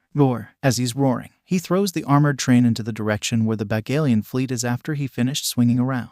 Upon seeing the incoming flying armored train, all 7 Bagalian warships opened fire in the attempt to destroy it. While some shots did damage the armored train, it did not completely destroy it and ended up smashing into one of the warships, the one in the center of the fleet, exploding it, while the force of explosion significantly damaged the surrounding 4 warships. With only 2 warships fully operational and the entire chain of command broken, the Turkish fleet made up of 5 warships quickly entered the port and opened fire on the Bagalian warships and destroyed them all. With the destruction of Bagalia's fleet that occupied the port of Al-Hudaydah, the Second Battle of Al-Hudaydah is concluded and its occupation finally comes to an end. Back at the siege of Bagalia City, which is still in daytime, the Bruiser has finally made it to where the shield generator is, which is near the regent's fortified palace. As the Bruiser is about to destroy the shield generator in one smash, a number of mini rockets and plasma bolts hit him from the above. Miraculously, he survived and turned around to face his attackers, revealing to be a group of beetles who are aiming their weapons at him. "This is the first and final warning. Step away from the shield generator," said Jenkins as he and his men are aiming their gauntlets and the mini rocket launchers on their armors at the Bruiser. However, the Bruiser responded by smashing his left hand into the shield generator, rip it apart from the wall and throw it to them. However, they simply opened the way for it to fly through. Then, they opened fire on the Bruiser without saying a word. Outside the city, the main army of the Allies saw the ray shield has finally disintegrated. So LB-109, Murad Bozer Pasha and Commander Yuri Akulov immediately ordered the full frontal assault to capture the city. Once they received the order, the Allied troops and the Securitrons immediately marched toward the city along with 8 Ames walkers. 3 of the walkers quickly opened fire before they even entered the city and caused some damages in the city. With the Allied troops began their attack, the remnants of the defenders quickly reorganized to defend the city. As for the Bruiser, he is now shutting down because he has finally fulfilled his primary objective as he has been instructed. But before that will happen, he is suddenly being impaled through the chest by 2 glowing purple tentacles. After being impaled, the Bruiser turned around and see that the one who attacked him is none other but the Regent himself, with the glowing tentacles grown out from his hands. "I don't know what or who you are, but you will not stop my plan from showing this world what we quirkless people can do," said Regent, and then he throws the Bruiser to hit the wall and retract the tentacles back. Then, he lights flames on his hands, ready to burn the cybernetically enhanced zombie to death. Suddenly, the Bruiser jumps at him and punches him in the face non-stop. This happened because his secondary objective has kicked in, which is to defeat the one known as the Regent if he encountered him. And with the Regent showed himself and the shield generator has been destroyed, defeating the Regent is now the Bruiser's new primary objective. Not letting the Bruiser win anytime soon, the Regent then fired red optic beams from his eyes and sent the Bruiser to fly into the nearby building. After that, the Regent gets up and teleports himself into the building where the Bruiser crashed into. Once inside, he began to look for him, and he does not have to wait long because the Bruiser immediately attacked him. However, the Regent activated another quirk which allowed him to augment his muscles and increase his physical strength and durability. Together with quirks such as shock absorption, it is now easier for to fight the Bruiser. Then, he punches the Bruiser in the stomach very hard. Then, he grabs his head and unleash ice breath from his mouth, frozen his head and confuse him. After that, he charges his right arm with 10,000 volts of blue electricity and punch the Bruiser in the face and send him to hit wall, and to make sure that his enemy stayed down permanently. He unleashed 2 glowing purple tentacles from his hands and teleport both himself and the Bruiser very high into the sky, once high in the sky at the same level as the planes usually fly. He throws the Bruiser down to the ground into the ocean down below. With the Bruiser has been dealt with, the Regent teleports himself back inside his palace in Bagalia City, or so he thought. Beneath under the waves at the seabed, the Bruiser's frozen head is finally freed from the ice, revealing the damaged helmet with broken visor, which also revealed his glowing red eyes. Back inside the city, the Regent reappeared in the middle of the battlefield between the city's defenders and the invading Allied troops. In the air, around 30 beetles are firing plasma bolts and mini rockets from their gauntlets and armors respectively. And due to the significant amount of mini rockets, they managed to damage at least one of the walkers, resulting in it to fall onto another one, thus destroying both of them in an explosion. One of the beetles then landed on one of the heads of the Ames walkers and fired plasma bolts at the other walker. That walker immediately turned around and opened fire on that very walker with the plasma cannon on its head, destroying it while that beetle flies away unharmed. Meanwhile, at Bagalia City's port, which located on the edge of the western part of the city, a Bagalian fleet made up of 23 warships armed with a lot of guns are stationing there. And when they received the news that the Allies finally made it into the city, they are now aiming all of their guns to the city itself. Now, all they needed is the Regent's order and the bombardment will immediately begin. Suddenly, a giant tentacle emerged out of the water and warped around one of the ships. Then, 2 more tentacles emerged and dragged that ship and its crew down into the depth of the sea. The crews of the other ships are shocked by what they just witnessed, and they are not the only ones. Back at the lab that oversee all battlefields that the cyber zombies are deployed, the AIM's agents and scientists are completely shocked at seeing the tentacles that just sunk one of Bagalian warships. To them, it could only mean one thing. The microchip known as mutation-suppressing device that has been placed inside the brain is now broken. And with it broken, the bruiser that was deployed at the siege of Bagalia City is now going to mutate it and becoming stronger than it was before. This is not going to be good, said AIM Agent 4 after he witnessed 3 giant tentacles came out of the sea and dragged one of the warships and its crew into the depth. So he immediately turned around and ran to the holographic projector and called the Scientist Supreme. What is it? Said Scientist Supreme after he answered the call. Sir, it's one of the bruisers. Its MSD is broken, said AIM Agent 4, but before he could finish, his leader interrupted him. And is it still capable of distinguishing who are the allies and who are the enemies? Asked Scientist Supreme. Well, said AIM Agent 4, but was enough for the Scientist Supreme to conclude on his own. Scan its head for the damage. Once you obtain the answer, report back, said Scientist Supreme, and then the communication ended. Scan the head of the bruiser at Bagalia at once, said AIM Agent 4 as he's turning around and running to his comrades at the giant screen. As soon as they heard, they split the screen again and start scanning for the damages within the head of the bruiser deployed at Bagalia. Back at Bagalia City's port, the Brussier has emerged out from the water in the middle of the fleet as some sort of 15 feet tall gigantic humanoid being with 2 partially cybernetic tentacles for arms and other 2 tentacles on the back. And now, his helmet is completely gone and revealing his somewhat disfigured face with glowing red eyes, bald head and stitched wounds on the forehead and on the left cheek. And as soon as he emerged, all warships immediately opened fire on him. However, all shots fired proven to be nothing but nuisances to him despite doing some damages. So he unleashed his 4 tentacles and grabbed 4 warships with each one of them and threw them into the air. As they are falling back down, they are falling into different directions. 2 of them fall into the city and cause 2 explosions while the other 2 fall onto the other 2 ships behind him, destroying all 4 of them in a massive explosion. The sounds of these explosions ended up halting both sides from fighting one another once they heard the exploding sounds. Knowing that they came from the port, the Regent immediately teleports there to see what is happening there. And when he arrived a few seconds later, he is shocked at what he is witnessing before him. He sees a 15 feet tall humanoid being with 4 tentacles with stitched wounds on the faces wreaking havoc on the fleet by throwing all of them into the air one by one before they could even fire back, resulting into more explosions. With the destruction of the fleet, the Regent's final trump card is gone. Enraged, he flies toward the mutated bruisers to punch it in the head. However, he ended up being swallowed by the enlarged cybernetic zombie with tentacles instead.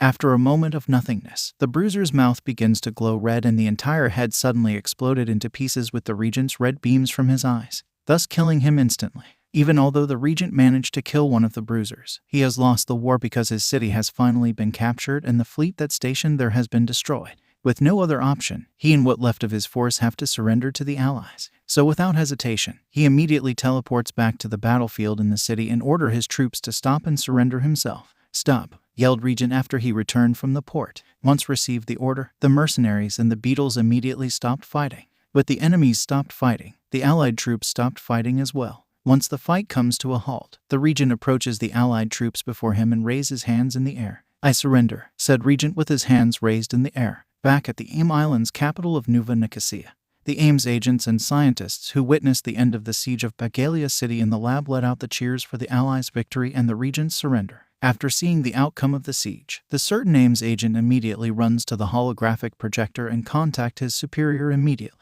And when the Scientist Supreme's holographic face appeared on the platform, he immediately explained to him what happened. "Sir, I have a good news. The Allies received victories at both the Second Battle of Al-Hudaydah and the Siege of Bagalia City," said AIM Agent 4. "And the bruisers, how were their performances?" asked Scientist Supreme. "Their performances ended up playing the key factors in the victories of the Allies, sir. However, the one deployed at the Siege of Bagalia City ended up being killed by the Regent, but not before destroying a fleet that could possibly turn the tide of the battle," said AIM Agent 4. "These are good news indeed. However, improvements might be required when it comes to handle individuals or beings with multiple quirks. But in the end, these bruisers have proven themselves to be capable bioweapons in warfare. So see to it if some of them can be dispatched to Svartalfheim to assist our forces there." said Scientist Supreme. As you said, sir, said AIM Agent 4, and with that communication ended. At the Scientist Supreme's office, he immediately contacted the AIM's representative in the United Nations to inform him of the end of the war. Once he contacted the representative, a holographic face of a woman appeared before him. Ambassador Miriam Newton, I am here to inform you that the war has ended with the victory for the Allies. So as our representative in the United Nations, I hereby appointed you as our representative to attend the meeting at Novo-Arkhanghelsk, said Scientist Supreme. Novo-Arkhanghelsk, sir, with respect, did the Tsaritsa know about this? Asked Miriam. Yes, she does. I personally talked about this with the Tsaritsa herself, said Scientist Supreme. Then may I have the date when the diplomats are supposed to arrive and the conditions of the treaty that you drafted, sir? Asked Miriam. I will send you the copy of the document soon. As for when the diplomats will be arrived, I will personally discuss about this when I inform the Tsaritsa and the other political leaders of the Allies about the end of the war, said Scientist Supreme. Thank you, sir. Then I will call the ambassadors of the nations that are part of the United Nations and announce about the end of the war to them immediately for the time being. If you allowed, of course, said Miriam. You may proceed, said Scientist Supreme, and with that, she simply nodded and ended the communication between herself and her superior. After that, the Scientist Supreme decided to take a look and reevaluate the final form of the treaty that he drafted before decided to send it to Ambassador Newton in New York. Next day at the old mansion in Queens in New York, breaking news from Daily Bugle Communications. The War of Bagalia has ended with the victory of the Allies over the rebellious Regency of Bagalia. With the war finally ended, the members of the Allies in this war have dispatched their representatives to the capital of the Tsardom of Alaska to discuss the terms of the treaty. Will this meeting extend it out as a Congress or when it will end it is still unknown at the moment, said Betty Brandt, the beautiful female news anchor of Daily Bugle Communications in her late 20s with short brown hair and brown eyes, an orange dress and brown belt. On the other topic that related to problem in our own home, the three-way war between the Sinister Six, the Mac, and the Jade Dragon Tong is still raging on in the very heart of New York. So I must ask you pro-heroes on behalf of all civilians, what the heck are you all doing at the moment? Are you guys even real heroes? Or were you all just a bunch of fakes like the hero killers in Japan said? Asked JJJ. Aka John Jonah Jameson, middle-aged black-haired man with beard and black suit with green tie, who is the male news anchor and the head of Daily Bugle Communications, in angry tone. After that, the television screen turned black because the hood pressed the red button on the remote and turned it off. And sitting alongside him on the sofa are Leighton's siblings themselves. Despite his personality, I have to give it to Jameson. He really got eyes that can see who are true heroes or not, said Rachel. I agreed with you on that, sis, said Daniel. What do you think, boss? Asked Rachel. However, she did not receive the reply because the leader of the Order of the Hood is currently thinking of how long will the war between three major villain organizations will lasted and is debating that should he intervene to make longer for the benefit of his plan or not. Suddenly a very large man with white hair and very large green shirt, very large brown pants, sunglasses, and a pair of big black shoes entered the living room from the kitchen with a tray with 2 pizzas on it. He is Ulysses Lugman, also known as Slug. Like the Leighton siblings, he is a follower of the Hood as well. Hey guys, I made some pizzas. Wanted some? Asked Slug as he's approaching them with the pizzas he cooked himself. And with that, Daniel and his sister immediately jumps up to grab some of the slices. Hey, boss, you wanted some? Asked Daniel as he's offering his leader a slice of pizza. Thanks, said the Hood as he grabs it and take a bite. Mu kimi nai inacute mo. Mi wo muite. Erikidasana kuchinaya mawo. Izuku, in his winter gears, which is a green coat with long arms and green scarf, is standing alone in the light with the darkness surrounding him while it is snowing all around him. Somewhere else, Tamura, Kurogiri, Lailani, Blizzard, Dabai, Himiko, Twice, Mustard, Mr. Compress, Magni, Lady Nagant, and Spinner are standing on top of the building as the snows are falling too. The scene then changes to the snowflakes with snows are falling. How do nai tezetsu omu tabai nai? How do no jibun wo kakashaichimau no? Okabiyu wagamama nai nerzu nai. Himiko happily plays sled in the empty park with Mustard, who is appearing to be holding on her shoulders for his own life while sitting behind her on the sled while Twice is running after them down from the hill. On the top of the building somewhere in Musutafu, Blizzard and Dabai are secretly observing a villain's attack down below as Endeavor, Burnin, Kaido, and Onuma are rushing to the crime scene to fight the villains. Back inside the bar with No Name and Kamino Ward, Tamura, Lailani, Spinner, Lady Nagant, Mr. Compress, and Magni are sitting at the counter while having cups of hot cocoa together while Kurogiri is washing a glass of mug behind the counter. Kimi ga nai machai wa. Hitori nai wa hirasujiru ni. Doko hi Arikadespa 2. Somewhere else in Musutafu, Izuku is walking alone on the sidewalk as the snows are falling in the middle of the night.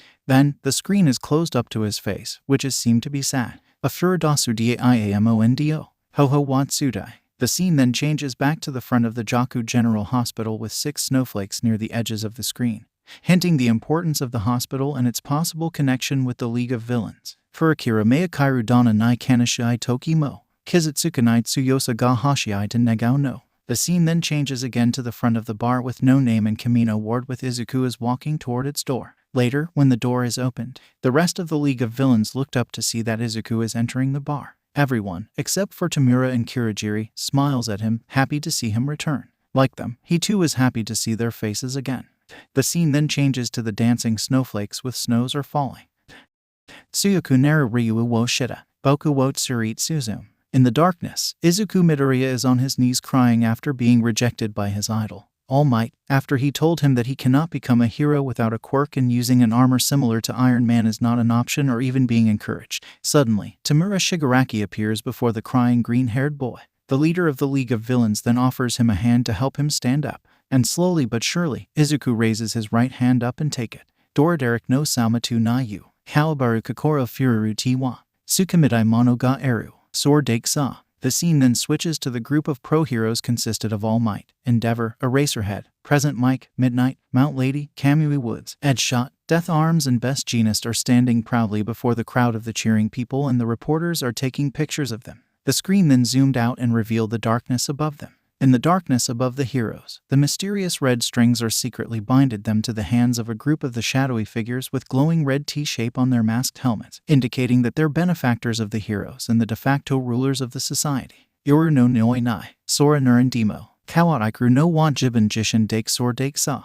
The scene then changed to Tamura is putting on his father's hand on his face. Kirigiri emerged from the portal he created. Lai Lanehing is floating in the air by standing on her flying sword. Mr. Compress is putting on one of his masks. Twice is acting all crazy because he doesn't have his mask on until Himiko puts it on him. Lady Nagant turned her right arm into a rifle. Spinner is putting his sword into the sheath on his back. Magna's adjusting her glasses. Mustard emerged from the purple gas that he released. Blizzard and Dabai are walking out together from an alley and Black Knight is riding on Aragorn's back as the winged steed is flying high into the sky until only their silhouettes can be seen when the sun is shown above them. Tsuyoku Naru Ryu wo Shida, Boku wo Tsurit Suzum. The scene changes to total darkness again. And it is slowly changed to become bloody red when the enemies of the League of Villains who are neither pro-heroes or heroes in training but the other villains such as the cultivators who betrayed Lin Laneying from the Ten Rings sect like his elder Raza Hamidmi Alwazar, the hooded ghost slave, the cultivators in black clothing, and the ninjas of the hand named Kirigi and Kuroyama with an army of zombies in ninja outfits known as the Fists armed with a variety of weapons, ranging from katana to yari, standing behind them. Do shit at. Suddenly, the scene is changed to Izuku Midoriya as Black Knight is standing alongside with Tamura Shigaraki, Lai Laney, Kirigiri, Blizzard, Dabai, Himiko Toga, Twice, Magni, Mustard, Mr. Compress, Lady Nagant and Spinner on the top of the building in the middle of the night with the wind blowing past them. Kesanai yu mo Tomernai Amamo, Derka no Tame Night Tsuyoko Neru Nara, Nando Demo Te Shiger. Then, the scene changes to them rush out to confront an army of the Fists, who are firing arrows at them non-stop. Magni uses her giant magnet to hit one of the zombies in the head, crushing it while Mr. Compress uses his quirk to turn another one into a marble. Blizzard and Dabai stand side by side and the former generates a snowstorm that frees all zombie ninjas in his way while the latter unleashes a swirl of blue fire that instantly burns them all to death. Mustard simply fires a shot from his revolver into the head of one of the Fists before him while Lady Nagant fires her shot right through the heads of all remaining 3 zombie ninjas before her and Mustard with a single bullet. Spinner runs around the battlefield and uses his sword to behead all zombie ninjas in his way while Twice creates 2 clones of himself and they create more and more of their own clones to assist the League in the battle against the zombie ninjas. Lai Laneying is using her sword to slash at all Fists in her way while nearby. Kirigiri uses his quirk to form a portal to transport all arrows that are heading toward to him back to the Fists that were firing at him while Tamura Shigaraki disintegrates 2 Fists before him into dusts by touching their head.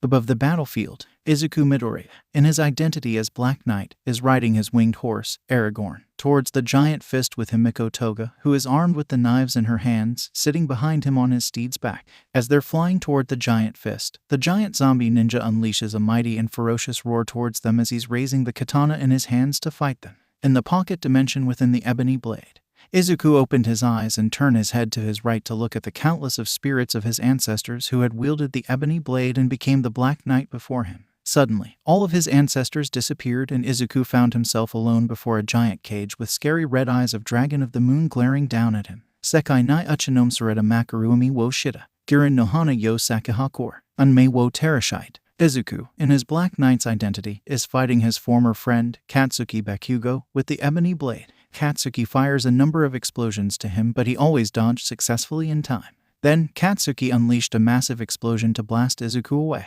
However, Izuku stands firm and used the ebony blade to block his former friend's attack by pushing the incoming blast with all he has in him. After that, an explosion happened and Black Knight is walking out of the black smoke alone with the ebony blade in his right hand.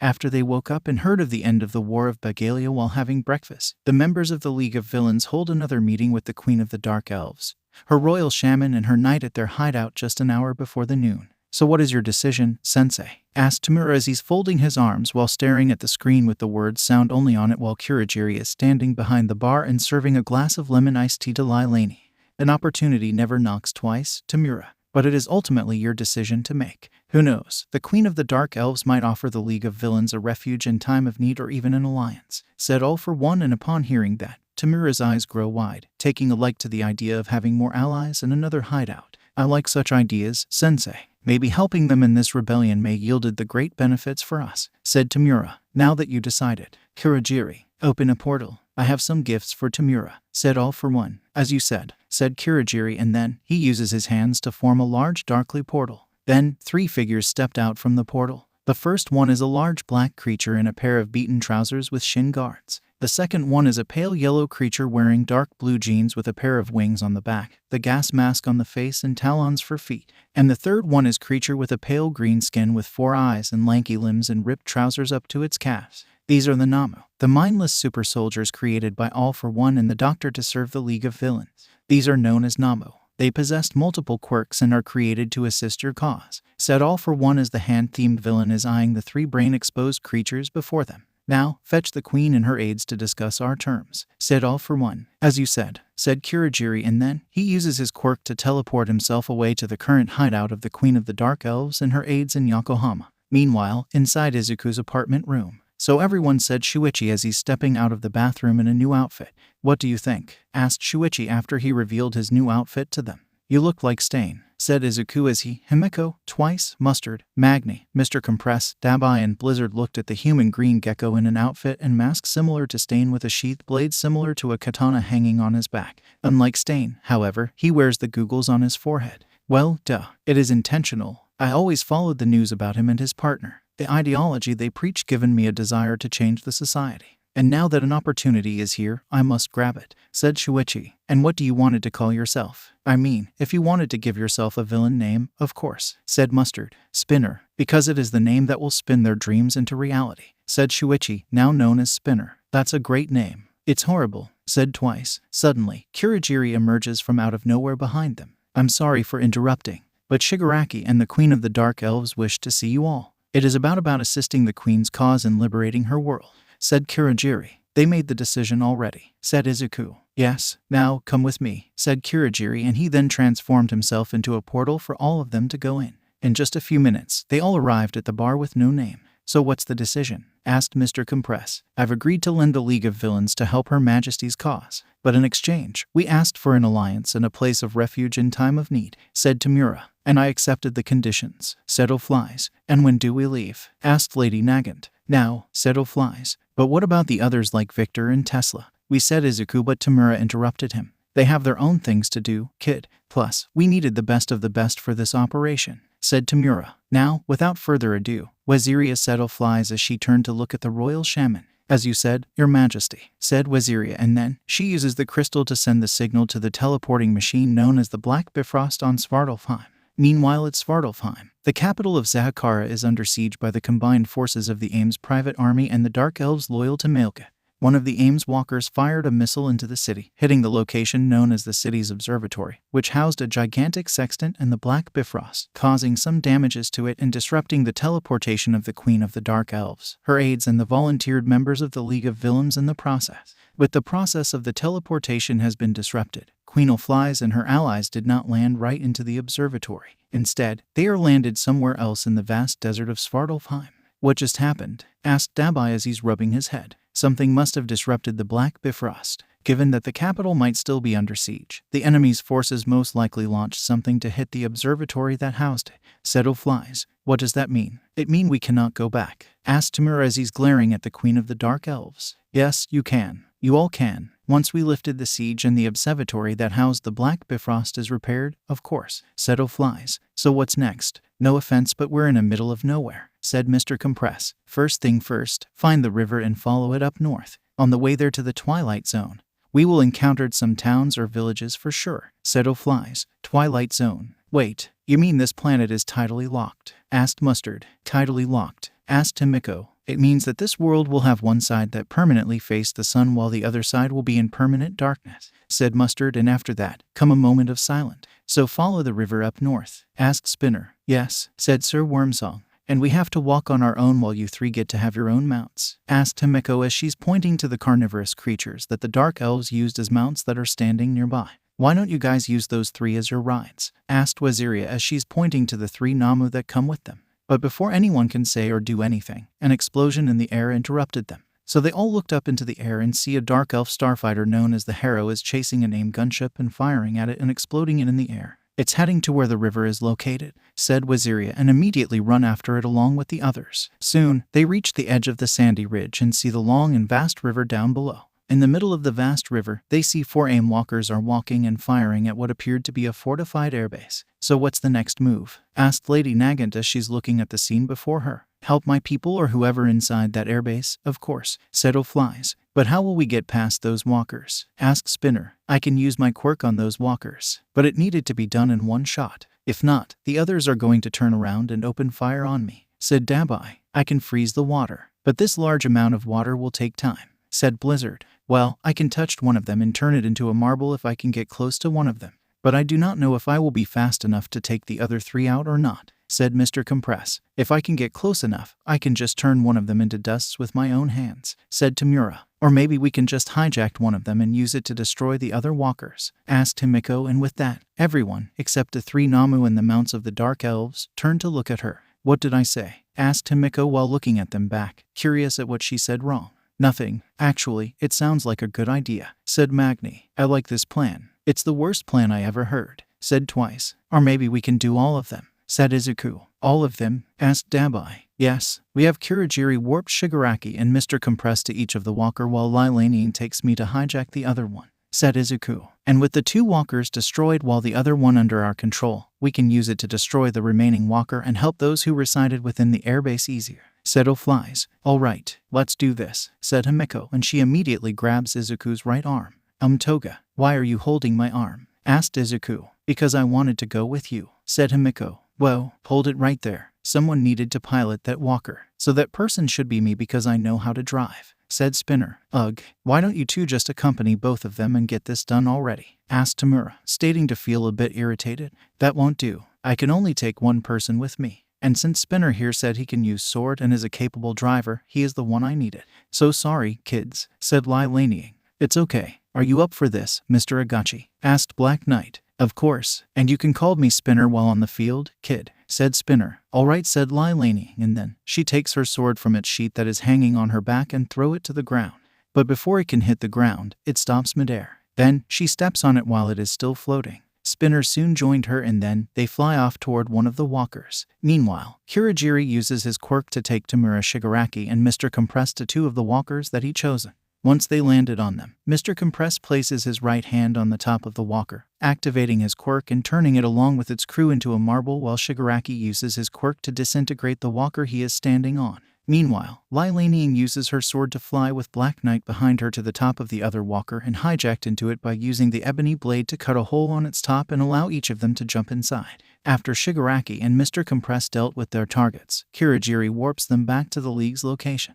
Once they are inside, they landed right into the pilot's cockpit, before the 2 droid pilots even know about them. Spinner and Lilanian slice their heads clean off with their swords. Once the pilots are taken care of, Spinner immediately takes control of the left seat and begins to pilot the walker while Lilanian takes over the right seat to help him with the buttons and other things. as Spinner is trying to figure out how the walker worked. The only walker left standing noticed that the other ones have ceased firing, and the pilots in its cockpit immediately contacted the one that is still standing. "Report, what is going on over there? Why are you stopped firing? Come in. Do you read?" said Securitron pilot, but Lai Laniying stabs a sword into the holographic projector, ending the transmission. "Thanks," said Spinner. "You're welcome," said Lai Laniying as she is standing behind him while putting her knife away.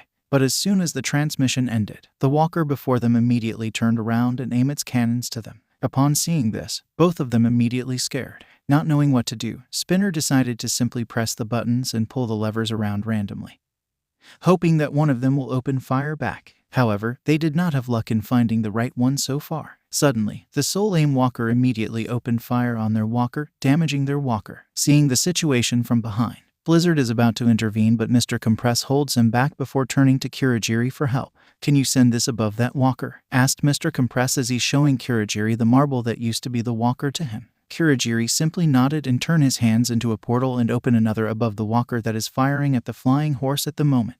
As soon as the portal is opened above that walker, Mr. Compress simply throws the marble inside and snaps his fingers when it made to the other side. Soon, the marble transformed back into the large walker and land right above the walker that is firing at Spinner and Lai Laniying, destroying it as a result. Back in the cockpit of the walker seized by Spinner and Lai Laniying, they started arguing after they are saved by Mr. Compress. "Didn't you said you know how to drive?" asked Lai Laniying. "I just thought it was going to be similar to driving a car," said Spinner. Before the argument can get any further, Kurogiri suddenly warped both of them out of the cockpit back to the League's current location. With 3 walkers destroyed and the other one under their control, Queen flies. Her aides and the League of Villains have secured the airbase. With no more opposition, Kurogiri uses his quirk to open a portal for everyone to go to the other side of the river. Once they appeared before the fortified airbase, Queen Flies steps out of the group. "I am Queen Flies, the rightful ruler of Svartalfheim. May I speak to the one in charge of this airbase?" asked Flies, and after she said that, there is no response back. A moment later, a harrow suddenly flies into the airbase and landed inside. After the landing sound ended, the airbase's gate is opened and 2 individuals walked out to greet them. The first one is a beautiful woman with long blonde hair and green short dress that expose her shoulders and her cleavage, green crown on her head, green tights and long green armlets. The second is large bearded man in armor armed with an axe. They are Amora the Enchantress, the ambassador of Asgard to Svartalfheim, and her bodyguard, Scourge. "Ambassador Amora, you're still alive," said Flies as she approached the blonde half-Vanir with a smile. "Queen Flies, I am happy to know that you're still alive as well," said Amora with a smile. "May I and my allies come in? We are in need of a stronghold to strategize how to retake Svartalfheim back," said Flies. "Anything for the one who treated me kindly, Your Majesty," said Amora, and after saying that, she and Scourge lead them all back into the airbase. "They know each other?" asked Black Knight as she turned to look at the royal shaman as he is heading inside the airbase along with her and the others. "Amora the Enchantress. She is Asgard's ambassador to our world," said Waziria. "Why, I have a feeling that the word ambassador is an understate of sort," asked Spinner. "Long story short, Lizard, the crown prince of Asgard is not into me, and when I tried to use other method, I am assigned by Odin himself to become Asgard's ambassador to the Dark Elves," said Amora. "Don't call me a lizard. I am a human, and the name is Spinner," yelled Spinner. "My apologies then," said Amora, and once all of them are inside, the gate is closed and locked, preventing anyone or anything from entering or leaving. Amora then leads them all to the tower that functioned as the airbase's command center. "So what happened after I left?" asked Flies. "The capital is still under siege, and most of the towns and villages out of here have been captured and occupied," said Amora. "Anything else?" asked Flies. "The space station around Svartalfheim has been captured and occupied as well," said Amora. "Space station around the planet? You mean like a planetary ring?" asked Mr. Compress. "Yes, we have a space station as our world's planetary ring," said Waziria. "You guys have a space station as planetary ring?" asked Mr. Compress, but the silence is his only answer. "So the next phase is to retake the space station? This mission just keeps getting better and weirder," said Dabai as he's rolling his eyes. Soon, everyone except the Namu entered the airbase's tower and go upstairs by elevator. When the door opened, they walked inside to see a bearded dwarf in white shirt, brown pants, golden yellow belt, brown jacket and brown shoes with a blaster strapped on his back, and a white-haired Aesir with beard and blue armor and helmet armed with a sword already there. The dwarf is known as Urzul, while the male Aesir is known as Agnar. Agnar is one of the Aesirs who accompanied Amora to Svartalfheim, while Urzul is one of the many dwarves who immigrated to Svartalfheim from Nidavellir in search of fortunes in exchange of services to the Society of the Dark Elves. I guess you remembered Agnar, my other bodyguard, and Urzul, the leader of the dwarves who settled down on Svartalfheim, right? Your Majesty, said Amora as she and Scourge are approaching them. How can I forget them, Ambassador Amora? Said Flies in sarcastic tone. However, the female ambassador of Asgard ignored the queen's sarcasm. Then, she turned to the holographic projector, press one of the buttons on it and show everyone what the world of Svartalfheim looked like as a planet. It is a planet where one side is permanently facing the sun while the other side completely covered in darkness, and located between it is what described as the Twilight Zone. Surrounding the entire planet, similar to the planetary ring, is in fact a space station. Stationing beyond the massive space station is the Dark Elves' fleet, and opposing their fleet is the Ames fleet. Both fleets have spaceships equal in number, which are 15. The vertical hammer-shaped warships are the Arks, the warships of the Dark Elves. The triangle-shaped spaceships with sphere-shaped bridges on each one are known as Slayer-class dreadnoughts, the Ames' primary armed space transports. Judging from the look of the battle, both sides are locked in a stalemate at the moment. Anyone here wanted to fill in what are we supposed to be looking at? Asked Magni as she is looking at the holographic simulation of the space battle that is happening in the atmosphere at the moment. As you can see, the defending fleet needed help to retake the space station to repel the invaders. If the space station is retaken, then the bolt cannons can be reactivated to drive the invaders away, said Amora. So how do we take back the space station? Asked Izuku. And more importantly, why don't the AIM use to those bolt cannons to help their own fleet already? Asked Mustard. They most likely have yet to figure out how our technology worked, said Waziria. And with our fleet is engaged in battle against the enemy's fleet, the possibility of retaking the space station back will be possible since the enemies will be distracted, said Flies. However, I do not have many men with me, and we also needed to have this airbase guarded as well, said Amora. In other words, you wanted us to be the ones who go up there and retake the space station? Asked Lylaniing. In a sense, yes. So are you mortals up for this task? Asked Amora. With these 3 Namu, I believed we can, said Tamura. Namu? Asked Amora. The 3 creatures that accompanied them, said Waziria. And what can they do against an army? Asked Amora. Not feeling certain how can 3 weird-looking creatures can defeat an army of AIM's droids. I brought them here, Ambassador Amora, so I trusted them, said Flies, and upon hearing that, the enchantress given in. Fine, said Amora while also rolling her eyes. So how do we get those 3 up there? Asked Himiko. Well, I can turn them into marbles with my quirk, said Mr. Compress. And we can provide it a ship as well if you want it, said Waziria. But you will need it a pilot, so I am going too, said Wormsong. Then let's settle who will go first. We needed to pick the right people for the right jobs, said Kurogiri. Well, I needed to go as the one who can transport those 3 Namu and release them, said Mr. Compress. I'm going too. You will needed someone who can attack from the long range, said Lady Nagant. I volunteered as well, said Izuku. And I needed to be there to pilot the Harrow, said Wormsong. And since I am only one of the 2 people who can tell the Namu what to do, I will be needed up there, said Lylaniing. Anyone else? Asked Mr. Compress, but nobody said anything for a moment. I guess it's just the 5 of us and 3 Namu then, said Mr. Compress. Sometime later, a Harrow flied out of one of the airbase's hangars. Inside of the Harrow, Sir Wormsong is piloting the ship into the atmosphere with Black Knight, Mr. Compress and Lady Nagant standing behind him. As for the 3 Namu, they are currently being marbles in one of Mr. Compress Coat's pockets. Soon, they reach the atmosphere, and before their very eyes are the massive space battle between the warring fleets of the Dark Elves and the AIM. Both sides exchanged plasma bolts throughout the battle, damaging some of the spaceships in each of their fleets. The fleet of the Dark Elves are made up of the vertical hammer-shaped starships known as the Arks, while the AIM's fleet is made up of the Slayer-class dreadnoughts, which are triangle-shaped starships, but with the points are being split down the middle for a quarter to the third of the length of the ships, forming 2 prongs. Each of the AIM's starships also possessed a sphere-shaped bridge protruded out from the top of the spaceships. One of the Arks fired series of plasma bolts right into the engines of one of the AIM's spaceships, exploding it and destroy the rest of the ship in the process. And flying around the starships of both fleets are the Harrows and the AIM's starfighters, which also engaged in dogfight against one another. The AIM's starfighters are Dissonauton-headed shaped ships equipped with a pair of blasters under each ship, while the missile launchers located on each side of the ships. 3 of the AIM's starfighters are pursuing and firing at 5 of the Harrows and manage to take most of them out, while both fleets and their starfighters are engaged in naval combat against each other. The Harrow, piloted by Sir Wormsong, is heading right for one of the space station's hangar bays, with no intention of landing smoothly.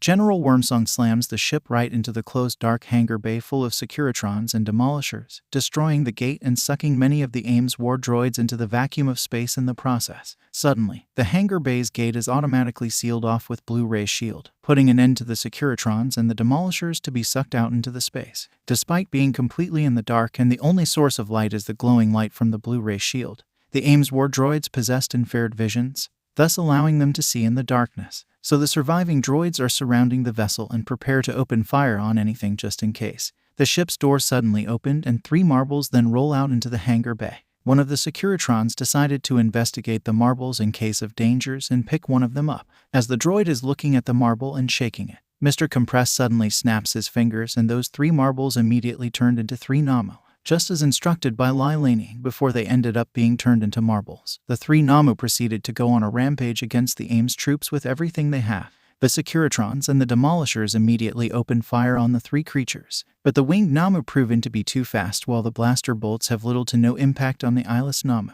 As for the Namu with 4 eyes, it increased its own muscle masses. Once done, it smashed a group of Securitrons before it into pieces. But the Securitrons and the Demolishers are preoccupied with the 3 Namu. Mr. Compress leaves the Harrow with Lai Laney, Lady Nagant and Black Knight behind him. They immediately joined the fight to assist the 3 Namu clear the hangar bay faster despite the total darkness and that each of them only have just 1 flashlight with themselves. Lady Nagant turned her right arm into rifle, load a bullet made of her hair through her hand, and fire at some of the Securitrons in the heads, taking them out all at once. Lai Laney pulled her sword out, empower it with Kai and start slicing all enemies before her. Mr. Compress simply runs around and either slicing all Securitrons and Demolishers in his line of sight with the blade from his cane or turning them into marbles by touching them. Black Knight throws the ebony blade out and let it slice all AIM's war droids into pieces before returning to him so he can repeat it again. As for Sir Wormsong, he decided to stay behind in case they needed an emergency escape. In just 5 minutes, the entire hangar bay is cleared of AIM's war droids, so they immediately go to one of the 3 entrances on their left, the one in the center in particular.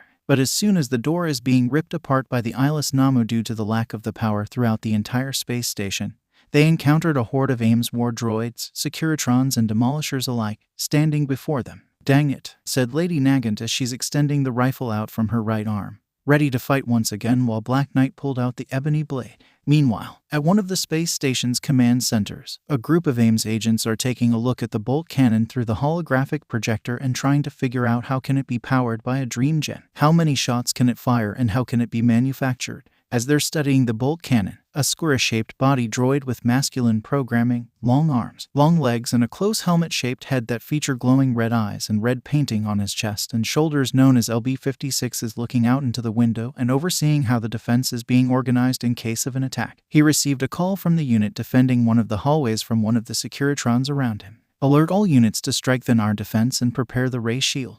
We will have the enemies cornered under the ray shield generator and have them trapped inside it," said LB-56. "Roger that, General," said Securitron, and he immediately goes to relay the message to the other AIM's war droids down below the command center. Suddenly, the eyeless Namu punched through the door with a bunch of Securitrons being sent flying into many directions.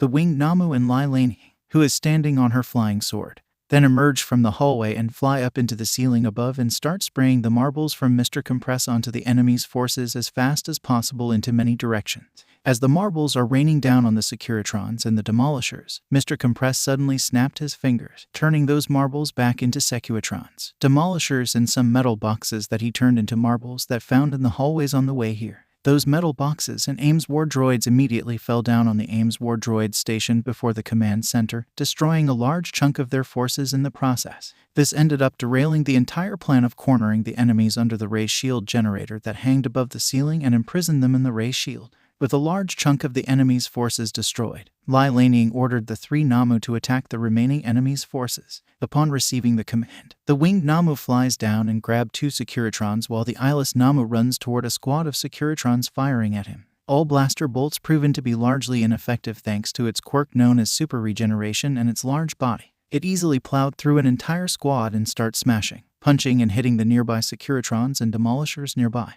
As for the Namu with 4 eyes, it used one of its quirks, muscle augmentation, to increase its muscle masses and run to join the fight, easily destroying many Securitrons and Demolishers by punching and smashing them. The three Namu alone have taken LB-56 in charge of this defense by surprise, for he never encountered anything like the Namu before. Originally, he was expecting a squad or a platoon of Dark Elves to infiltrate this space station in the attempt to retake it, knowing this battle has already been lost.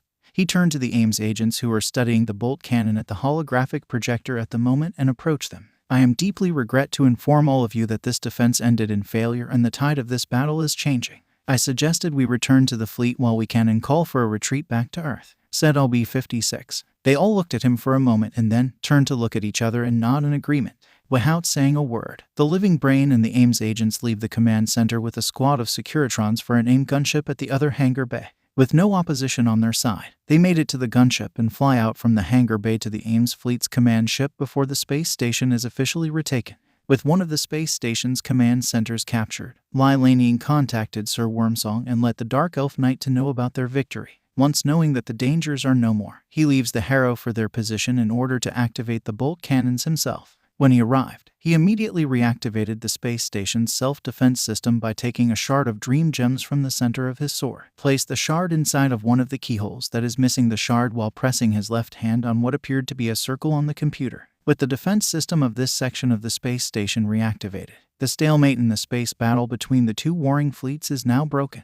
Suddenly, a number of crocodile-headed cannons appeared outside around this section of the space station and start automatically to open fire explosive blue bolts on the enemy's fleet. Under the intense firing from both the bolt cannons and a fleet of the arcs, destroying a portion of the AIMS fleet. What left of the AIMS fleet, which are just 7 starships, decided to retreat. The command ship immediately turned around, set up the coordinates for the jump points back to Earth. Then, the command ship jumped out of the system. Soon, the rest of the AIMS fleet followed. Back at the command center, Sir Wormsong reported the success of their mission and the victory over the enemy's fleet back to Queen Flies. The enemy's fleet has retreated, Astal Flies, completely surprised and happy about how the tide has turned to fast in her people's favor. Yes, Your Majesty, our fleet is now saved and the space station has been retaken, said Sir Wormsong. Then contacted the commander in charge of the fleet and relay my order. I wanted to have some troops to station on the space station in case of another attack. Also, give the commander the congratulation from me for winning the battle. Settle Flies, and after that, she disappeared from the holographic projector. Sometime later at C-53's system,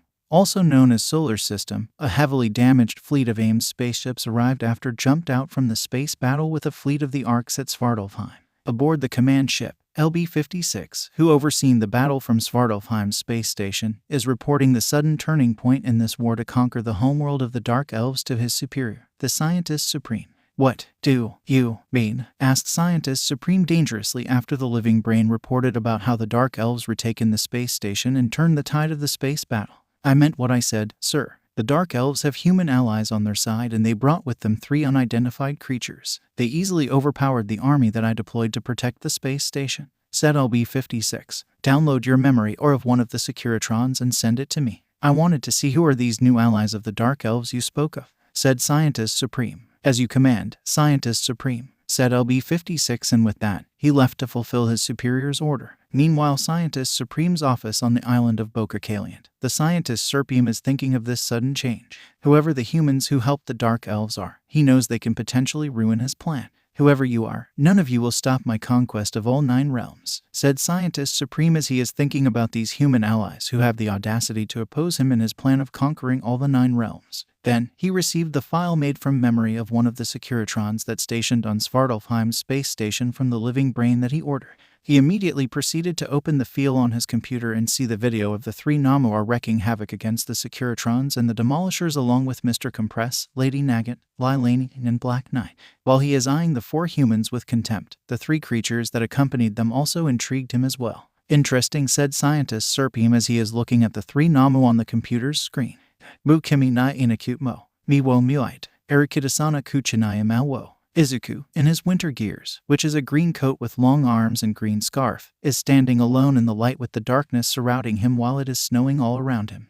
Somewhere else, Tamura, Kirigiri, Lylanian, Blizzard, Dabai, Himiko, Twice, Mustard, Mr. Compress, Magni, Lady Nagant, and Spinner are standing on top of the building as the snows are falling too. The scene then changes to the snowflakes with snows are falling. How do nai tizetsu omu tabai nai? How do no jibun wo kakashaichimau no? Okabiu wagamama nai nerzu nai. Himiko happily plays sled in the empty park with Mustard, who is appearing to be holding on her shoulders for his own life while sitting behind her on the sled while Twice is running after them down from the hill. On the top of the building somewhere in Musutafu, Blizzard and Dabai are secretly observing a villain's attack down below as Endeavor, Burnin, Kaido, and Onuma are rushing to the crime scene to fight the villains. Back inside the bar with No Name and Kimino Ward, Tamura, Lilanian, Spinner, Lady Nagant, Mr. Compress, and Magni are sitting at the counter while having cups of hot cocoa together while Kurogiri is washing a glass of mug behind the counter. Kimi ga nai machai wa. Hitori nai wa hirasujiru ni. Doko hi arukadespa too. Somewhere else in Musutafu, Izuku is walking alone on the sidewalk as the snows are falling in the middle of the night. Then, the screen is closed up to his face, which is seemed to be sad. A Furudasu Diamondo. Ho-ho Watsudai. The scene then changes back to the front of the Jaku General Hospital with 6 snowflakes near the edges of the screen, hinting the importance of the hospital and its possible connection with the League of Villains. Kurakira Meikairu Dana Nai Kanashai Toki Mo. Kizutsukanai Tsuyosa ga Hashiai to Negao no. The scene then changes again to the front of the bar with No Name and Kimino Ward with Izuku is walking toward its door. Later, when the door is opened, the rest of the League of Villains looked up to see that Izuku is entering the bar. Everyone, except for Tamura and Kurogiri, smiles at him, happy to see him return. Like them, he too is happy to see their faces again. The scene then changes to the dancing snowflakes with snows are falling. Tsuyoku naru ryu wo shita, boku wo tsurit suzum. In the darkness, Izuku Midoriya is on his knees crying after being rejected by his idol, All Might, after he told him that he cannot become a hero without a quirk and using an armor similar to Iron Man is not an option or even being encouraged. Suddenly, Tamura Shigaraki appears before the crying green-haired boy. The leader of the League of Villains then offers him a hand to help him stand up, and slowly but surely, Izuku raises his right hand up and take it. Doraderic no Samatu na yu, Kalibaru Kokoro Fururu Tiwa, Tsukimidai Mono ga Eru. Sword Dake Saw. The scene then switches to the group of pro-heroes consisted of All Might, Endeavor, Eraserhead, Present Mike, Midnight, Mount Lady, Kamui Woods, Edgeshot, Death Arms, and Best Jeanist are standing proudly before the crowd of the cheering people and the reporters are taking pictures of them. The screen then zoomed out and revealed the darkness above them. In the darkness above the heroes, the mysterious red strings are secretly binded them to the hands of a group of the shadowy figures with glowing red T-shape on their masked helmets, indicating that they're benefactors of the heroes and the de facto rulers of the society. Yoru no Nyoi Nai, Sora Nurin Demo, Kawaikru no Wan Jibin Jishin Dake Sor Dake Sa. The scene then changed to Tamura as putting on his father's hand on his face. Kurogiri emerged from the portal he created. Lilanian is floating in the air by standing on her flying sword. Mr. Compress is putting on one of his masks. Twice is acting all crazy because he doesn't have his mask on until Himiko puts it on him. Lady Nagant turned her right arm into a rifle. Spinner is putting his sword into the sheath on his back. Magna's adjusting her glasses. Mustard emerged from the purple gas that he released. Blizzard and Dabai are walking out together from an alley and Black Knight is riding on Aragorn's back as the winged steed is flying high into the sky until only their silhouettes can be seen when the sun is shown above them.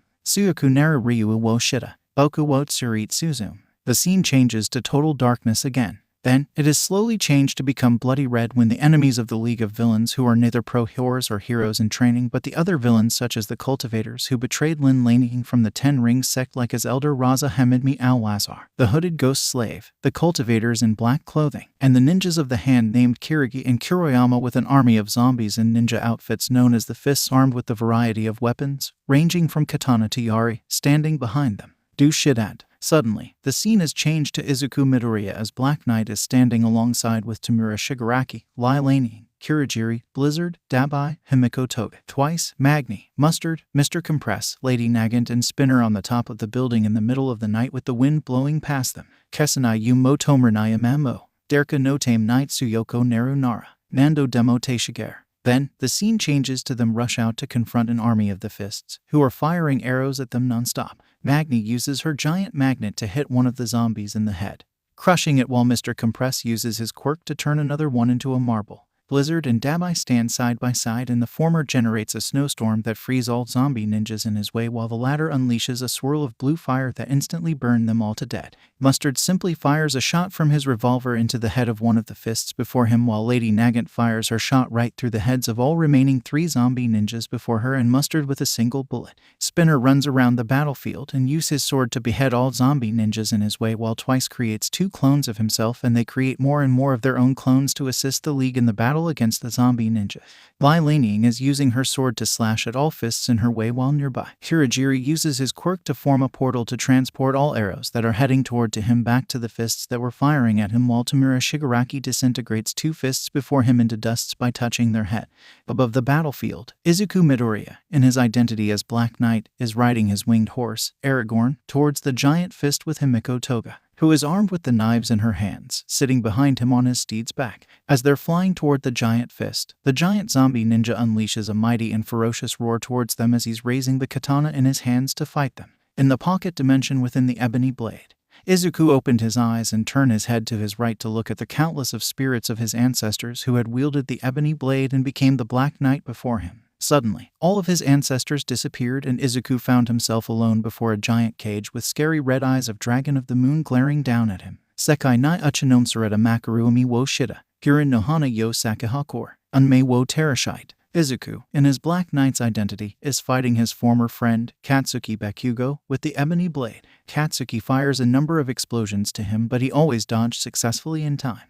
Then, Katsuki unleashed a massive explosion to blast Izuku away. However, Izuku stands firm and used the ebony blade to block his former friend's attack by pushing the incoming blast with all he has in him. After that, an explosion happened and Black Knight is walking out of the black smoke alone with the ebony blade in his right hand.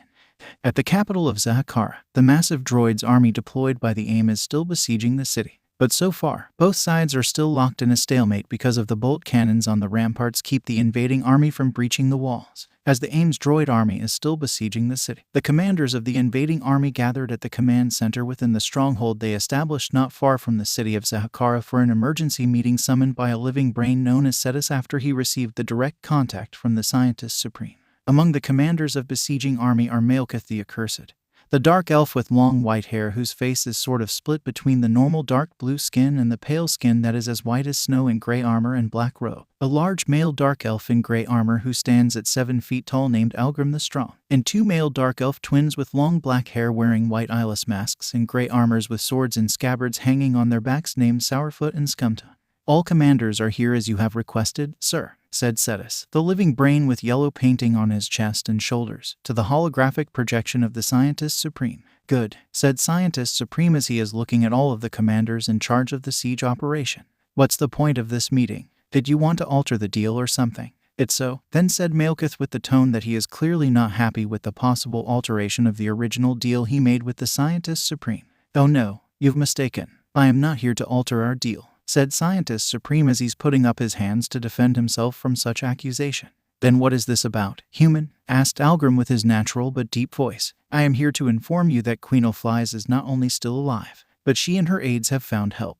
Went back to Svartalfheim and is on the way back to the capital, said Scientist Supreme. What, didn't you say you will have her dealt with back then if she escaped to Midgard? Asked Malekith with fury in his voice. And according to the most recent report, she had recaptured an airbase and dealt a heavy blow to my fleet. Now, you and your army are trapped alone there with no supply or reinforcement, said Scientist Supreme. Should we dispatch some assassins after her, sir? Asked Algrim. That will not work. Most of the villages and towns in the desert are occupied by the forces made up of droids as garrisons and all survivors are in prison, said Cetus. Then just have one of those garrisons of yours stopped her and whoever she brought with her. Utilize the survivors in the towns and villages as hostages if it is necessary, said Malekith as he turned around and leave the command center with Algrim and the 2 dark elf twins. Do as he said, Cetus, said Scientist Supreme. As you command, Scientist Supreme, said Cetus as he turned to one of the Securitrons nearby. Also, did the cargo has been delivered before the fleet retreated? Asked Scientist Supreme. The new weapons have arrived just in time before I lost contact with the fleet, sir, said Cetus. Very good. Use them as you and the other commanders pleased. Either assisting in the siege or dealing with the Queen's forces, I am fine with it. Just secure this world for our cause and put Malekith on the throne as our puppet. The expansion into the rest of the 9 realms awaited us, said Scientist Supreme. As you command, said Cetus before his superior disappeared from the holographic projector. Go get me Sub-Commander Blake. Tell him that he now has the opportunity to test out one of the new weapons, said Cetus, and that Securitron nodded and leave to find the one known as Sub-Commander Blake. Then, General Cetus turned back at the holographic projector and contact one of the garrisons out there in the desert. Once he did, the holographic projection of the dark elf with long hair and armor and cape appeared before him. Captain Rotjaw, said Cetus. General Cetus, may I know why you're contacting me? Is there something you needed from the town that I occupied? asked Raja. Queen Flies and her aides have returned, and they're back with reinforcement. If you come across them, make sure all of them are executed, said Cetus. Anything else? Asked Raja. Yes, spread the words out to the other garrisons. Alert all of them about the possible arrival of the Queen and her forces. Have them dealt with lethal force as authorized, and using prisoners as living shields and hostages are permitted, said Cetus, and with that, the transmission between him and Captain Rotjaw ended. Meanwhile, in the endless desert, a harrow piloted by Sir Wormsong is flying across the desert along the Great River. The passengers aboard are the members of the League of Villains, Queen Flies of the Dark Elves, and Waziria, the Royal Shaman. After retaking the space station, Sir Wormsong took Mr. Compress, Lady Nagant, Lilani, Black Knight, and the three Namu back to the airbase, with Ambassador Amora and her team. The executioners decided to stay behind to guard the airbase. The Queen of Svartalfheim, her aides, and her allies decided to travel to the capital by using a harrow. According to the female ambassador from Asgard, they will encounter some towns and villages occupied by the garrisons left behind by the Ames army on the way to Zahakara. And the first one that they're reaching right now is known as Kalak. We will be approaching Kalak soon, and with a harrow, liberating it will be easy, said Sir Wormsong. Unbeknownst to him and everyone inside of the harrow, however, they're being watched. One of the probe droids patrolling the perimeter spotted the harrow they are using as flying into the direction where the town of Kalak is and immediately sending the signal back to the town's courtyard, which has been converted into the command center for the Ames garrison stationed there, along with the recorded video. At the command center, one of the Securitrons who watched the footage immediately alerted Captain Rotjaw about the enemy's vessel that is arriving soon at high speed. Captain, the enemy is in range, said Securitron Sergeant. Fire at will, said Captain Rotjaw, and 35 bolt cannons immediately aimed into the air and begin to fire toward the harrow. Boom, boom, boom, boom, boom, boom, boom. Due to the intense firing from multiple directions, Sir Wormsong is unable to land the vessel and is forced to turn around.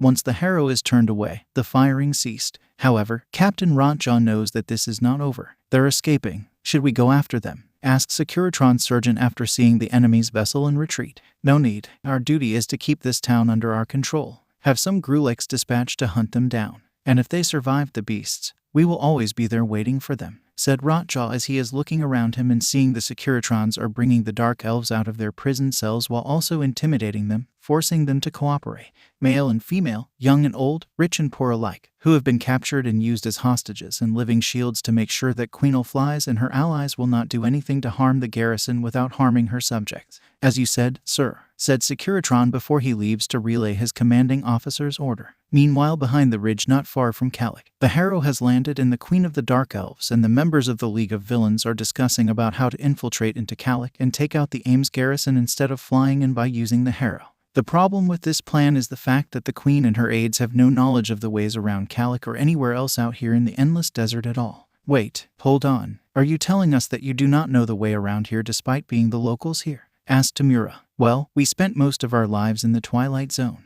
Unlike here, that place is full of vegetation and water. The peoples who were born and grown up in the Twilight Zone rarely leave it for the desert unless they are merchants, being part of the military or exiled for some serious crimes, said Waziria. We only know that there are some towns and villages out here, but that's just it, said Sir Wormsong. Terrific, said Lady Nagant as she's rolling her eyes. Suddenly, they heard the sound of rock crashing from the other side of the ridge. Suspected that the enemies have come after them. Everyone prepares for an attack, but after waiting for a moment and no attack come, they know something is not right. Curious, Mustard decided to check it out with Black Knight and Himiko accompanied him. Once they reached the top of the ridge and looked down, they saw a young adult female dark elf is tending the wound of a male dark elf who appeared to be the equivalent of the male human in his 50s. The female dark elf is wearing long sleeveless gray robe, brown shoes and has long dark blue hair and yellow eyes, while the male dark elf is wearing gray shirt, black pants and brown shoes. He is also pot-bellied, has yellow eyes and largely bald. From behind the ridge, Mustard turned around and informed the others that there are no threats while the Black Knight and Himiko keep their eyes on the two dark elves down below. When Waziria, Sir Wormsong and Queen Flies arrived to take a look themselves, they smiled upon seeing some of the survivors. Taking this opportunity, Waziria steps out and go down below to meet them on behalf of her queen. Excuse me, said Waziria, and upon hearing that, the two dark elves down below looked up to see the Queen of the Dark Elves, Sir Wormson, and some members of the League on the top of the ridge. On instinct, the female dark elf immediately drawn a sword from under the robe and get into the fighting stance. Whoa, hold on. We're friendly, said Waziria, but the female dark elf before still did not withdraw her weapon. Then, Queenal Flies herself steps forward and introduces herself to both dark elves below the ridge. I am Queenal Flies, the rightful ruler of Haratine. You both can trusted me and my allies. We're here to help, said O'Flies. Forgive me for not believing you, your majesty. My name is Majeth, by the way. And this is Father, Belith, said Majeth as she is looking down at her injured father with concern in her eyes. So what is the mighty queen of our people doing out here in the desert? Asked Majeth while eyeing the queen and her allies suspiciously. We're here to help, of course, said Waziria. Can you show us a way to get inside the town? Please, we needed to get in there and free the other survivors, said O'Flies. Why do you suddenly care about us, your majesty? Unless you wanted us to take care of one of your scums. You forest dwellers never cared about what we have to eat in each day like at all, said Belith. Control your tongue, elder. This is the queen you are speaking with, said Wormsong as he is drawing his blade and pointed down to him. Please, sir, let us help you. You're injured. With you in that condition, you cannot save the town, said Black Knight. My daughter and I need no help, especially from those money-hungry selfish bastards from the TW Light Zone. Come on, Majeth, let's go. We got a town to save, said Belith and quickly limp away from the queen and her group as fast as possible. Without saying a word, Majeth hurriedly runs after her father, leaving Queenal Flies, her aides and the League of Villains alone. You're welcome, said Himiko sarcastically as they are going further away from them. So what now, your majesty? Asked Tamura as he's crossing his arms. Let's just follow them from the distance, making sure neither of them see us. They might be able to lead us back to the safest route to enter the town, said O'Flies. Wait, you mean we have to walk? Asked Mustard. Any better idea, little one? Asked O'Flies as she's placing her hands on her hips while also glaring at him. Mustard simply shakes his head as a no. Then let's just go, said O'Flies, and she begins to walk after Majeth and her father back to the town. Since the town of Calic is not far from where they landed the vessel, it did not take long for them to reach the village and catch up with them.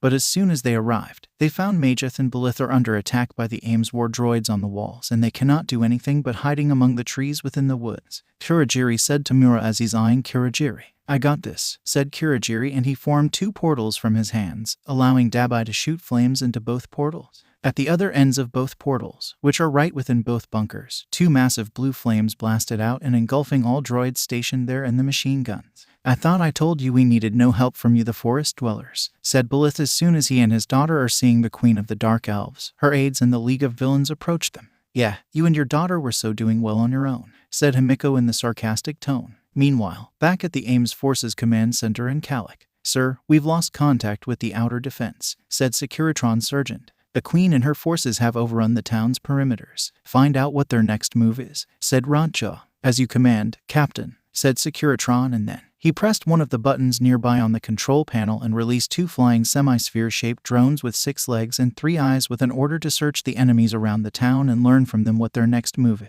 Back at the outer walls, the Queen of the Dark Elves and the League of Villains have the walls secured and is now ready to move on further into the village. However, they know that knowing what the enemies have in store for them is also required. So Shigaraki has Spinner and Dabai dispatched to scout ahead along with Sir Wormsong and Majeth, since Waziria needed to stay with the Queen. Inside the town of Calic later on, Sir Wormsong, Majeth, Spinner and Dabai are now walking along an empty street. Buildings are just buildings. What really make the city are people who live in it, said Wormsong as he's looking around himself while walking. So where are they? Asked Dabai as he's following him behind. Then, they all stopped and Sir Wormsong turned to look at the rest of them. Maybe the town's courtyard, asked Majeth. Then we'll go check the courtyard. Can you 2 cover the area in the south? Asked Wormsong. If it will help finishing this scouting mission faster, so be it, said Dabai, and then he leaves the group for the south of the town with Spinner behind him. After they left, Wormsong and Majeth left for the town's courtyard. Later in the south of Calic, Spinner and Dabai are scouting the area alone along the street. I'm telling you, Dabai,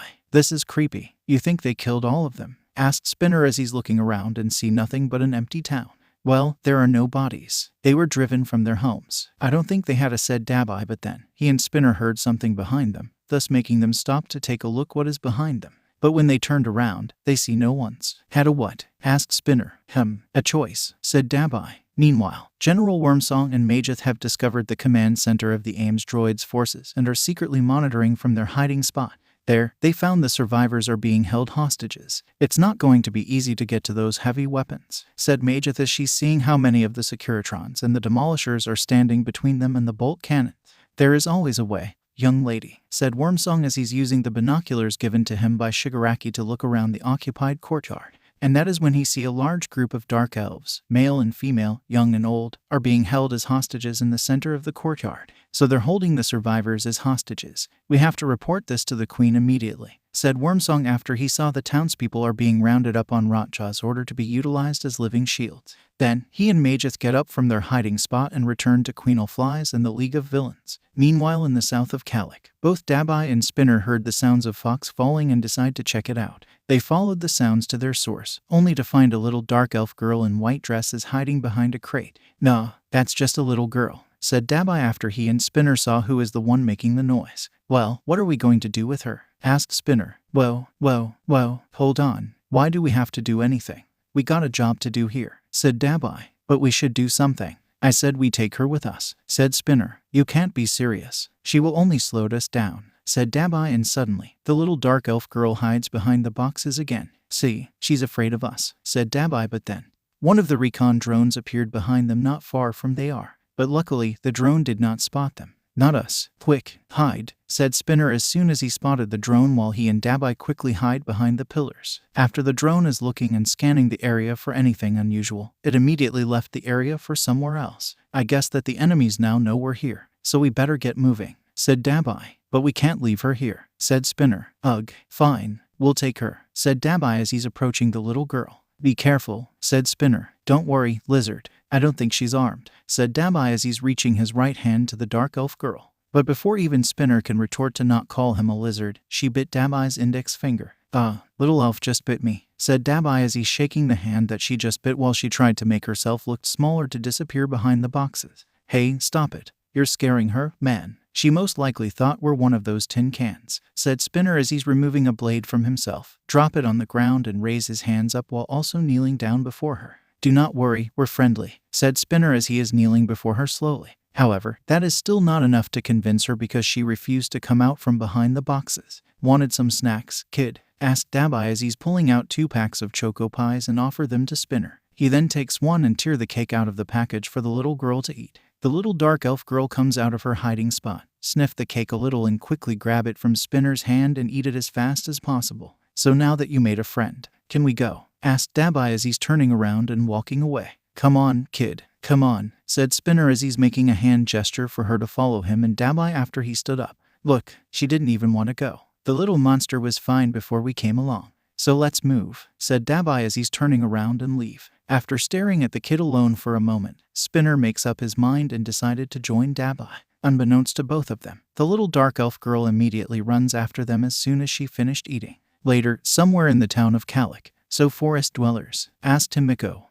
What about it?" asked Belith. "Why you called Queenie and her pals that?" asked Himiko. "Long story short, they followed the one called the Discoverer into the Twilight Zone, formed civilization there, forget about us and only remembered we existed when they decided to exile political dissidents and criminals into the desert. And when we protested or plead for help, we are ignored. And when we rebelled, they crushed us," said Belith. "And who is this?" said Himiko, but before she can finish, the grounds beneath her feet suddenly begin to tremble. The trembling keeps getting nearer and louder. Then, out of nowhere, a 15 feet tall omnivorous bird-headed gorilla-like creature with brownish furs and frills around its neck appeared from the left. The League of Villains and the Dark Elf allies. The giant creature looked down at them for a few seconds before unleashing a roar to intimidate them. "Roar, a Grulek," said Waziria as the creature now identified as Grulek is running toward them. "A what now?" asked Mr. Compress, but before anyone can say anything, the Grulek charged at the group while roaring out loud, trying to grab one of them to eat. "Toga, watch out," said Black Knight as he immediately takes Himiko's right hand without a second thought and take her with him, thus being the first to leave the group. Then, the rest of them scattered into multiple directions into the empty town before the Grulek can catch any of them. However, one of them is slower than the others. It looked around and see Belith, who stopped running because of his injury, and stand there to catch his breath. Believing him to be an easy target, the Grulek charged toward the magician-themed villain. As Lady Nagant is trying to get a shot at the creature from the house that she is hiding, the Grulek is suddenly touched by Mr. Compress from behind with its right hand. Soon, the Grulek is turned into a marble and Mr. Compress puts it into one of his pockets. "Wow, Mr. Compress, that was amazing," said Black Knight as he is running out from his hiding spot with Himiko to meet the magician-themed villain. "Thank you, young man," said Mr. Compress. "So what was that thing?" asked Magni as she's rejoining the group with Lady Nagant and Mustard while looking at the Queen of the Dark Elves and the Royal Shaman, who are also rejoining the group as well. A Grulek. It's the most fearsome creature on our world. And there are many more of them out there, and they loved all sorts of meats, said O'Flies. Hey, guys, remind me again, why do we take this job? Asked Magni, still pretty much shake up from the first encounter with the Gruleks. Meanwhile, back at Spinner and Dabai, who are still patrolling around the empty street. But unbeknownst to them, Dabai at least, the little dark elf girl is secretly following them from behind. I wondered what happened to her family, said Spinner after he spotted the little dark elf girl was hiding behind one of the pillars that he and Dabai just walked passing by. Maybe dead already. But who knows, she might make it out on her own like me, said Dabai. Like you? Asked Spinner, and that is when Dabai's eyes go wide, realizing that he spoke too much. Forget it, said Dabai, and Spinner decided to drop the subject, seeing that he does not like to talk about what he went through growing up. So what's going to happen to her? I mean, after we left? Asked Spinner. I don't know, and don't get any idea. We're not taking her with us, said Dabai as he and Spinner turned around to find her, only to see that she is nowhere to be seen. Where did she go? Asked Spinner, but when he and Dabai turned around to continue the patrol, they found the little dark elf girl is standing before them. Hey, there you are, said Spinner as he's kneeling down and touched her on the nose playfully with a smile on his face. How did she get in front of us? Asked Dabai, but instead of receiving an answer, she runs away into the direction they are heading. No, don't go that way. That's where one of those flying tin cans headed, said Spinner. Let her go, lizard, said Dabai. I'm not going to let those tin cans take her, said Spinner as he immediately runs after the little dark elf girl with concern. Just trying to keep you alive. No idea why either, said Dabai as he's running after Spinner. As Spinner and Dabai are running after the mysterious little dark elf girl, they have to jump across a rock that she crawled through. And when they thought she disappeared after missing her, she revealed herself to them to be hiding behind one of the pillars that is supporting a house. Her face is full of determination, but yet also sadness. But every time they appeared before her, she puts up a smile before them. Soon, they finally caught up to her in front of one of the destroyed houses. Hey, there you are, said Spinner as he's running up to her and pat on her head gently as she's standing before the destroyed house, staring at it intentionally. Good, you found her. Now let's get out of here, said Dabai as he's approaching them from behind. Then, the little dark elf girl pulls Spinner's left hand, telling him to go with her, and he decided to do so. What are we doing here anyway? Asked Dabai as he's following them from behind. Soon, all three of them entered a destroyed house. It has two large holes on the ceiling and a large part of the staircase has been destroyed. Once inside, the little dark elf girl just stared at everything around her. After seeing that she did nothing but staring and looking around, Dabai decided to sit down at what left of the staircase while Spinner keeps observing her and the surrounding. I guess this was her home. Poor little thing, she lost it all, said Spinner with sadness in his eyes after having observed enough. Then, he looked down to his left, found a purple doll in a shape similar to that appeared to be a cross between a weasel and an otter and pick it up. He then walked up to the little dark elf girl, whose face looked like she is about to cry anytime, and offer her the doll. As soon as she received the doll, the dam broke and tears streamed down from her eyes like waterfalls. The destruction and the pain brought by war is a lot for her to take as a child.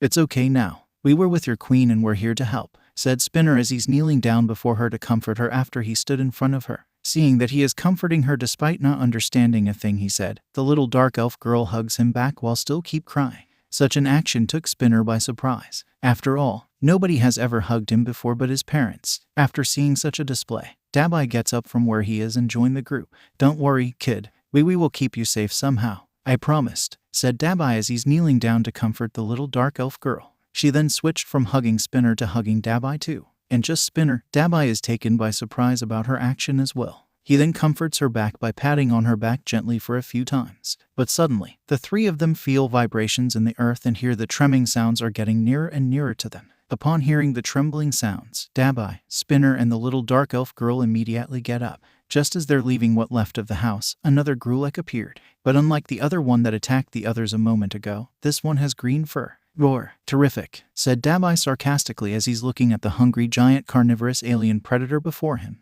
Roar. The Grulek immediately charged toward them. However, Dabai just unleashed massive blue flames from his left hand on the predator. But instead, the Grulek jumped across the fire and would have grabbed him if Spinner did not pull him back inside the house with him. As for the little dark elf girl, she is the first who retreated back inside the house and searched for the other exit. She then picked up a few rocks from the ground and moved them away. As she is clearing the rocks, Spinner and Dabai are getting into the fighting stances, waiting for the moment when the beast will punch through the door to get inside. However, Spinner soon spotted the little dark elf girl is clearing the last of the rocks out and is opening a secret door that lead down below. Upon seeing that, he nudged Dabai to follow him. And just as soon as they're getting down there, the Grulek broke through the door and tried to snatch Dabai but failed to do so. Frustrated, the Grulek shakes its head around a few times before leaving the place. Then, it raised its head into the air and smelled for other potential source of foods. It smelled 2 sources of meats, one from where the League of Villains are at the moment, and the other one from the Dark Elf survivors that are being held hostages by the AIM's troops. Later, somewhere inside the town of Kalik, the rest of the League of Villains, along with the Queen of the Dark Elves and her royal shaman, are on the move to the courtyard with mission to liberate the survivors and free this town from military occupation. But then, they heard another trembling sounds coming from afar. "Not again," said Magni, and suddenly, the Grulek that Spinner and Dabai encountered earlier appeared before them by coming out from one of the streets on the right. It then comes to stand between them, blocking their path while also staring at them intently and hungrily. Roar! Then, the Grulek charged to them, intending to capture one of them as its meal. But before it can reach them, Lady Nagant extended the rifle out from her right elbow, loaded it and aimed it at the approaching alien predator. Then, she fired the shot and wounding it in the shoulder. This stopped it and make it roar out in pain while holding its wounded right shoulder. Seeing his chance, Mr. Compress quickly runs out, touch it and turn it into a marble. "Good shooting," said Mr. Compress. "Thanks," said Lady Nagant with a smirk as she's turning her arm back to normal. As they are about to move on, the manhole nearby suddenly moves on its own. Everyone immediately prepared themselves for another possible attack. But when Dabai and Spinner emerged from the underground, they immediately lowered their guards. "Dabai, Spinner, you guys are okay," said Black Knight. "And who is that little girl behind you?" asked Himiko as she's pointing to the little dark elf girl that is hiding behind Spinner's back. "The kid who helped us out by leading us through the tunnels?" "Duh," said Spinner, and upon hearing that, the Queen of the Dark Elves herself approached the little girl. "Hello, little one," said Queen of Flies as she's kneeling down before the little dark elf girl. "I can translate what she said for us if you want it," said Waziria as she's pulling out the dream gem, ready to cast a spell to help the young female dark elf be able to communicate with the League of Villains. "Rana nal jesh igrelji teeth is mauha?" asked Queen of Flies. "Voth, Kur Rana," said Dark Elf Girl as she's poking her head out to look at the beautiful Dark Elf Queen before her from behind Spinner's back. Then, Waziria casts a spell on the little Dark Elf Girl, allowing the humans to hear her speak in their language. "And can you take us there?" asked Queen of Flies in Shivasif. "Yes, I can," said Dark Elf Girl as she's nodding her head after she replied to the Queen in her native language. "General Wormsong, we're going to need a diversion, and I believe those 3 creatures will serve well in such roles," said Queen of Flies as she's turning to look at the male Dark Elf Knight. "Speaking of them, why didn't you bring them out to help us earlier?" asked Magni as she's eyeing Mr. Compress, who is standing beside her. "Forgive me, Miss Magni. A lot happened ever since we entered this town to the point that I've forgotten that I have them kept as marbles in my pocket," said Mr. Compress. Sometime later on a cliff near the AIM's command center in the village, Lilane, Mr. Compress and Lady Nagant are standing there along with Mustard and looking at the occupational army of war machines down below. Then, the magician-themed villain reaches out into one of his pockets, take out 3 marbles, and throw them down below into the middle of the command center. One of the marbles hits the Securitron in the head before falling down to the ground. As the Securitan is kneeling down to inspect the marble that just hit him, Mr. Compress snaps his fingers, turning all 3 marbles into the fearsome Namo. And as soon as they are released, they immediately go on to rampage against the AIM's droid's army. When the 3 Namu begins their rampage, the enemy's army becomes distracted, allowing Queen of Flies to go in through the secret tunnel along with Black Knight and Toga to free the Dark Elf hostages. Meanwhile, Mr. Compress is still standing over the cliff and simply looking at the battle down below. Then, he takes more marbles out from his pockets and throw them down to the battlefield below. As they're about to land on the ground, Mr. Compress simply snaps his fingers. Suddenly, the marbles are transformed into General Wormsong, Waziria and the other members of the League of Villains. Back to being normal, they quickly join the battle. Spinner slices all of Securitrons they can find with his sword while Magni uses her giant magnet to smash all enemies near her. Dabai unleashed a storm of blue fire upon a group of Securitrons and 3 demolishers, burning all of them into scrapped pieces of metals. As for Lady Nagant, she simply turned her right arm into a rifle and began sniping the unsuspecting Securitrons by one in order to assist the Namu and the others down below. Kurogiri, on the other hand, simply opened a number of portals there and thereby using his quirk, transporting all shots fired by the enemies back at their own forces one way or another. As for Twice, he created clones of the other members of the League of Villains to assist while he is being protected by Tamura and Kurogiri respectively. And as this is happening, Queen of Flies managed to free all of the hostages by using a sword borrowed from Lilane, and with the helps from Black Knight and Toga. Once freed, the Queen of the Dark Elves signaled her people to follow her into the tunnel through the cave she came out earlier with her allies. However, the Securitron Sergeant spots them and alert Rotjaw of this. This resulted in him turning around to stop the Queen of the Dark Elves from freeing the captives. But before he can make it, some of the shots fired by the Securitrons and the demolishers that have been transported around by Kurogiri's quirk ended up hitting the shells for the bolt cannons, destroying the cannons near them in the process. Boom, boom, boom, boom, boom. This resulted in Captain Rotjaw to be hit by one of the explosions, injuring him and preventing him from stopping the Queen from rescuing the captives. However, he is not knocked out yet. You may have destroyed my cannons, but you will not leave this place alive, said Rotjaw as he's aiming his sword at Queen Flies, ready to strike her down. But before he can do anything, a knife suddenly flies right into his back, forcing him to let go of his weapon while he's collapsing on the ground. Queen Flies then looked up into the direction where the knife came from and see Himeko is standing with Belith beside her. And stay down, said Himeko as she's running her latest stabbing victim and snatched the knife out, allowing his blood to spill out. Miraculously, he is still alive, judging by the fact that he is trying to get up despite the bleeding wound on the back. However, the Queen of the Dark Elves given him no chance and kick him right in the face with her right leg, thus knocking him out cold. Soon, the remnant of the occupational army is defeated and the rest of the league entered the courtyard to see what to do with Captain Rotjaw. And as soon as Tamura arrived with Kurogiri, he knows what to do with the treacherous dark elf. Kurogiri, can you, said Tamura, but Kurogiri, knowing what he wanted, obeyed him before he even finished saying it. You got it, said Kurogiri, and he immediately uses his quirk on Captain Rotjaw. No, said Rotjaw, but before he can finish, Kurogiri has him warped away. Where did you send him? Where is he now? Asked Mageth, concerning that he might be back later. Don't worry, he won't be coming back to bother anyone here ever again. Right, Mr. Compress? Asked Tamura. Indeed, said Mr. Compress as he's approaching him and Kurogiri with 2 marbles in his right hand. Kurogiri then formed another large portal on the ground and Mr. Compress throws the marbles into the air, snap his fingers and allow it to turn back into 2 Gruleks. Before the Gruleks can harm anyone, Kurogiri elevated the portal up into the air and take them to the same place he just sent Captain Rotjaw.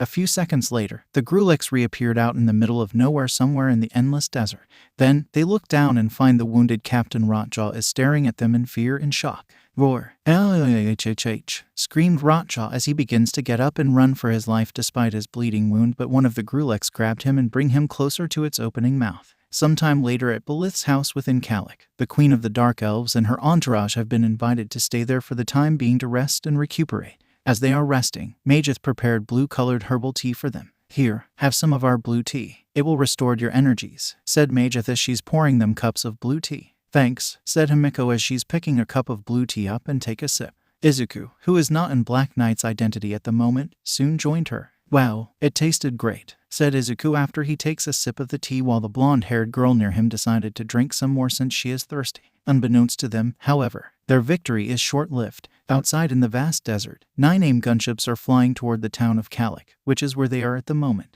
and one of the gunships is carrying a new weapon within it. It is a human-sized chamber with one of the AIM's experiments inside. Mu kimi nai inacute mo, miwo muite, erikidasana kuchinaya mawo. Izuku, in his winter gears, which is a green coat with long arms and green scarf, is standing alone in the light with the darkness surrounding him while it is snowing all around him. Somewhere else, Tamura, Kurogiri, Lailaning, Blizzard, Dabai, Himeko, Twice, Mustard, Mr. Compress, Magni, Lady Nagant, and Spinner are standing on top of the building as the snows are falling too. The scene then changes to the snowflakes with snows are falling. How do nai tizetsu amu tabai nai? How do no jibun wo kakashaichimau no? Okabiu wagamama nai nerzu nai. Himeko happily plays sled in the empty park with Mustard, who is appearing to be holding on her shoulders for his own life while sitting behind her on the sled while Twice is running after them down from the hill. On the top of the building somewhere in Musutafu, Blizzard and Dabai are secretly observing a villain's attack down below as Endeavor, Burnin, Kaido, and Onuma are rushing to the crime scene to fight the villains. Back inside the bar with No Name and Kamino Ward, Tamura, Lailaning, Spinner, Lady Nagant, Mr. Compress, and Magni are sitting at the counter while having cups of hot cocoa together while Kurogiri is washing a glass of mug behind the counter. Kimi ga nai machai wa. Itori nai wa hirasujuru ni. Doko hi arikadespa too. Somewhere else in Musutafu, Izuku is walking alone on the sidewalk as the snows are falling in the middle of the night. Then, the screen is closed up to his face, which is seemed to be sad. Afuridasu diamondo. Ho-ho watsudai. The scene then changes back to the front of the Jaku General Hospital with 6 snowflakes near the edges of the screen. hinting the importance of the hospital and its possible connection with the League of Villains. Kurakira meikairu dana nai kanashii toki mo, kizutsuka nai tsuyosa ga hashii to negao no. The scene then changes again to the front of the bar with No Name and Kamino Ward with Izuku is walking toward its door. Later, when the door is opened, the rest of the League of Villains looked up to see that Izuku is entering the bar. Everyone, except for Tamura and Kurajiri, smiles at him, happy to see him return. Like them, he too is happy to see their faces again. The scene then changes to the dancing snowflakes with snows are falling.